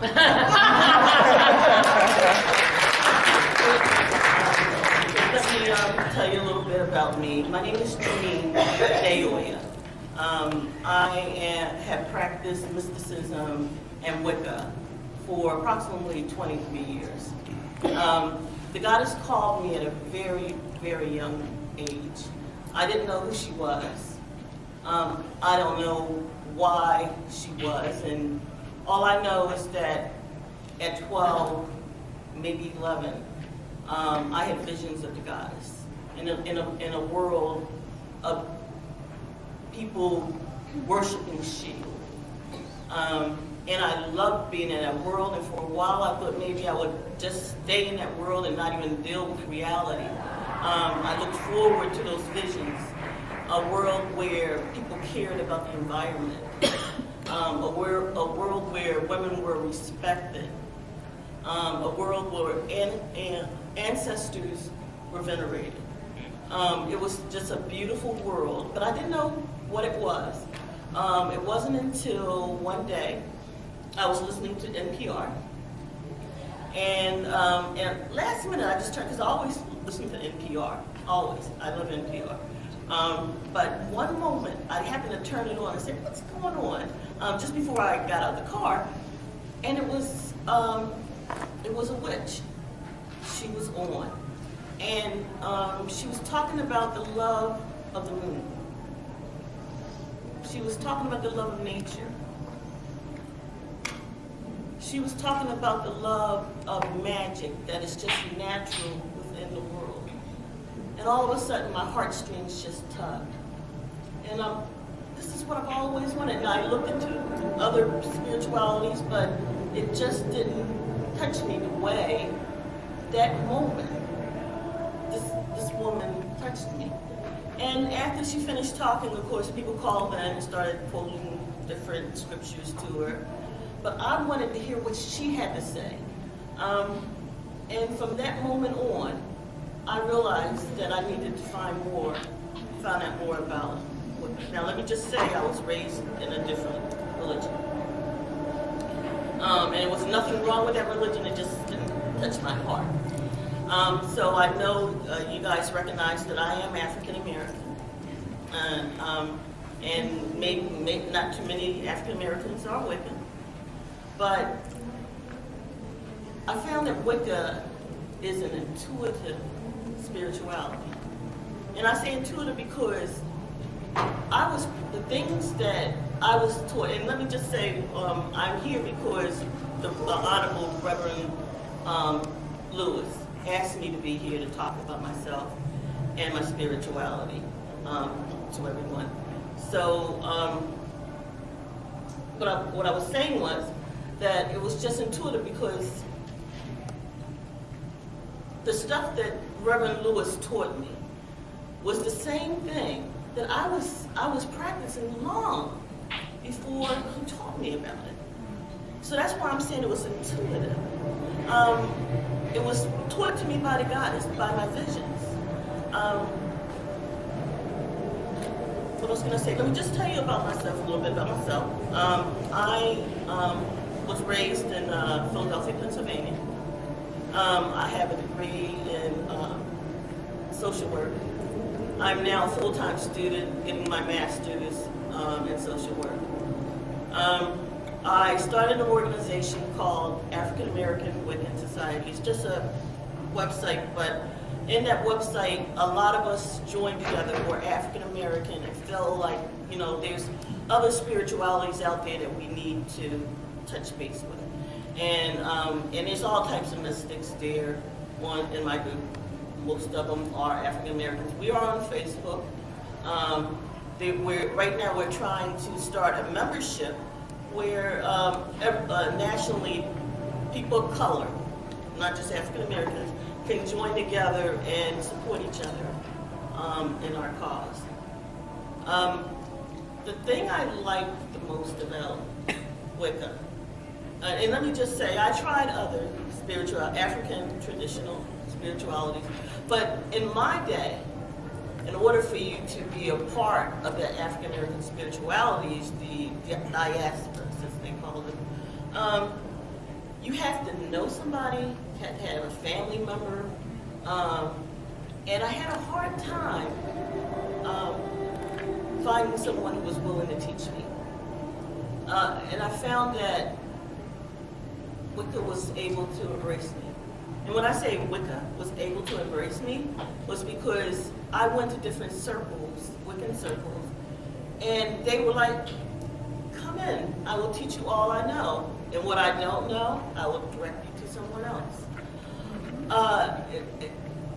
What I like about Wicca is the love of nature, which is something I did as a child. I loved the earth. I was the conservationist. I joined different organizations. I was only 12, 13 years old, but the goddess directed me. The Lord and Lady directed me to being what people call a tree hugger, you know. But I don't care, because I think that we are all mother's creatures. We are all daughters and sons of the goddess, the Lord and Lady. So conserving this planet for ourselves and other beings is very important to me.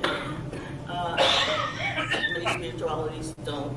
They recognize the importance, but they don't make it their practice. Some of them, many do. So that's one of the reasons I come with it.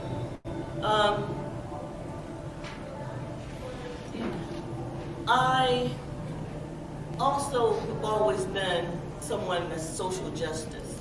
I've always been into social justice. And Wicca deals with social justice. We care, not just about the environment, but other human beings. We're humanists. And that's what I care about. And so maybe that's why I was directed to social work, because the goddess taught me, my ancestors taught me that it's important to recognize these things.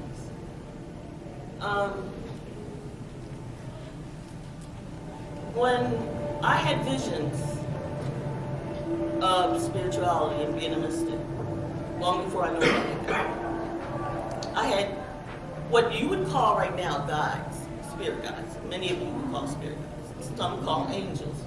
But I didn't recognize that. I recognized them as showers. They showed me what spirit is like, what spirituality is like. They showed me about heart, because spirit is part of heart. They showed me how to connect with my higher power being source. They also showed me the importance of Federation. They showed me that grandmother is important because she knows. She's been where I've been. She's been where I've been. She's been where my daughter's been. And so she knows. She has the power of knowing. They also showed me the power of the mother. Because the mother is part of Source. Because Source is creation. And the mother is creation. And just as important, they showed me the power of the maiden. Because the maiden is very important because she's the one who learns. She learns so that one day the crone could be highly knowledgeable. And the newness of the maiden is a beautiful thing. We all, like my daughter now is pregnant for the second time. She's about to have a little boy. And everybody draws to her belly. And I noticed that we all draw to the newness of new life. And that's what Maiden's all about. She's all about drawing to new life, to learning, the thrill of new love, the thrill of loving oneself. And I just wish that all young people, adolescents, would understand the beauty instead of, the hormones that's raging right now and they're uncontrollable. If they learned from the maiden or the young male, who's also a part of Trinity too. If they learn from them and know the beauty of love and learning and childlike inspiration, childlike wonder, they would all be in a better place. So the all-encompassing part of Wicca, to me, is where my heart is. I love it. Now, I love other spiritualities. I learned from other. I first started with Buddhist. Actually started Christianity, then I went to Buddhist, and I talked to Hindus. I talked to, and I just love their ideas. I'm vegetarian myself. Like in front of it. So, I just wanted to just express to you my feelings about Wicca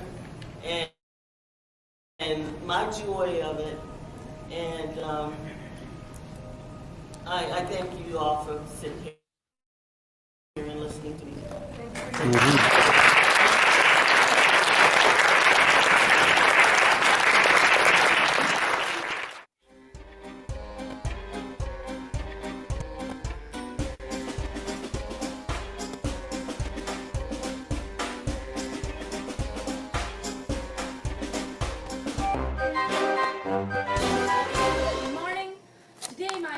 Object is coins. I've got a coin jar here, and this is where I put all of my spare change after I go out and buy things with cash.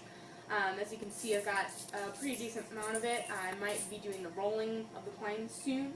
But before that, I wanted to talk to you about the magic of coins today.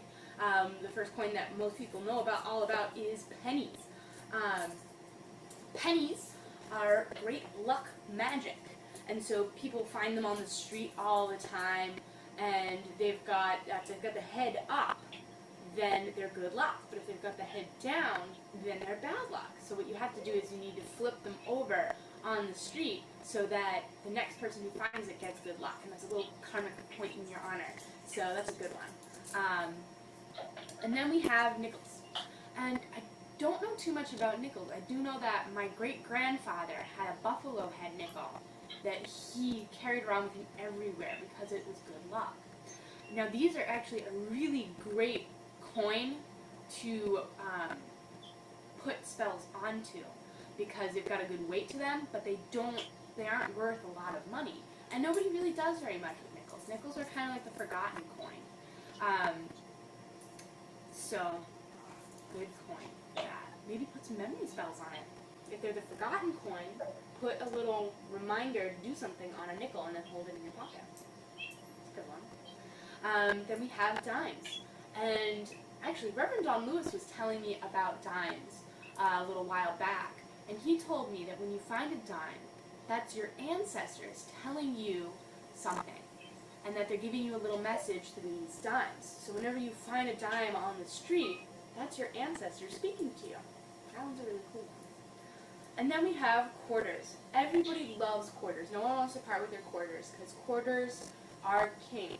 You can get soda for them out of the soda machines. You do your laundry with them. You can get the little toys in those bubbles, in those little coin machines at the end of grocery stores or very big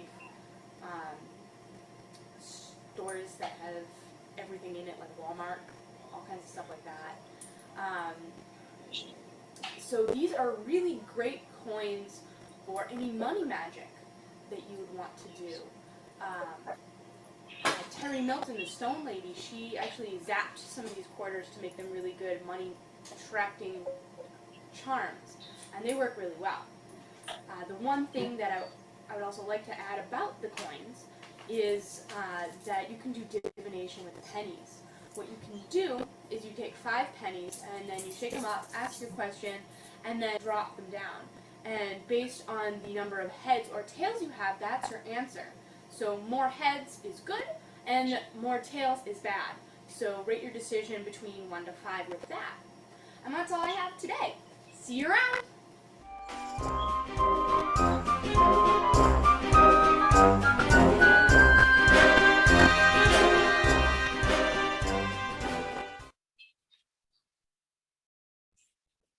Hola, Baxter here. Oh, I'm Fluffy's ESA. I'm here to introduce you to his partner, Joe. Now, I'm going to go over here and chew on Fluffy's foot. Nom, nom, nom, nom, nom, nom, nom. Enjoy the show. There are all kinds of tarot readings. I've seen many and had mine done. Jason is a storyteller. He does more than merely repeat the standard textbook meaning of the cards. Every card is part of my story, and Jason thinks about them and weaves them together. I appreciate how, when he reads my tarot cards, he's reading my story to me, past, present, and future. For all the musicians out there, magic makers, music makers, poetry readers, all of it, we are putting together shows that are going to show and highlight. As you're going to see right now, we're going to be playing music for a little bit. And we have Cloud the Rapper, Tuathadea, Brian Emig, and I think more. And we're going to do that. But if you want to share your music with us, contact us at paganworldtv@gmail.com. Yeah.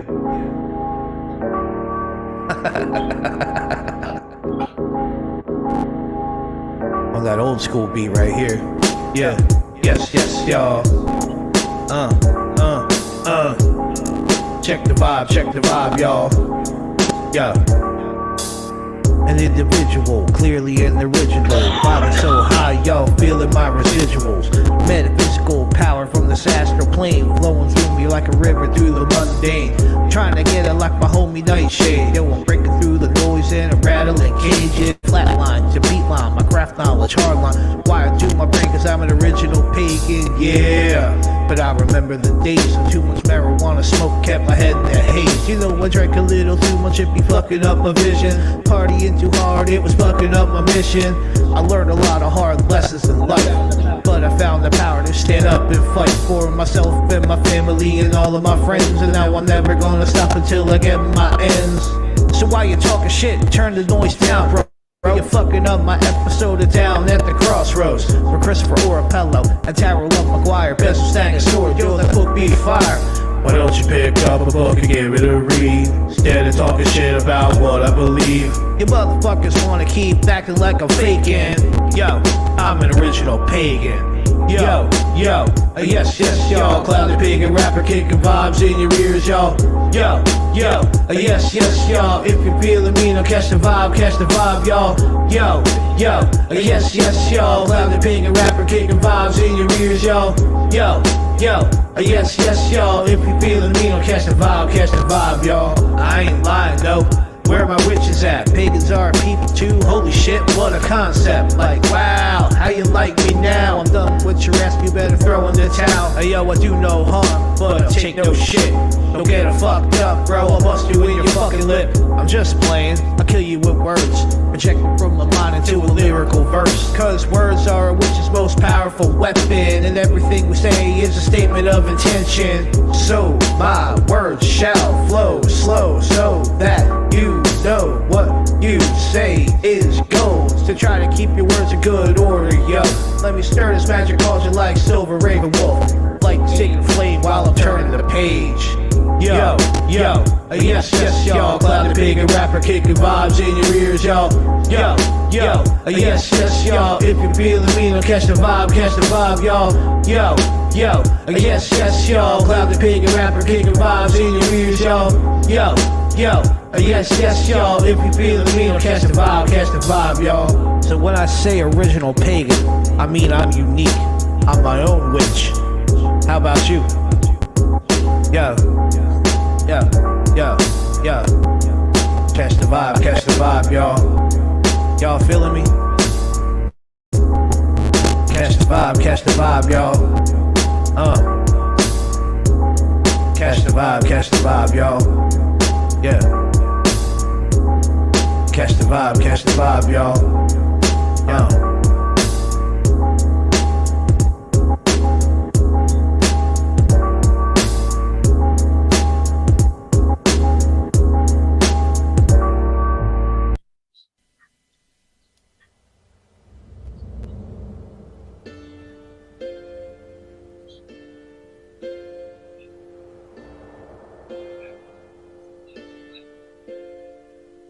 When the thunder wakes the sky, do you hear the warning cry?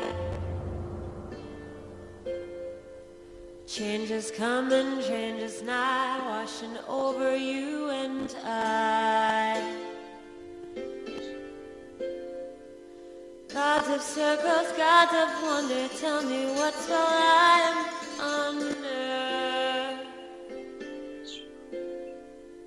Change is coming, change is nigh, washing over you and I.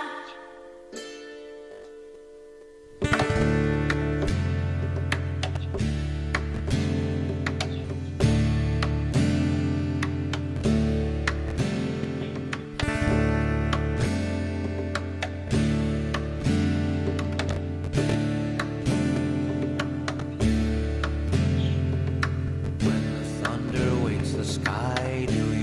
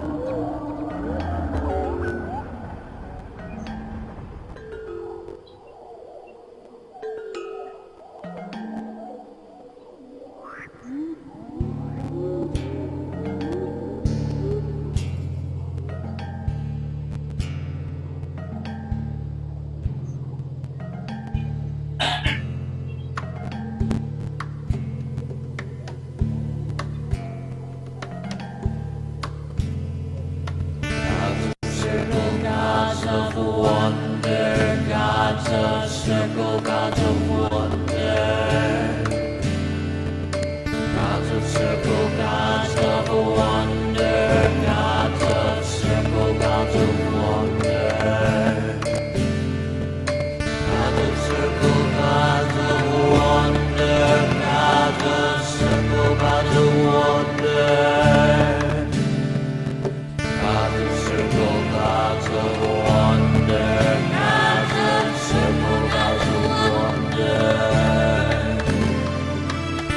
The children hear the song, find the world where they belong.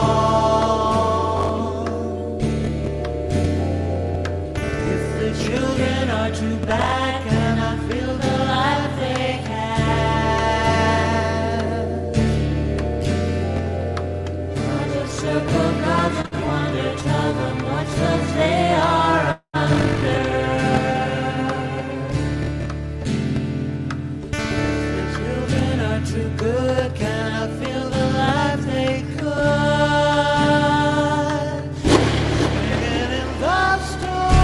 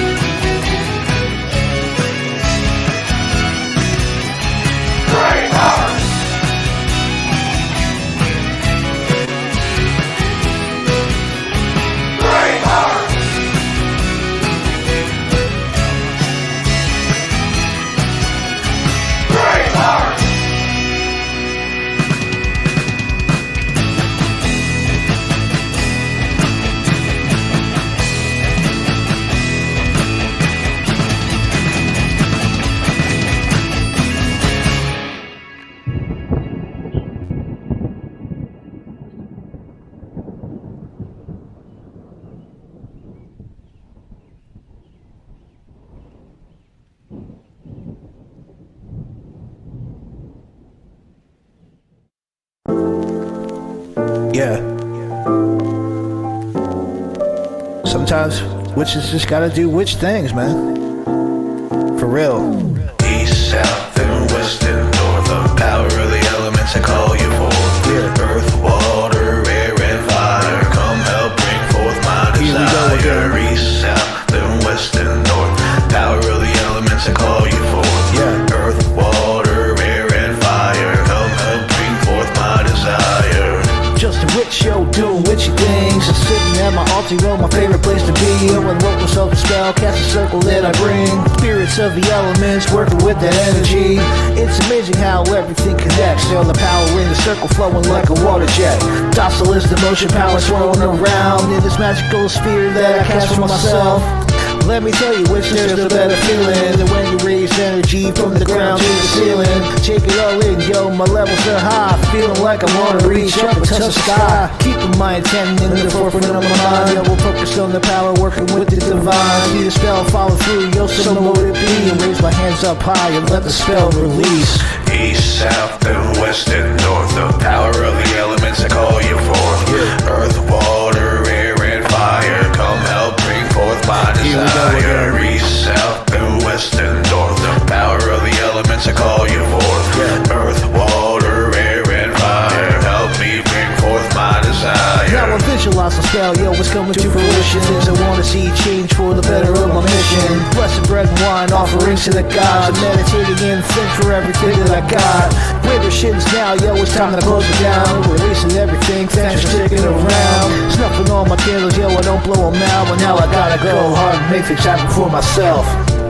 You know that's right, yeah. You're a witch, right? Time to go do witch things. Yeah. Make sure you follow through with your spells. I mean, you could cast a spell to get a job. You ain't gonna get one if you don't fill out an application. East, south, and west and north. The power of the elements I call you forth. Just saying. Water, air, and fire. Come help bring forth my desire. East, south, and west and north. The power of the elements I call you forth. Earth, water, air, and fire. Come help bring forth my desire. East, south, and west and north. The power of the elements I call you forth. Earth, water, air, and fire. Come help bring forth my desire. East, south, and west and north. The power of the elements I call you forth. Earth, water, air, and fire. Come help bring forth my desire. Man, anybody else get tired after casting a spell? I know I do.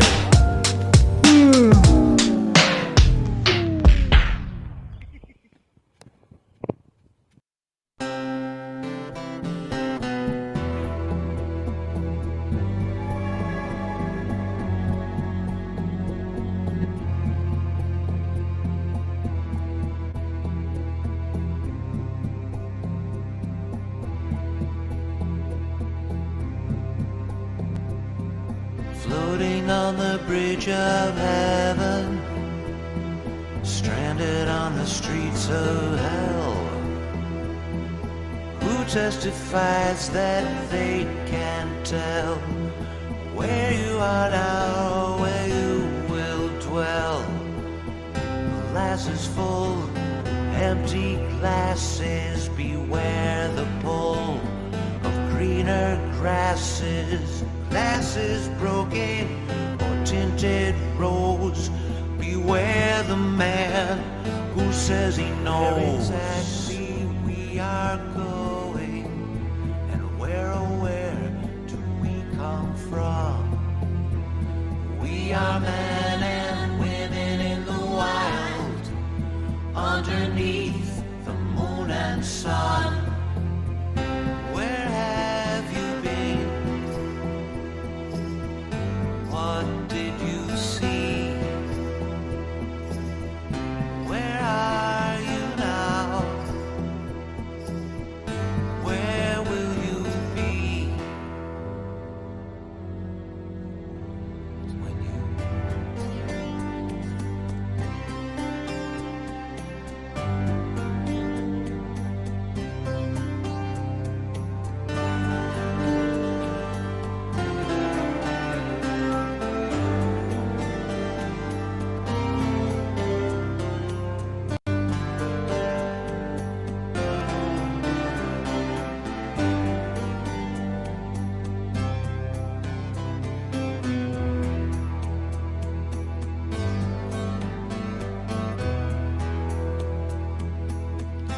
look up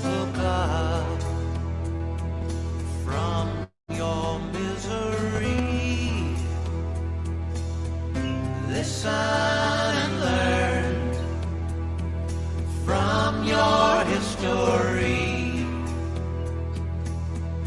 Look up from your misery.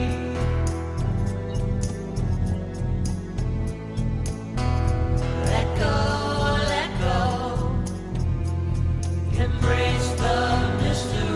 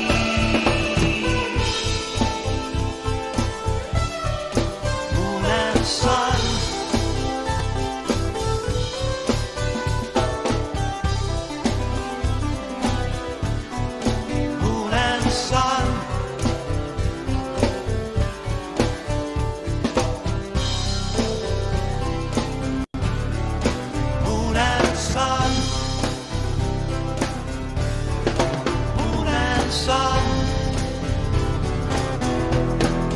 moon and sun.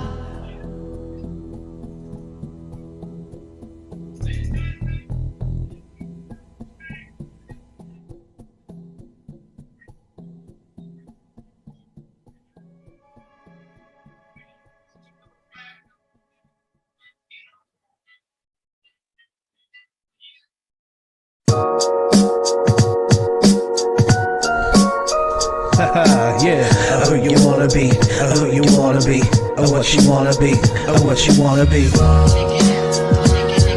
Yeah. What up, y'all? Who you wanna be, who you wanna be, what you wanna be, what you wanna be.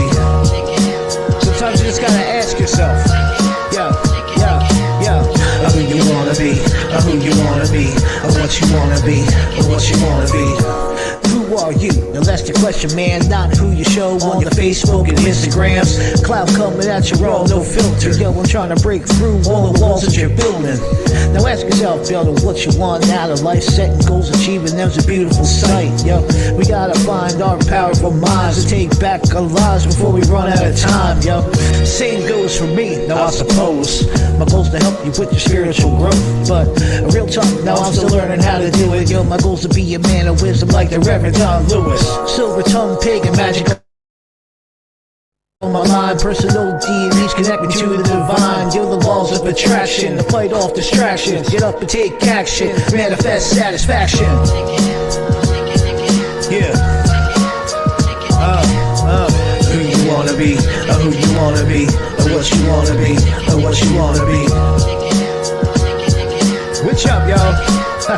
Yeah. Who you wanna be, who you wanna be, what you wanna be, what you wanna be.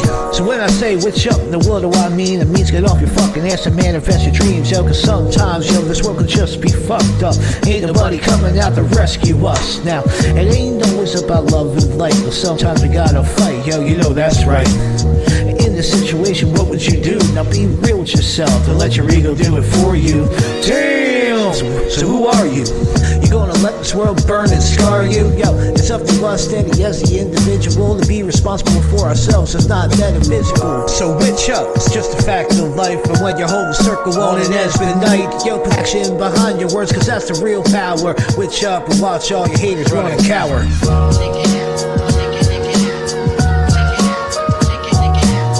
Who you wanna be, who you wanna be, what you wanna be, what you wanna be.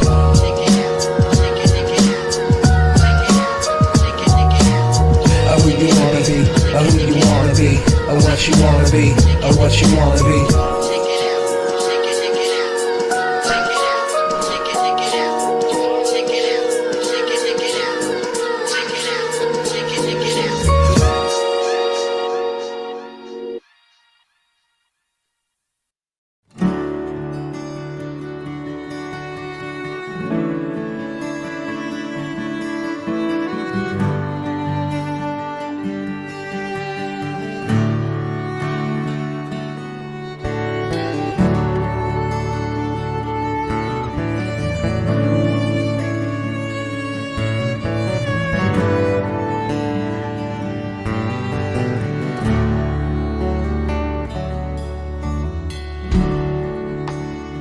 To tell you yesterday, before today got in the way of our tomorrow. I guess I know you always knew, but somehow now that just won't do. To ease the sorrow.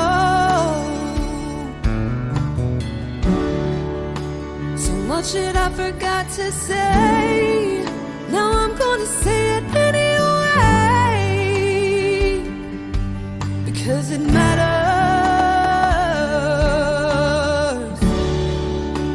And maybe I'm a little late, but heaven will just have to wait a little longer. I wish I took the time to say I'm sorry.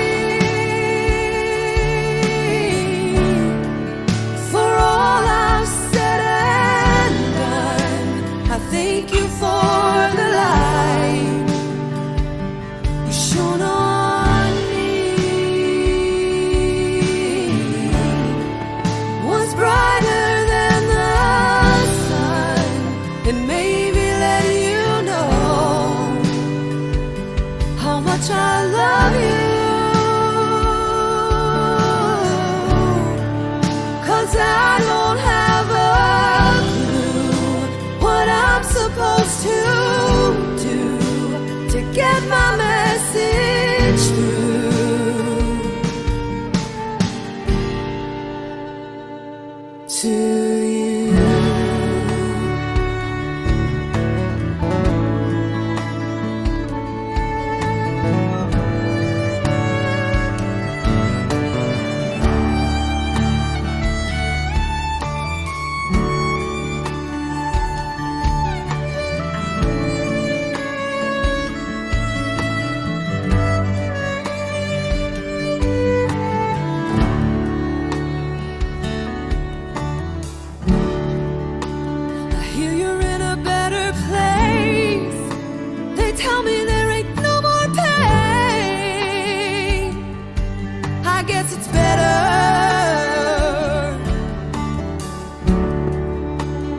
God, I really miss your face. I'd give anything for one more day to be together. I wish I'd had the chance to say I'm sorry one more time and hold you in my arms and place a final kiss upon your cheek.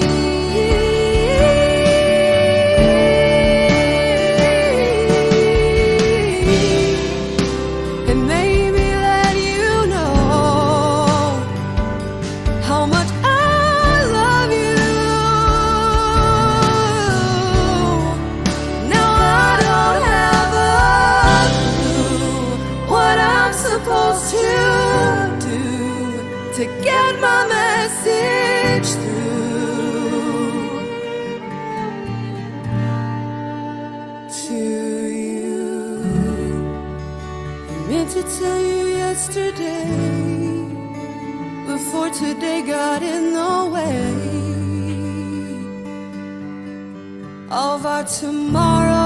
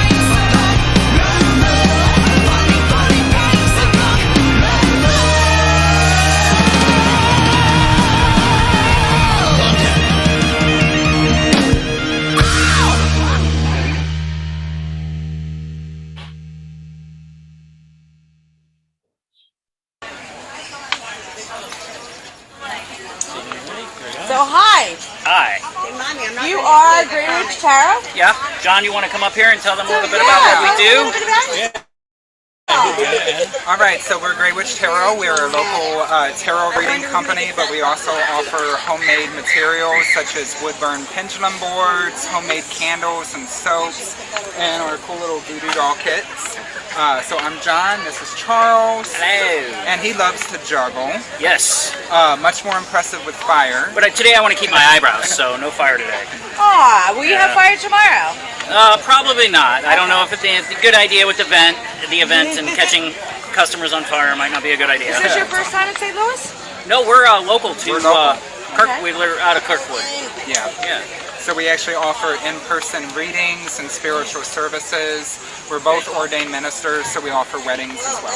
Nice. Well, thank you. Yeah. How do you And contact if people can, Yes. yeah, how do people contact you to find out information? So you can actually go to our website, greywitchtarot.com, or you can find us on Facebook at Grey Witch Tarot. We've got a personal group, and we've got about a dozen readers from around the world, including India, Ireland, and Brazil. So it's a fun place. Yep, free and donation-based readings every day, and privates available as well as in-person readings for those that are local. Nice. Very good. Well, thank you guys so much. Yep. Thank you. And good luck. Absolutely. Thank you. You're welcome. If you're a digital creator, a content maker, or just want to have an opinion and want to cooperate with the show, an editor, anything that you think of in this creative world and you really want to help, contact us at paganworldtv@gmail.com, because everybody uses a Gmail account these days.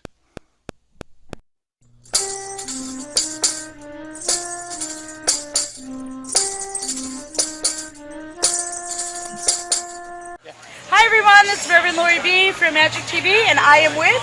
I'm Master Anthony Benjamin. I am the Master and Regent of the St. Louis Regency of the Order of the White Rood. The Order of the White Rood is a Hermetic order and a mystery school.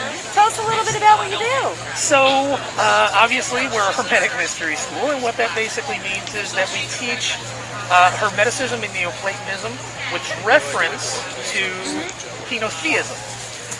And that's a lot of big words. So let's break this down. What this basically means is Hermes Trismegistus, the thrice great, created a mystical tradition of thoughts and spirituality, which grew up in the tradition of Neoplatonism and lended itself to thoughts like Christianity, Judaism, but mostly theurgy. Theurgy is a high ritual practice which seeks to elevate the individual out of just the mundane and to seek a union with the divine. That's fantastic. And how do people join up with you or get involved in the order? So, fantastic question. The way that they would get involved with us primarily is they would go to thewhiteroad.org, and right on the front page is an apply, and then they can go to thewhiteroad.org/apply, and there's a different apply page. It all goes to the same thing. Okay. We are a secret society, but that's only because some things, sometimes secrecy kind of pushes people away. But some things are kept secret to protect and some to hide. We are the former, not the latter. Right. So when someone applies, just know that there's going to be an interview. Right? So, but yeah, the process is easy, and the website is full of information for people to ask more questions. Oh, that's fantastic. How many members do you have? So in St. Louis, we have about 100. Oh, good. But we also have Regencies, which is our version of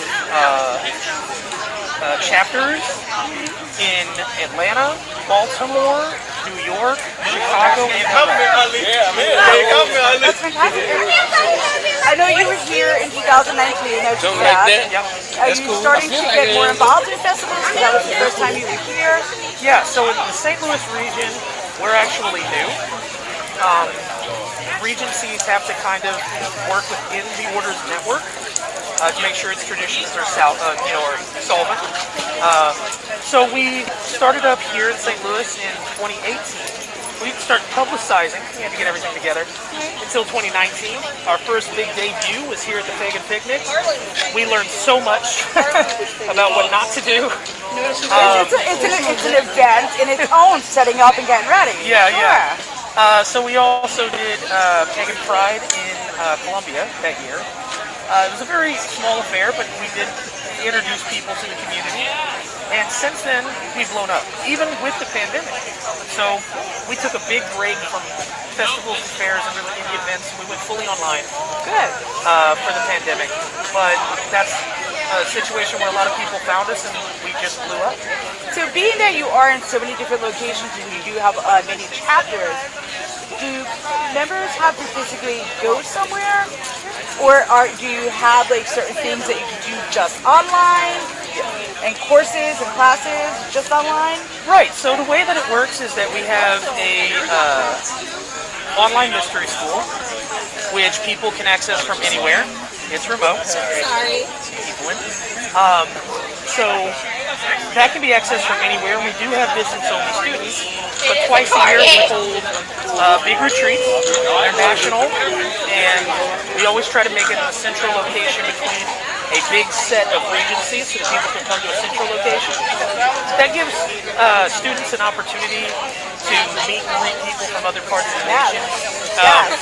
But as it is right now, we meet in person once a week here in St. Louis. We also meet once a week in Atlanta and Baltimore. But we also meet online several times a week. Now, as far as in-person and impromptu meetings, members are encouraged to form a community spontaneously and to be friends both in and out of the order. When someone comes into the order, they're given a mentor to accompany them along the way. And that mentor can meet up with them as often as is convenient for both parties. Nice. So I like that you said you meet up twice a year because, as I was saying, I'm from the Correllian tradition. The tradition was started in the late 1800s by Caroline Hyde Correll, and our chancellor now is the great-grandson of Caroline, and we hold two special events twice a year. We have a lustration, and in the beginning, first is a global lustration. It's our honoring of the ancestors, and in the fall we have the honoring of the living. So I think that I don't know many people that actually do two big events like that. Right. Like the first one I've heard of to say that. That's great. And that's exactly what it is. We do one in spring, which is an equinotic event, and we do one in the fall, which is also an equinotic event. So what we're trying to do here is welcome in new life and celebrate the life that came before. With us, we come from a Western mystery tradition, so we flow up out of Egyptian kind of mentality into Judaism and on through, but it's the same principle throughout the tradition. Great, yeah. And is there anything else that you want to get out there for people to know about you? Just know that we are a philosophic organization, and what that basically means is we're pretty intense when compared to other organizations. I hold a PhD in philosophical theology, so what I'm interested in doing is moving my students into a holistic understanding of occult tradition and understanding it on an academic level. So when someone joins the order, they're interested in trying to conceptualize from a scholastic point of view God and the divine. And so it's kind of an acquired taste, but for those who are interested in that kind of thing, we hope they visit the website and join up. Great. And again, the website is theorderofthewhiterose.org. Yes. It is .org. Great. Well, thank you so much. It was an absolute pleasure meeting you. I hope to see you again next year. Me too.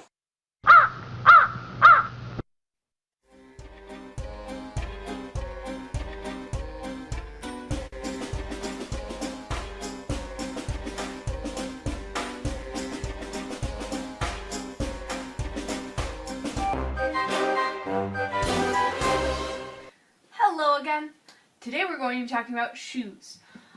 Shoes are actually a very important part of everybody's everyday outfit. Everybody always wears shoes.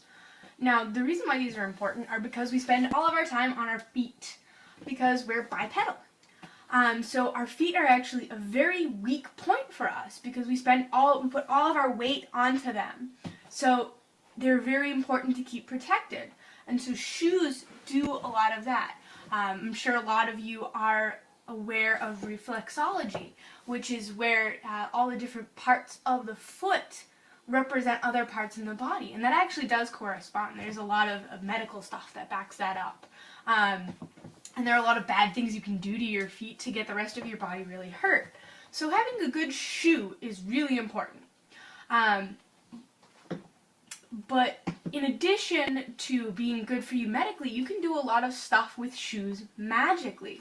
You can put a little spell on the bottom of them in order to make them protective for your foot. Or not just your foot, but for you too. You can also put a little invisibility charm on here so that if you're walking through a bad neighborhood, people won't follow you. They won't be able to see you. And or even on dress shoes, you can put a charm to make you walk hot. And there are tons of different kinds of shoes, and so there's a different spell that you could put on all of them, like on slippers. You could do something to make you more comfortable, something to relax you, especially people who have very stressful days. A relaxing shoe might not be a bad idea. And then there's other specialty shoes like rain boots, and so you might want to do something to keep your... Hi, Jason Hoddle here. My craft name is Fluffy. I'm a tarot reader, and I'm excited to work with you through tarot to help you discover the best possible version of yourself. Together, we can help you tell your story, and we could also project the story you desire into your future. I am a three-legged wolf. I lost my lower leg last year through an accident, but through that accident, I found my humor. And through humor, I found my magic. And through humor, I found love. Through humor, I've discovered all things are possible. So give me a call, text me, all over Facebook. Use the hashtag with the fluff through social media to track me down. Love ya. Bye.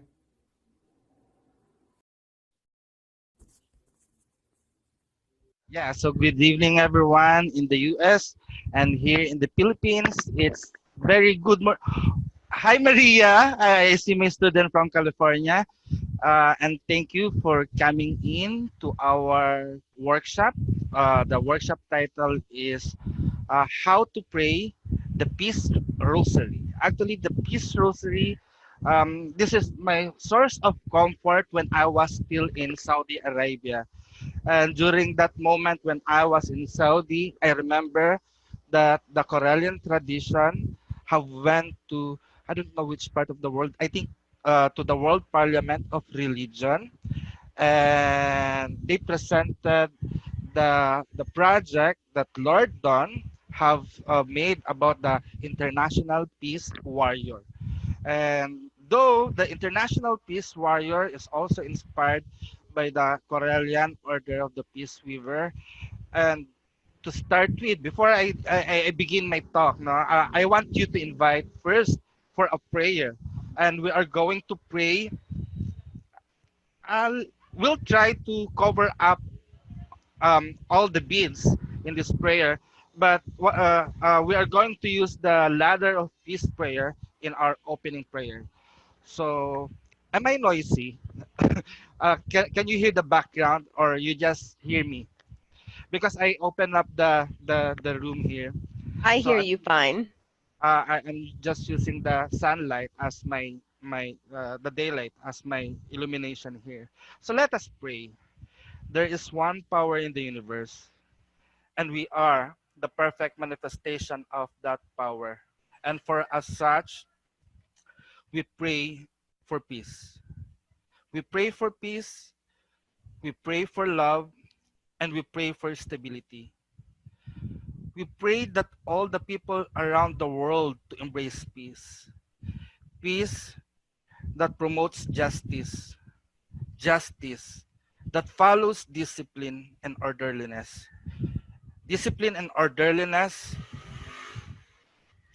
as a product of understanding, and an understanding as a result of knowledge, and knowledge as a fruit from the seed of love. O great supreme divine spirit, We come before you and ask you to bless us, your children, with courage.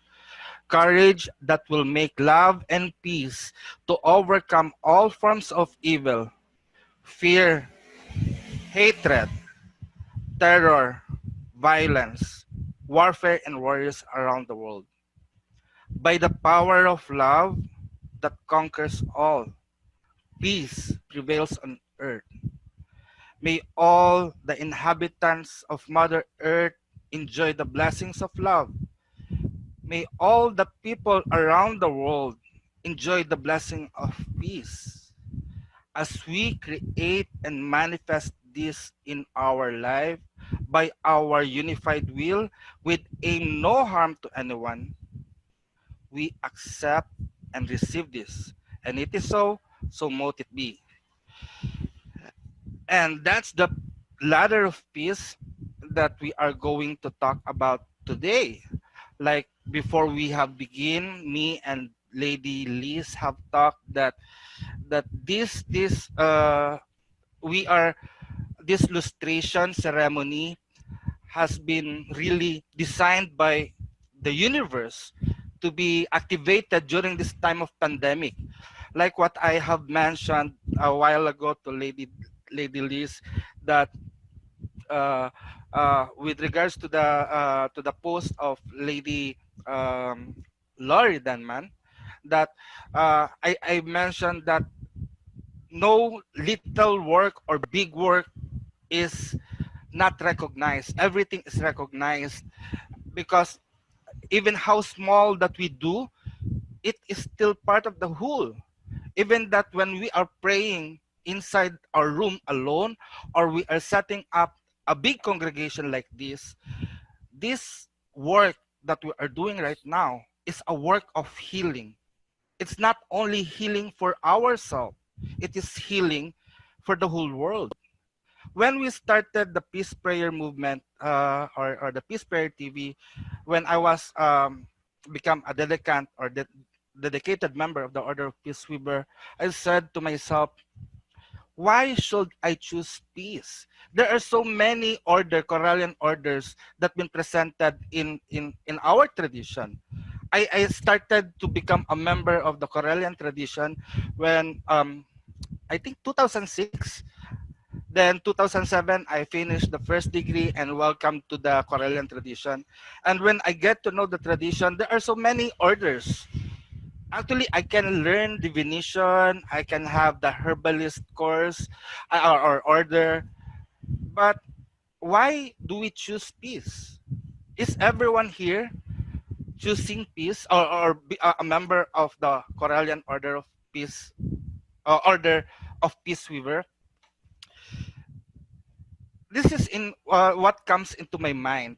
Why I choose to be part of the Corellian Order of Peace.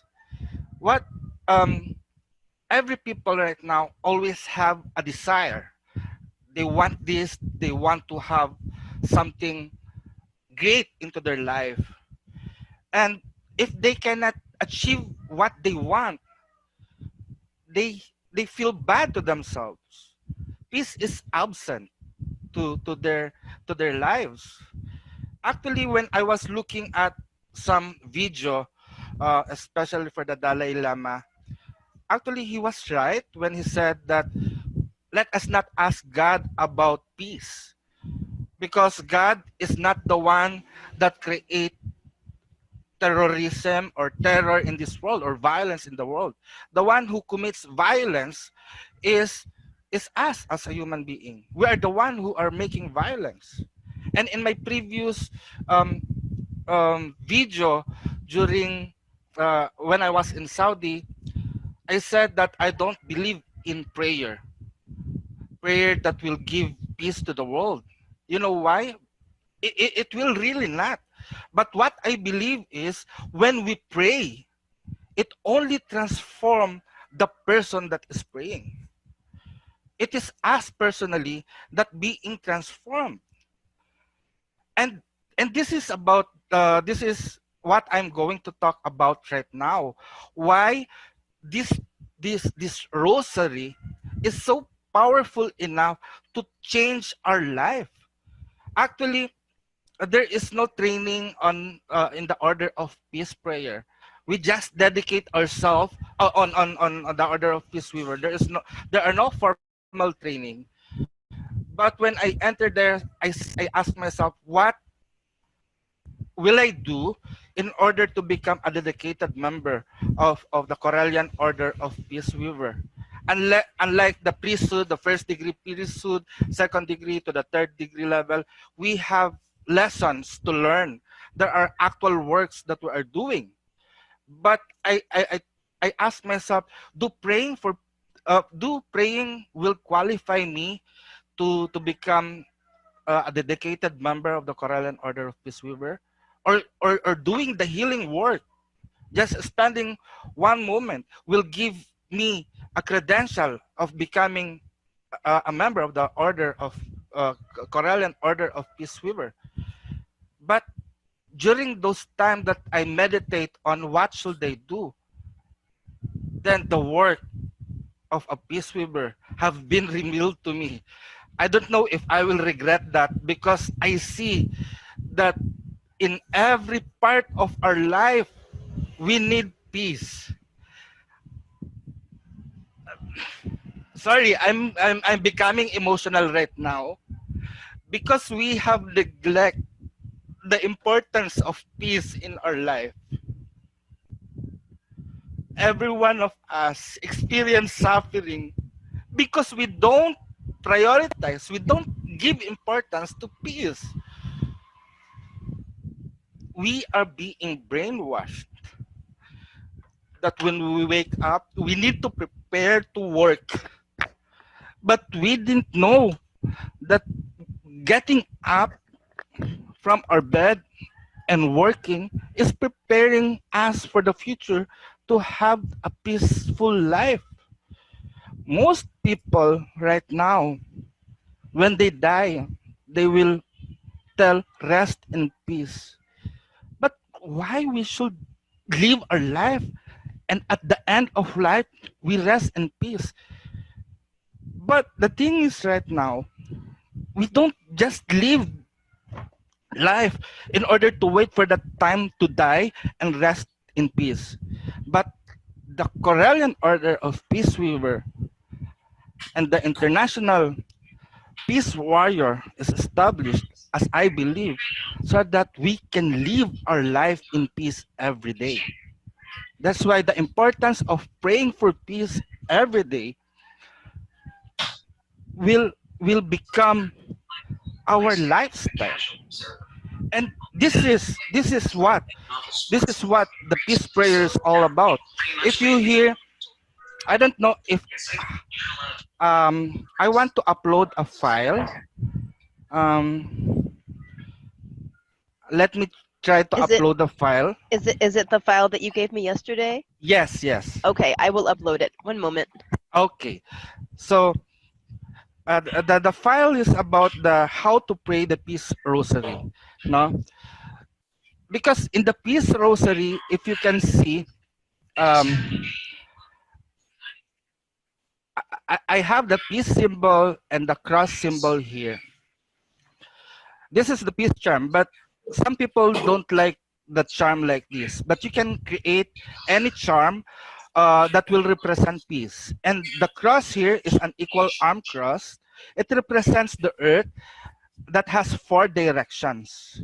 Then because this is all, sorry for the color, and you can see that I make a bead, the big beads and the little beads. This rosary is like a journey that we are taking up. It's a journey towards peace. So if you remember that I have a online radio show called Peace Prayer Journey, and actually, in order to achieve peace, it's like a journey. Every day we are in a journey. We are traveling towards peace, and in journeying towards peace, we have a stations. It's like a terminal, like an airport or a bus station. So I call it, instead of mysteries in the Catholic prayer, we call it as as a terminal or a station. So there are 7 terminals in order to achieve peace. So the first terminal is love. No? Later we'll going to discuss this, and I want everyone to participate. Just raise your hand, or Lady Liz will open up the door for you, the what you call that, the audio, so that you could talk. No? So the first terminal is about love. Then the second terminal is courage. The third terminal is knowledge. The third terminal is understanding. Then after understanding is discipline. Then after discipline is justice. Then justice, we have stability. So there are 7 terminals in order to achieve peace. No? So each one of these must be Lady Stephanie Neal, is that you? Lord Don is here and Lady Stephanie is here. Hello, thank you. I'm so nervous now. But I didn't mention. I was just surprised that I see that there are many people now. So thank you for everyone that's coming. So let me continue. That this terminal must be taught. So in praying the Peace Rosary, it becomes a training ground for me. No, it becomes a training ground for me. So how do we pray the Rosary of Peace? No, so we start by praying on or setting intention. No, we start by setting intention in our mind. Actually, I use this also to become like, how do you call that, a study group. No, if we are a Christians, we have a Bible study group and prayer meeting. No, I use this as an interfaith gathering with different faith, because everyone, regardless if you are a pagan, a Christian, or a Muslim, or a Buddhist, peace is the center of interest for everyone. And I think that most religion is based on spreading peace. And in order not to focus on other deep doctrines, peace is the common ground that of discussion. And when I use this, we pray. We mention on the first terminal, or on the peace charm, our belief. We affirm our belief that there is one power in the universe, and we are the perfect manifestation of that power. And for as such, we pray for peace. Now, as we make the affirmation on the terminal, on the first, on this the peace charm with the cross, we are going now to ask everyone on the first terminal, which is love. So right now, I want everyone to participate. So we are going to meditate or to have a small discussion about love. So anyone, why do you think that love is important in having peace into our life? And why is it love is the first terminal that we need to meditate and we need to develop into our life? Raise hands. Me first. Sige, I'll do it first. No? So, you know why? If without love, actually, the reason why we pray is because we love things to happen into our lives, right? When we pray, we are taught when we pray that, oh, you pray to God in order to have things into your life. And it's like making a wish or making an intention. It is also part of that love. But love has many colors, right? There is the divine love that we have, that's called agape, and there is a love that also love for an object, love for things, and we call it like, wants, and desire. So all of those is part of the color of love that is radiating, and we suffer if we don't achieve that thing into our life. For example, I want to have a comfortable home to live in. I want to have a car. I want to have. It is want, but still part of our life. You know what is great about being a Corellian? We are not being taught that having a want or desire is bad. No. Um, what I remember from taking the lesson on the sea priesthood class with Lady Stephanie Neal is that having a wish, a desire, challenge you to become more powerful in your magic. So you can wish for the impossible things. What does it mean if you had many wish? So we are more than genie, because the genie in the bottle only gives you 3 wishes. But for us, we can have a million wish, because the more wishes that we have is the more work and the more faith that we can activate into our life. And that is the power of love. And through love, there is life. Do you agree that through love, there is life? Let us talk about love. What is love? We are not teenagers anymore. But do we have a teenager here? I cannot see. So we are teens at heart, right?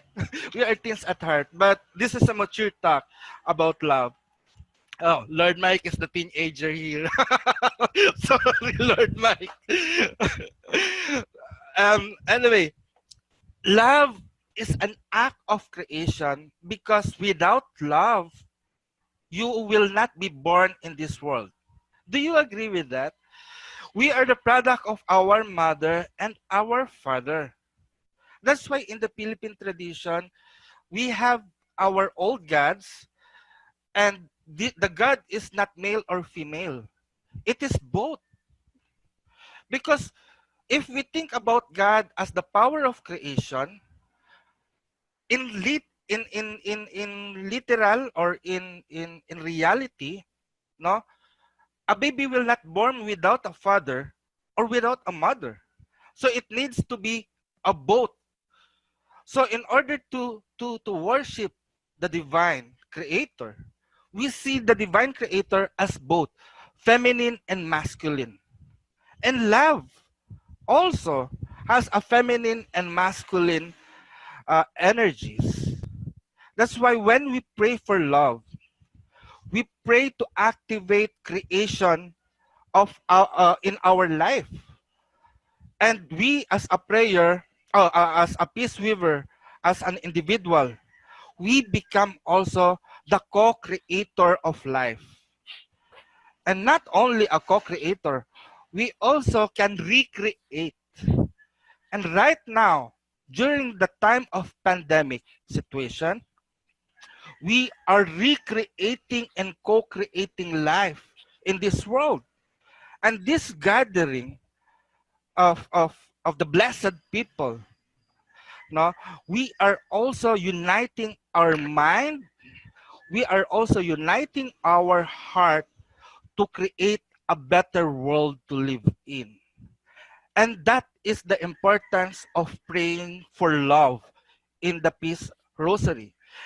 And if you notice that on the big beads, after we meditate on the big beads, there is also a small beads. The small beads represent, it has 4. So it has the 4 letters of love, LOVE. But before you pray that, we mentioned the prayer here that I pray for peace, I pray for love, I pray for stability, I pray that all the people around the world to embrace peace. So here, on the next statement of the prayer, it shows up the ladder. I pray for all the people to embrace peace. I'll get my copy so that I will be precise on doing this. 5 on 8. So here on the prayer, I pray for peace, I pray for love, and I pray for stability. I pray that all the people around the world to embrace peace. So what kind of peace that the world must embrace It says here in the prayer that we wrote, that been channeled to us, people embrace peace that promotes justice.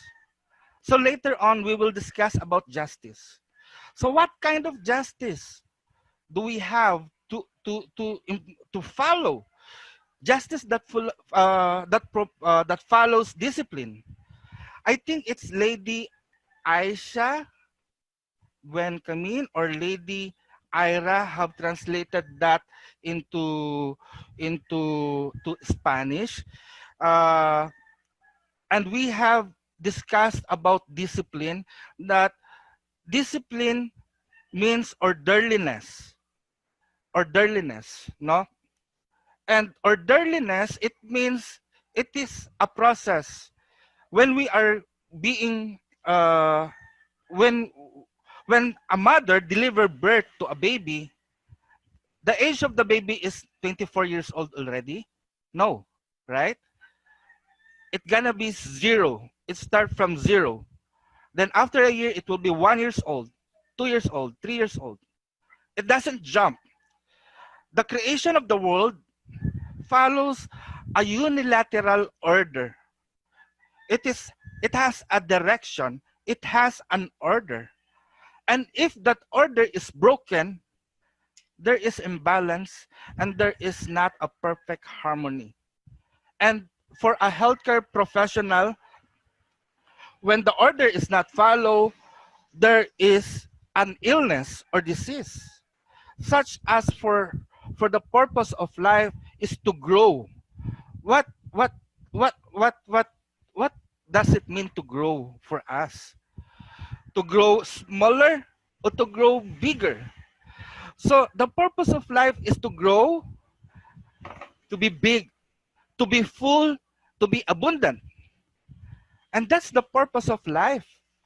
So when we pray for peace, we are being taught not only just to pray for a certain specific desire, because the universe knows what we need, and the universe will shower the blessings that we need. When I was working at the call center, so I work at night, then I go home by day. So when it was rain, so I was asking God to send rain. You know what? I'm the only one who is asking for rain. But it just so happened when it rains, all the people become wet. Do you understand what I mean? It means if you ask something for yourself, it is not only you that will be affected, will receive the blessing. Because I asked for the rain and all the people around me gets wet because of the rain. So in blessing, in praying for peace, it's not only you that will be blessed, but all the individuals in our life will also be blessed with peace. So I think praying, I think it's a different subject. Now, it will be a different subject of the difference between prayer and spell casting, because I think spell casting is more direct. Pero if you want your blessings to be big, you pray every day. You pray every day so that the blessings will be direct. No? So if you want to have a directed request answered, you do spell casting. But we're not talking about that today. So let me continue. Justice that follows discipline. Discipline as a result of understanding. Understanding, yeah. How can you have a discipline if you don't understand? And I think like what the Correllian tradition stands for, it requires the public presence of a clergy, of the priesthood in this world. Because the Correllian believe that the priesthood are teachers, are mentors, are guides. And the role of the teacher is to make people understand, no? To make people understand things. And each one of us has the responsibility to share what is happening, because right now people don't understand why is this happening to us right now. Why is this happening to right now? Diba? Even me myself, sometimes I ask why. But I'm so glad that the tradition had answered this long time ago during the lustration of the ancestors. And during the lustration of the ancestors, our ancestors already have stood up and talked to us. I don't know, because even before I met everyone here, I'm an avid fan of the lustration ceremony. I'm always looking forward to Lord Dawn Oracle. And I remember, I don't know when it was happened, that Lord Dawn said, the Oracle of the Ancestor have stood up and spoke to Lord Dawn that we are the midwife. I don't know when was that. But then after that, the earth have given birth already. And we are now the caregiver. We become the nanny, the yaya. We help to bring up the new world. So it's been a long time that our ancestors have stood up. Remind us that this world is going to change. And last night, 2 days ago, I was having a conversation on the first degree because Lakay is studying his first degree. And on the definition of paganism is, and Wicca, it says that our religion is a living religion. As a living religion, we are not stuck up on a book. If the book tells, we follow. Yeah. But we don't have a book to follow, because the goddess and the god talks to us directly into our heart, into our mind when we pray. Though the peace prayer, we are praying just for a memorized words, but these memorized words will talk to us every day. For example, we meditate on love today, we meditate on courage today. The message of the courage right now will be different tomorrow. Pop your pussy like this. No? We might be it might be different for tomorrow. So let me just continue.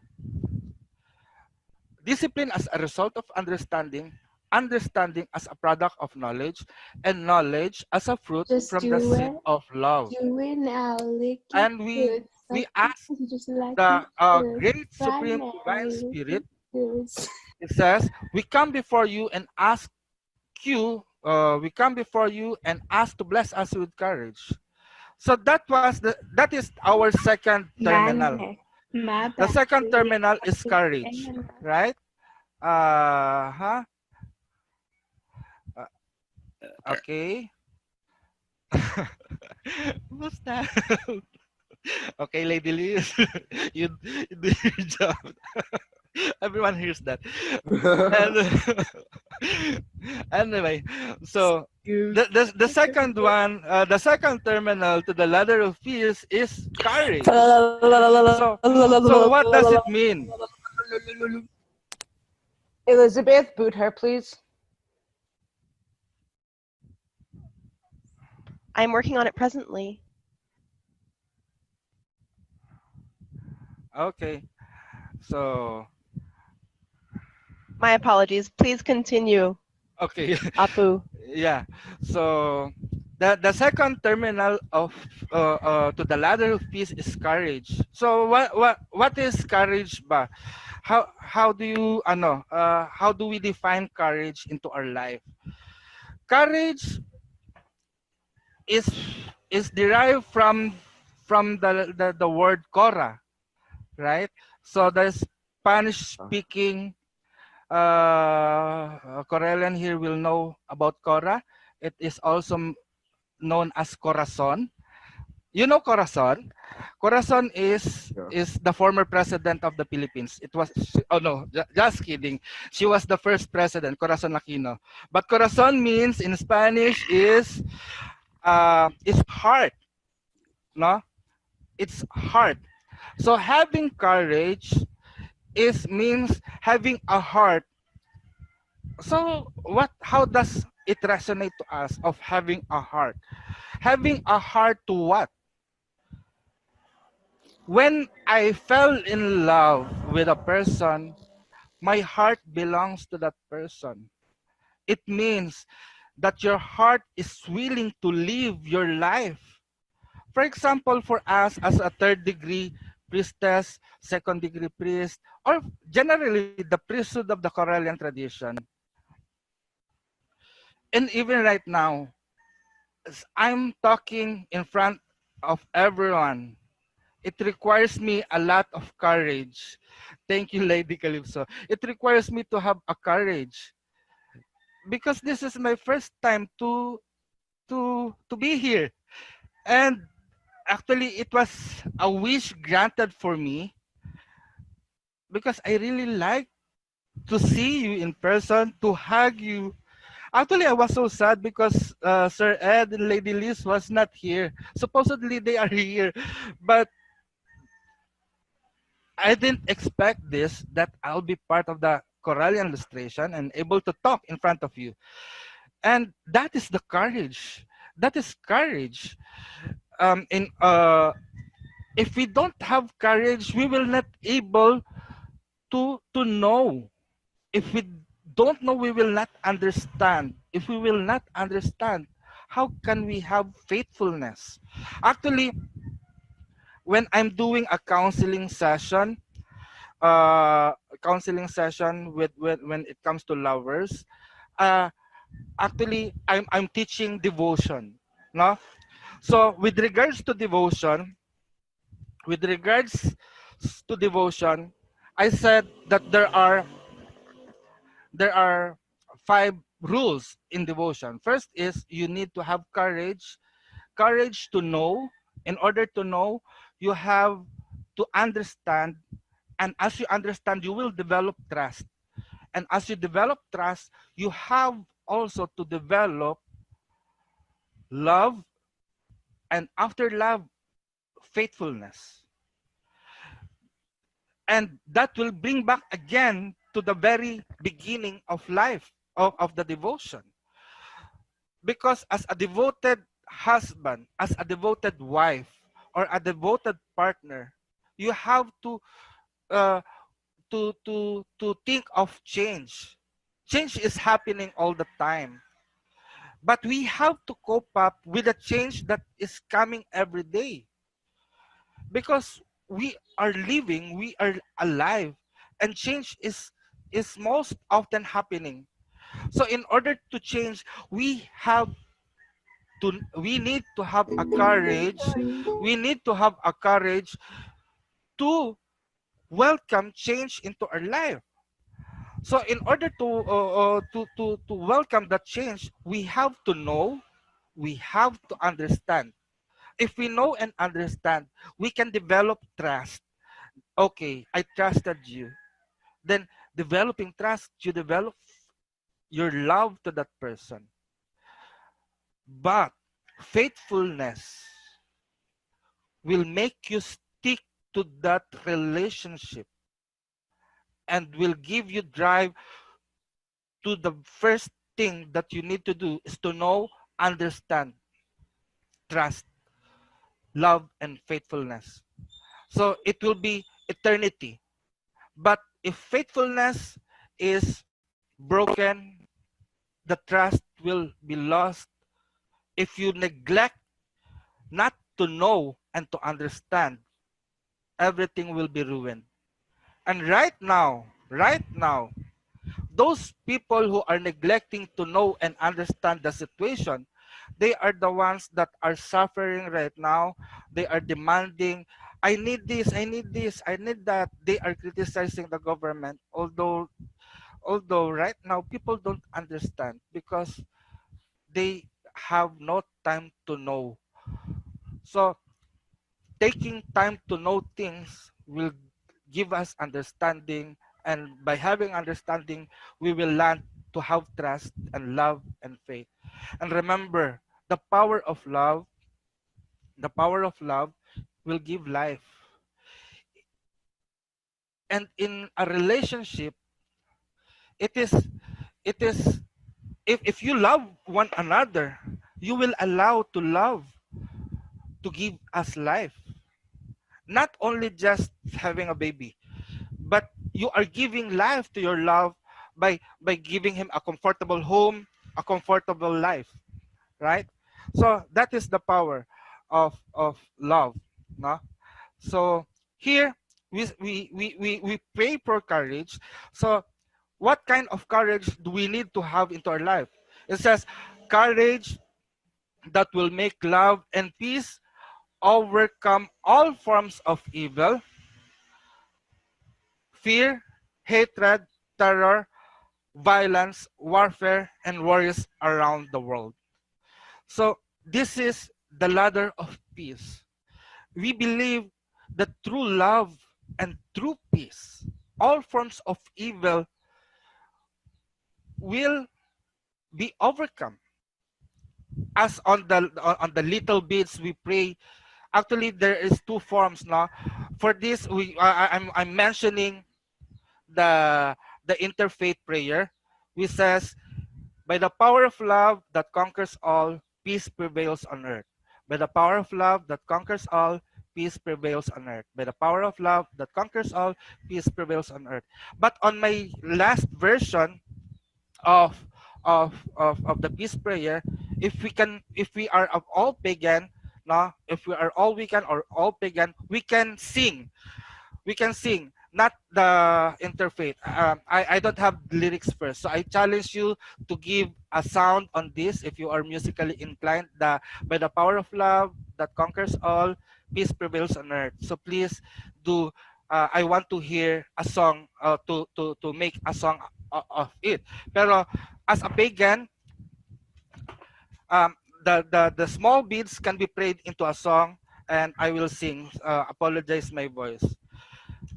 So on the little bits we pray, the goddess within me ignites the flame of love and light of life. The God before me radiates the light of peace for all to see. Then the next bit, the goddess within me ignites the flame of love and light of life. The God before me radiates the light of peace for all to see. So I don't want this to be a concert of me, no? So I will stop singing. So I will stop singing. I'm not a good singer. But I know because I see during the pre-meeting, there's someone have a guitar. I know there are many singers and there are so much talent around us here as a Corellian tradition. So I really pray that use that talent. Let's have a concert, a prayer concert next time. No? You have now, Lady Liz, you have a lovely singing voice. No, it's not. Just on ritual. Maybe I offer my voice to the goddess, and better yet, soon I'll be with them. But just kidding. One. Okay, let me go back. So the peace prayer is a training ground for us to manifest our desire.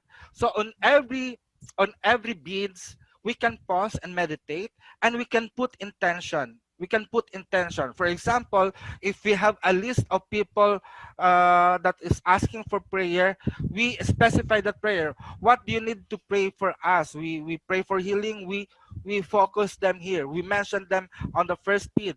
For example, they want to pass an examination.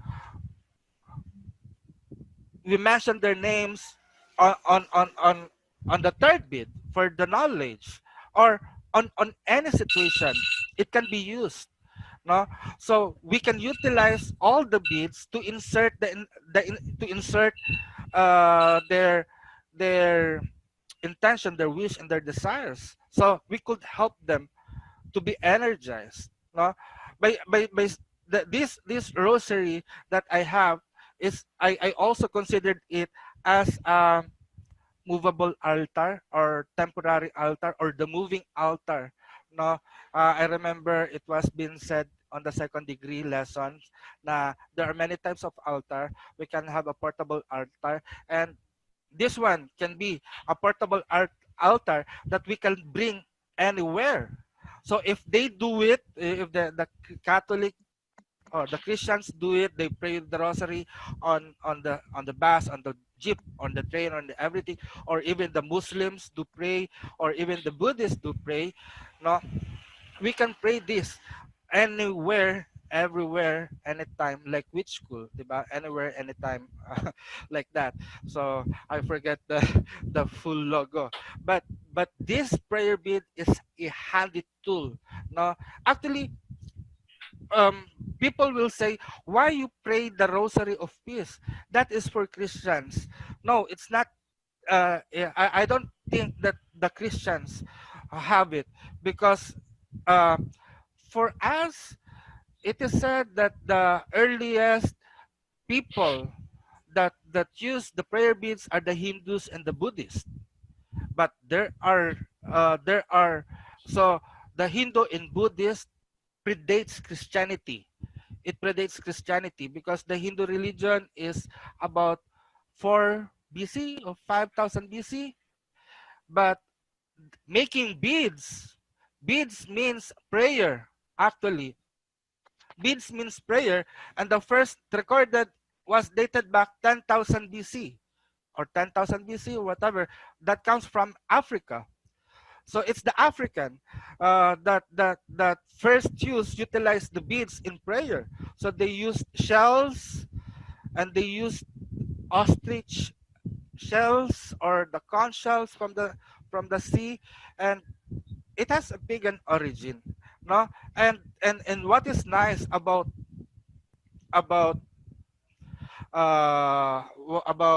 praying for peace or praying the rosary is that it's not only expressing our desire, but it's also used to train our thought. By constantly praying, you will hear into your ears, and it will register into your mind. And as you pray, it somewhat reminds you of the things that you will do. For example, like on the little beads that we pray, by the power of love that conquers all, peace prevails on earth. So when we say that repeatedly as a chant, what do you want to conquer in life right now? So it reminds us, by the power of love that conquers all, peace prevails on earth. So if you have problem right now, believe on the power of love, because the power of love will conquer all the problems that you have. Even right now, oh, I'm sick, I'm ill, I don't feel well, I have coronavirus. Believe in the power of love that it will conquer you, because the power of love is creating life, it's changing us. Actually, when we start March 10 on the global healing prayer devotion, this is what we have channeled, that this coronavirus disease is changing us to become a new person. Actually, it is, because most of people right now are stuck up at home, and no income, no work, no pay, except for the essential workers in the groceries, in the supermarket, in the boutique, in the bank, and so on and so forth. But other people are stuck up in their house. Instead of complaining, we have to find ways how to live our life. And indeed, it's changing us. And what we see, if we are being cursed with this plague of disease, why do the earth still blooming? I, I, I'm still able to harvest herbs to dry up to make as a medicine. I'm growing up or germinating a new tree to become a medicine, to bear some fruits and everything. And lately, the sea is also talking to us through Amansinaya, the goddess of the sea here in the Philippines. And we are not being cursed. The curse is being given to you by only one man.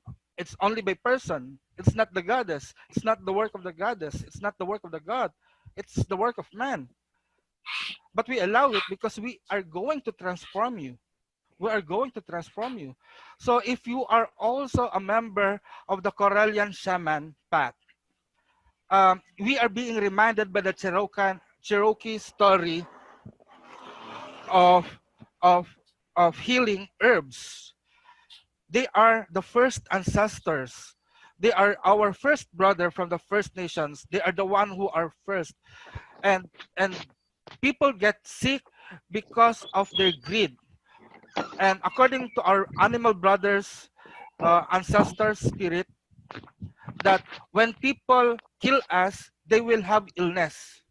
And the one who rescue us is the firstborn, the first creation, which is the plants. And that's why through plant, we have medicine for our illness. So I think with that, I have to give you these blessings of the Peace Rosary. I hope that you can have that, download it and use the modules that I have prepared. So if anyone has a question, we use the 10 minutes more.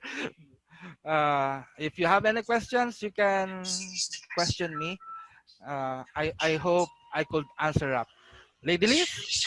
Yep, I'm just gonna say to either raise your hand. I'm gonna go to gallery view for a minute so that I can see who to call on. Does anybody have any questions for Reverend Apu? Lady Calypso. Can you sing some? I hear from Reverend Stacy Blair. Can you sing some more? Should I? Okay, I'll just give the. I don't know. I remember that I have recorded this already. So, if you are not yet my friend, please friend me at my Facebook account. I'll try to look up for the um for the song of the God. Okay. The goddess within me ignites the flame of love and light of life. The God before me radiates the light of peace for all to see. I remember when I make the peace prayer, message of peace at the Corellian family are. I know Lady Lori is helping me with that.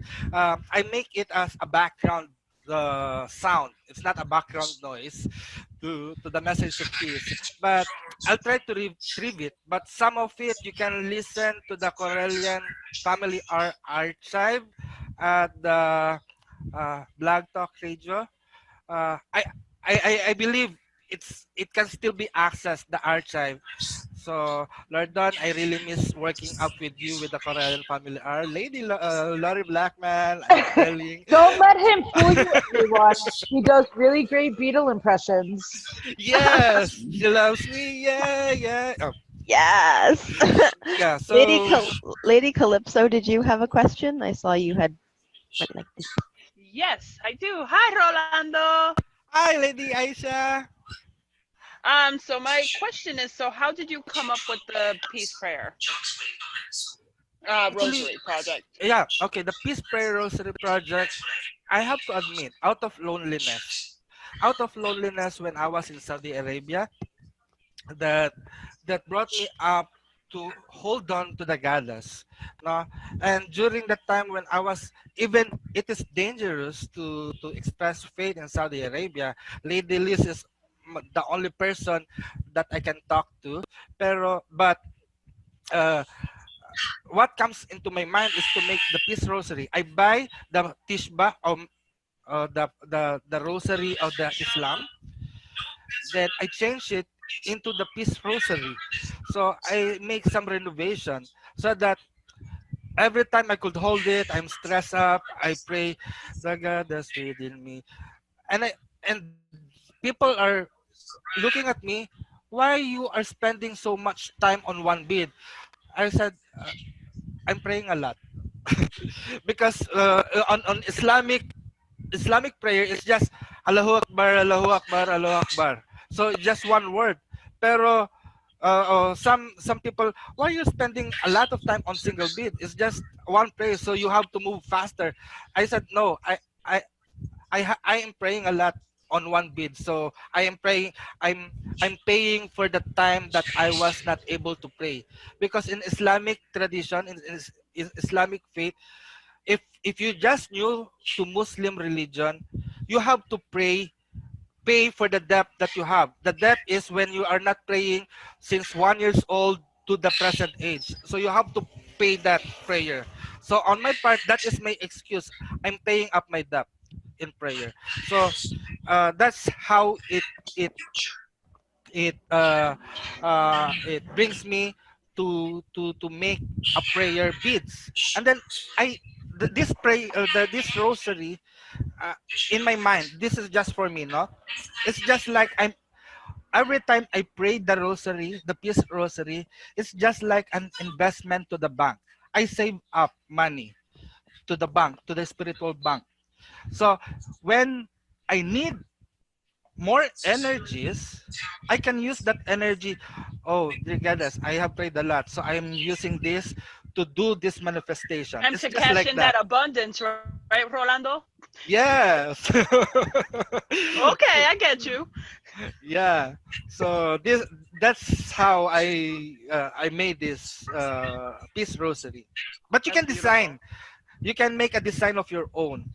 But you can follow the example, or because I think someone I forgot who is the one that I'm talking to. Some people do not agree with this symbol, with the peace sign. So if you can make a tassel, it can be just to fit in your faith or your belief. Awesome. Thank you. And we have a question, Rolando, in the room.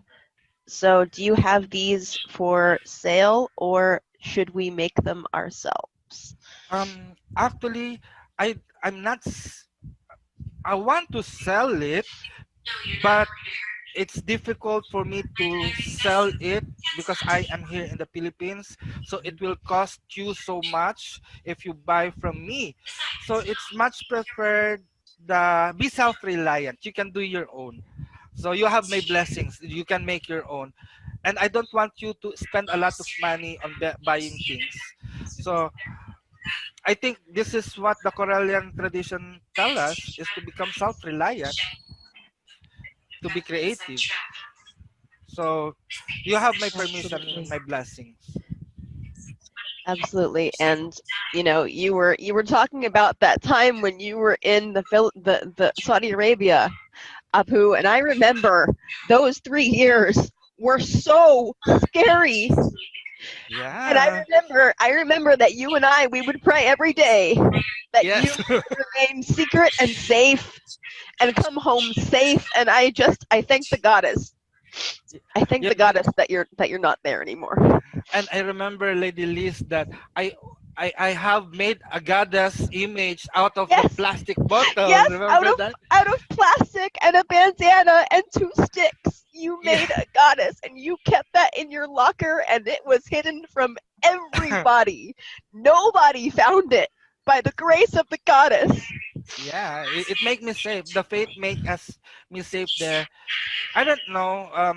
The life in Saudi Arabia is so difficult for me, but I think the tradition, because it made me feel safe. It made me feel safe and connected, and I feel at home.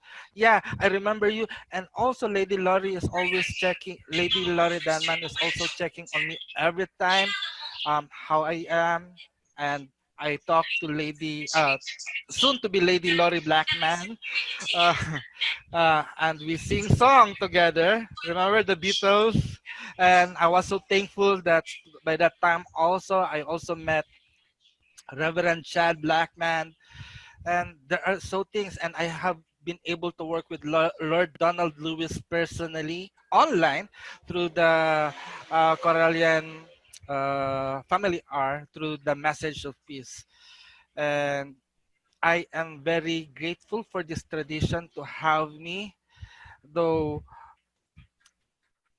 I'm just like this. I'm just like a dust, but this dust is very deadly. Apu, you are more than just a mote of dust, my dear. We're the grateful ones. I do not realize. I do not think that you realize how many people you inspire on a daily basis. On a daily basis. Every I'm in love with day. you. Don't tell my husband. Yeah. And Lord Don says that we are very grateful to have you. Yes.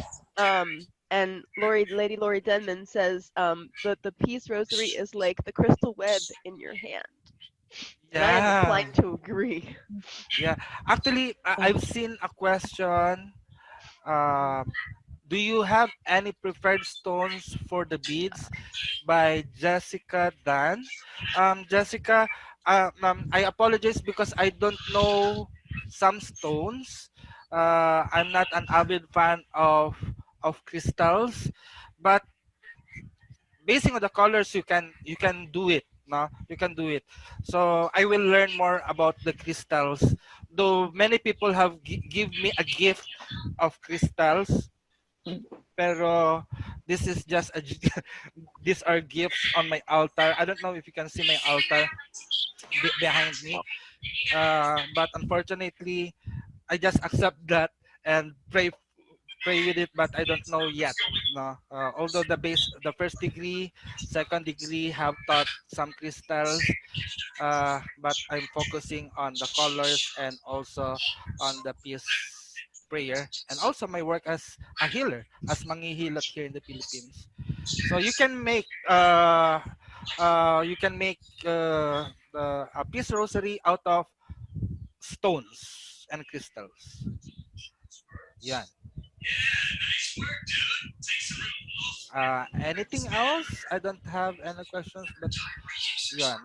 So, is there anything else that I could? Yeah, thank you for the inspiration also, Kari Bayat, and to everyone. You are my inspiration. And hi, Maria. I'm seeing you, Maria. I want you to meet Maria Hashwell of Ano, and I want to thank her because even from a distance, she is supporting us, and she is one of our family here in Luntiangagama, Hilot Academy of Banabaylan. And I want you also, Maria, to be also part of the Karelian tradition, but this is not forced. I'm not forcing you to be part of Karelian tradition because all of these people are wonderful people around the world. And I'm really indebted for that to the work of Donald Lewis High Corel, Lady Crystal High Corel, because through your work, no, I know as I read from through your work, you open up the tradition worldwide. Without that, I'm nothing here, actually. And I really thanking Lord Donald Lewis for that, and for right now, Lady Stephanie Neal, our first priestess right now. They are really working hard for the tradition, and with that, I'm really grateful. Thank you so much, Apu. This was so powerful. I can't stop crying, and I think everybody else is close to tears too. I hope all the blessings be with everyone. Like as I pray, Mayari na. Mayari is a Filipino god. Goddess means creator. It means Mayari means May-ari, or the one that has gender. the one that creates, and the one that owns everything. And also Mayari means the one that makes all things happen. So blessings of Mayari be with you. So until then, may you all blessed be peace. Thank you, Lady Liz, Lord Don, and everyone. I have to say goodbye. I'm going to the garden now. Awesome. Thank you so much. And good evening right there. Yes, good Bye-bye. night and good morning, and I hope you have a lovely day. Thank you, everybody, Thank you, for joining us. And this was so lovely, and I look forward to the next time that we Hello, can have Liz him. and Lady Ira. Bye-bye. Bye-bye, everybody. Bye-bye. Bye, Lady Liz. Bye, sweetheart. One of the many things that's consuming me now is where we are in the history of history. So we in the United States are in this place where the American experiment and the American experience are starting to shatter all along the edges, but the deep rifts are also happening. So as we talk about this, and as I talk about it, I refer to it as tower time. And tower time is not just an American phenomenon, it is global. And it's when these top-down systems that we've lived with literally for thousands of years are starting to crumble. Now, as they crumble, they recalibrate. So the tower falls, it recalibrates. Maybe it moves up a little, but then it falls again. We are in ultimate collapse of these hierarchical, top-down, patriarchal systems. I believe that firmly, and I'm not the only one. There is a worldwide network of people, primarily women, who are noticing this phenomenon and talking about it. I call it tower time because of the tower card in the tarot, because I'm a tarot reader. But any image of towers will help you if you're trying to understand this. We had not so long ago the destruction of the Twin Towers in New York City. That also lends us symbolically a vision of what we need to do.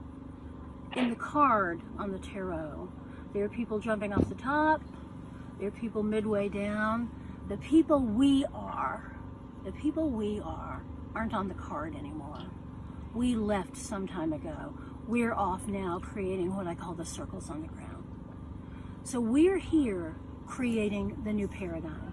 We are here creating the new world that is egalitarian, that is connected not only across human cultures, but across the global biosphere.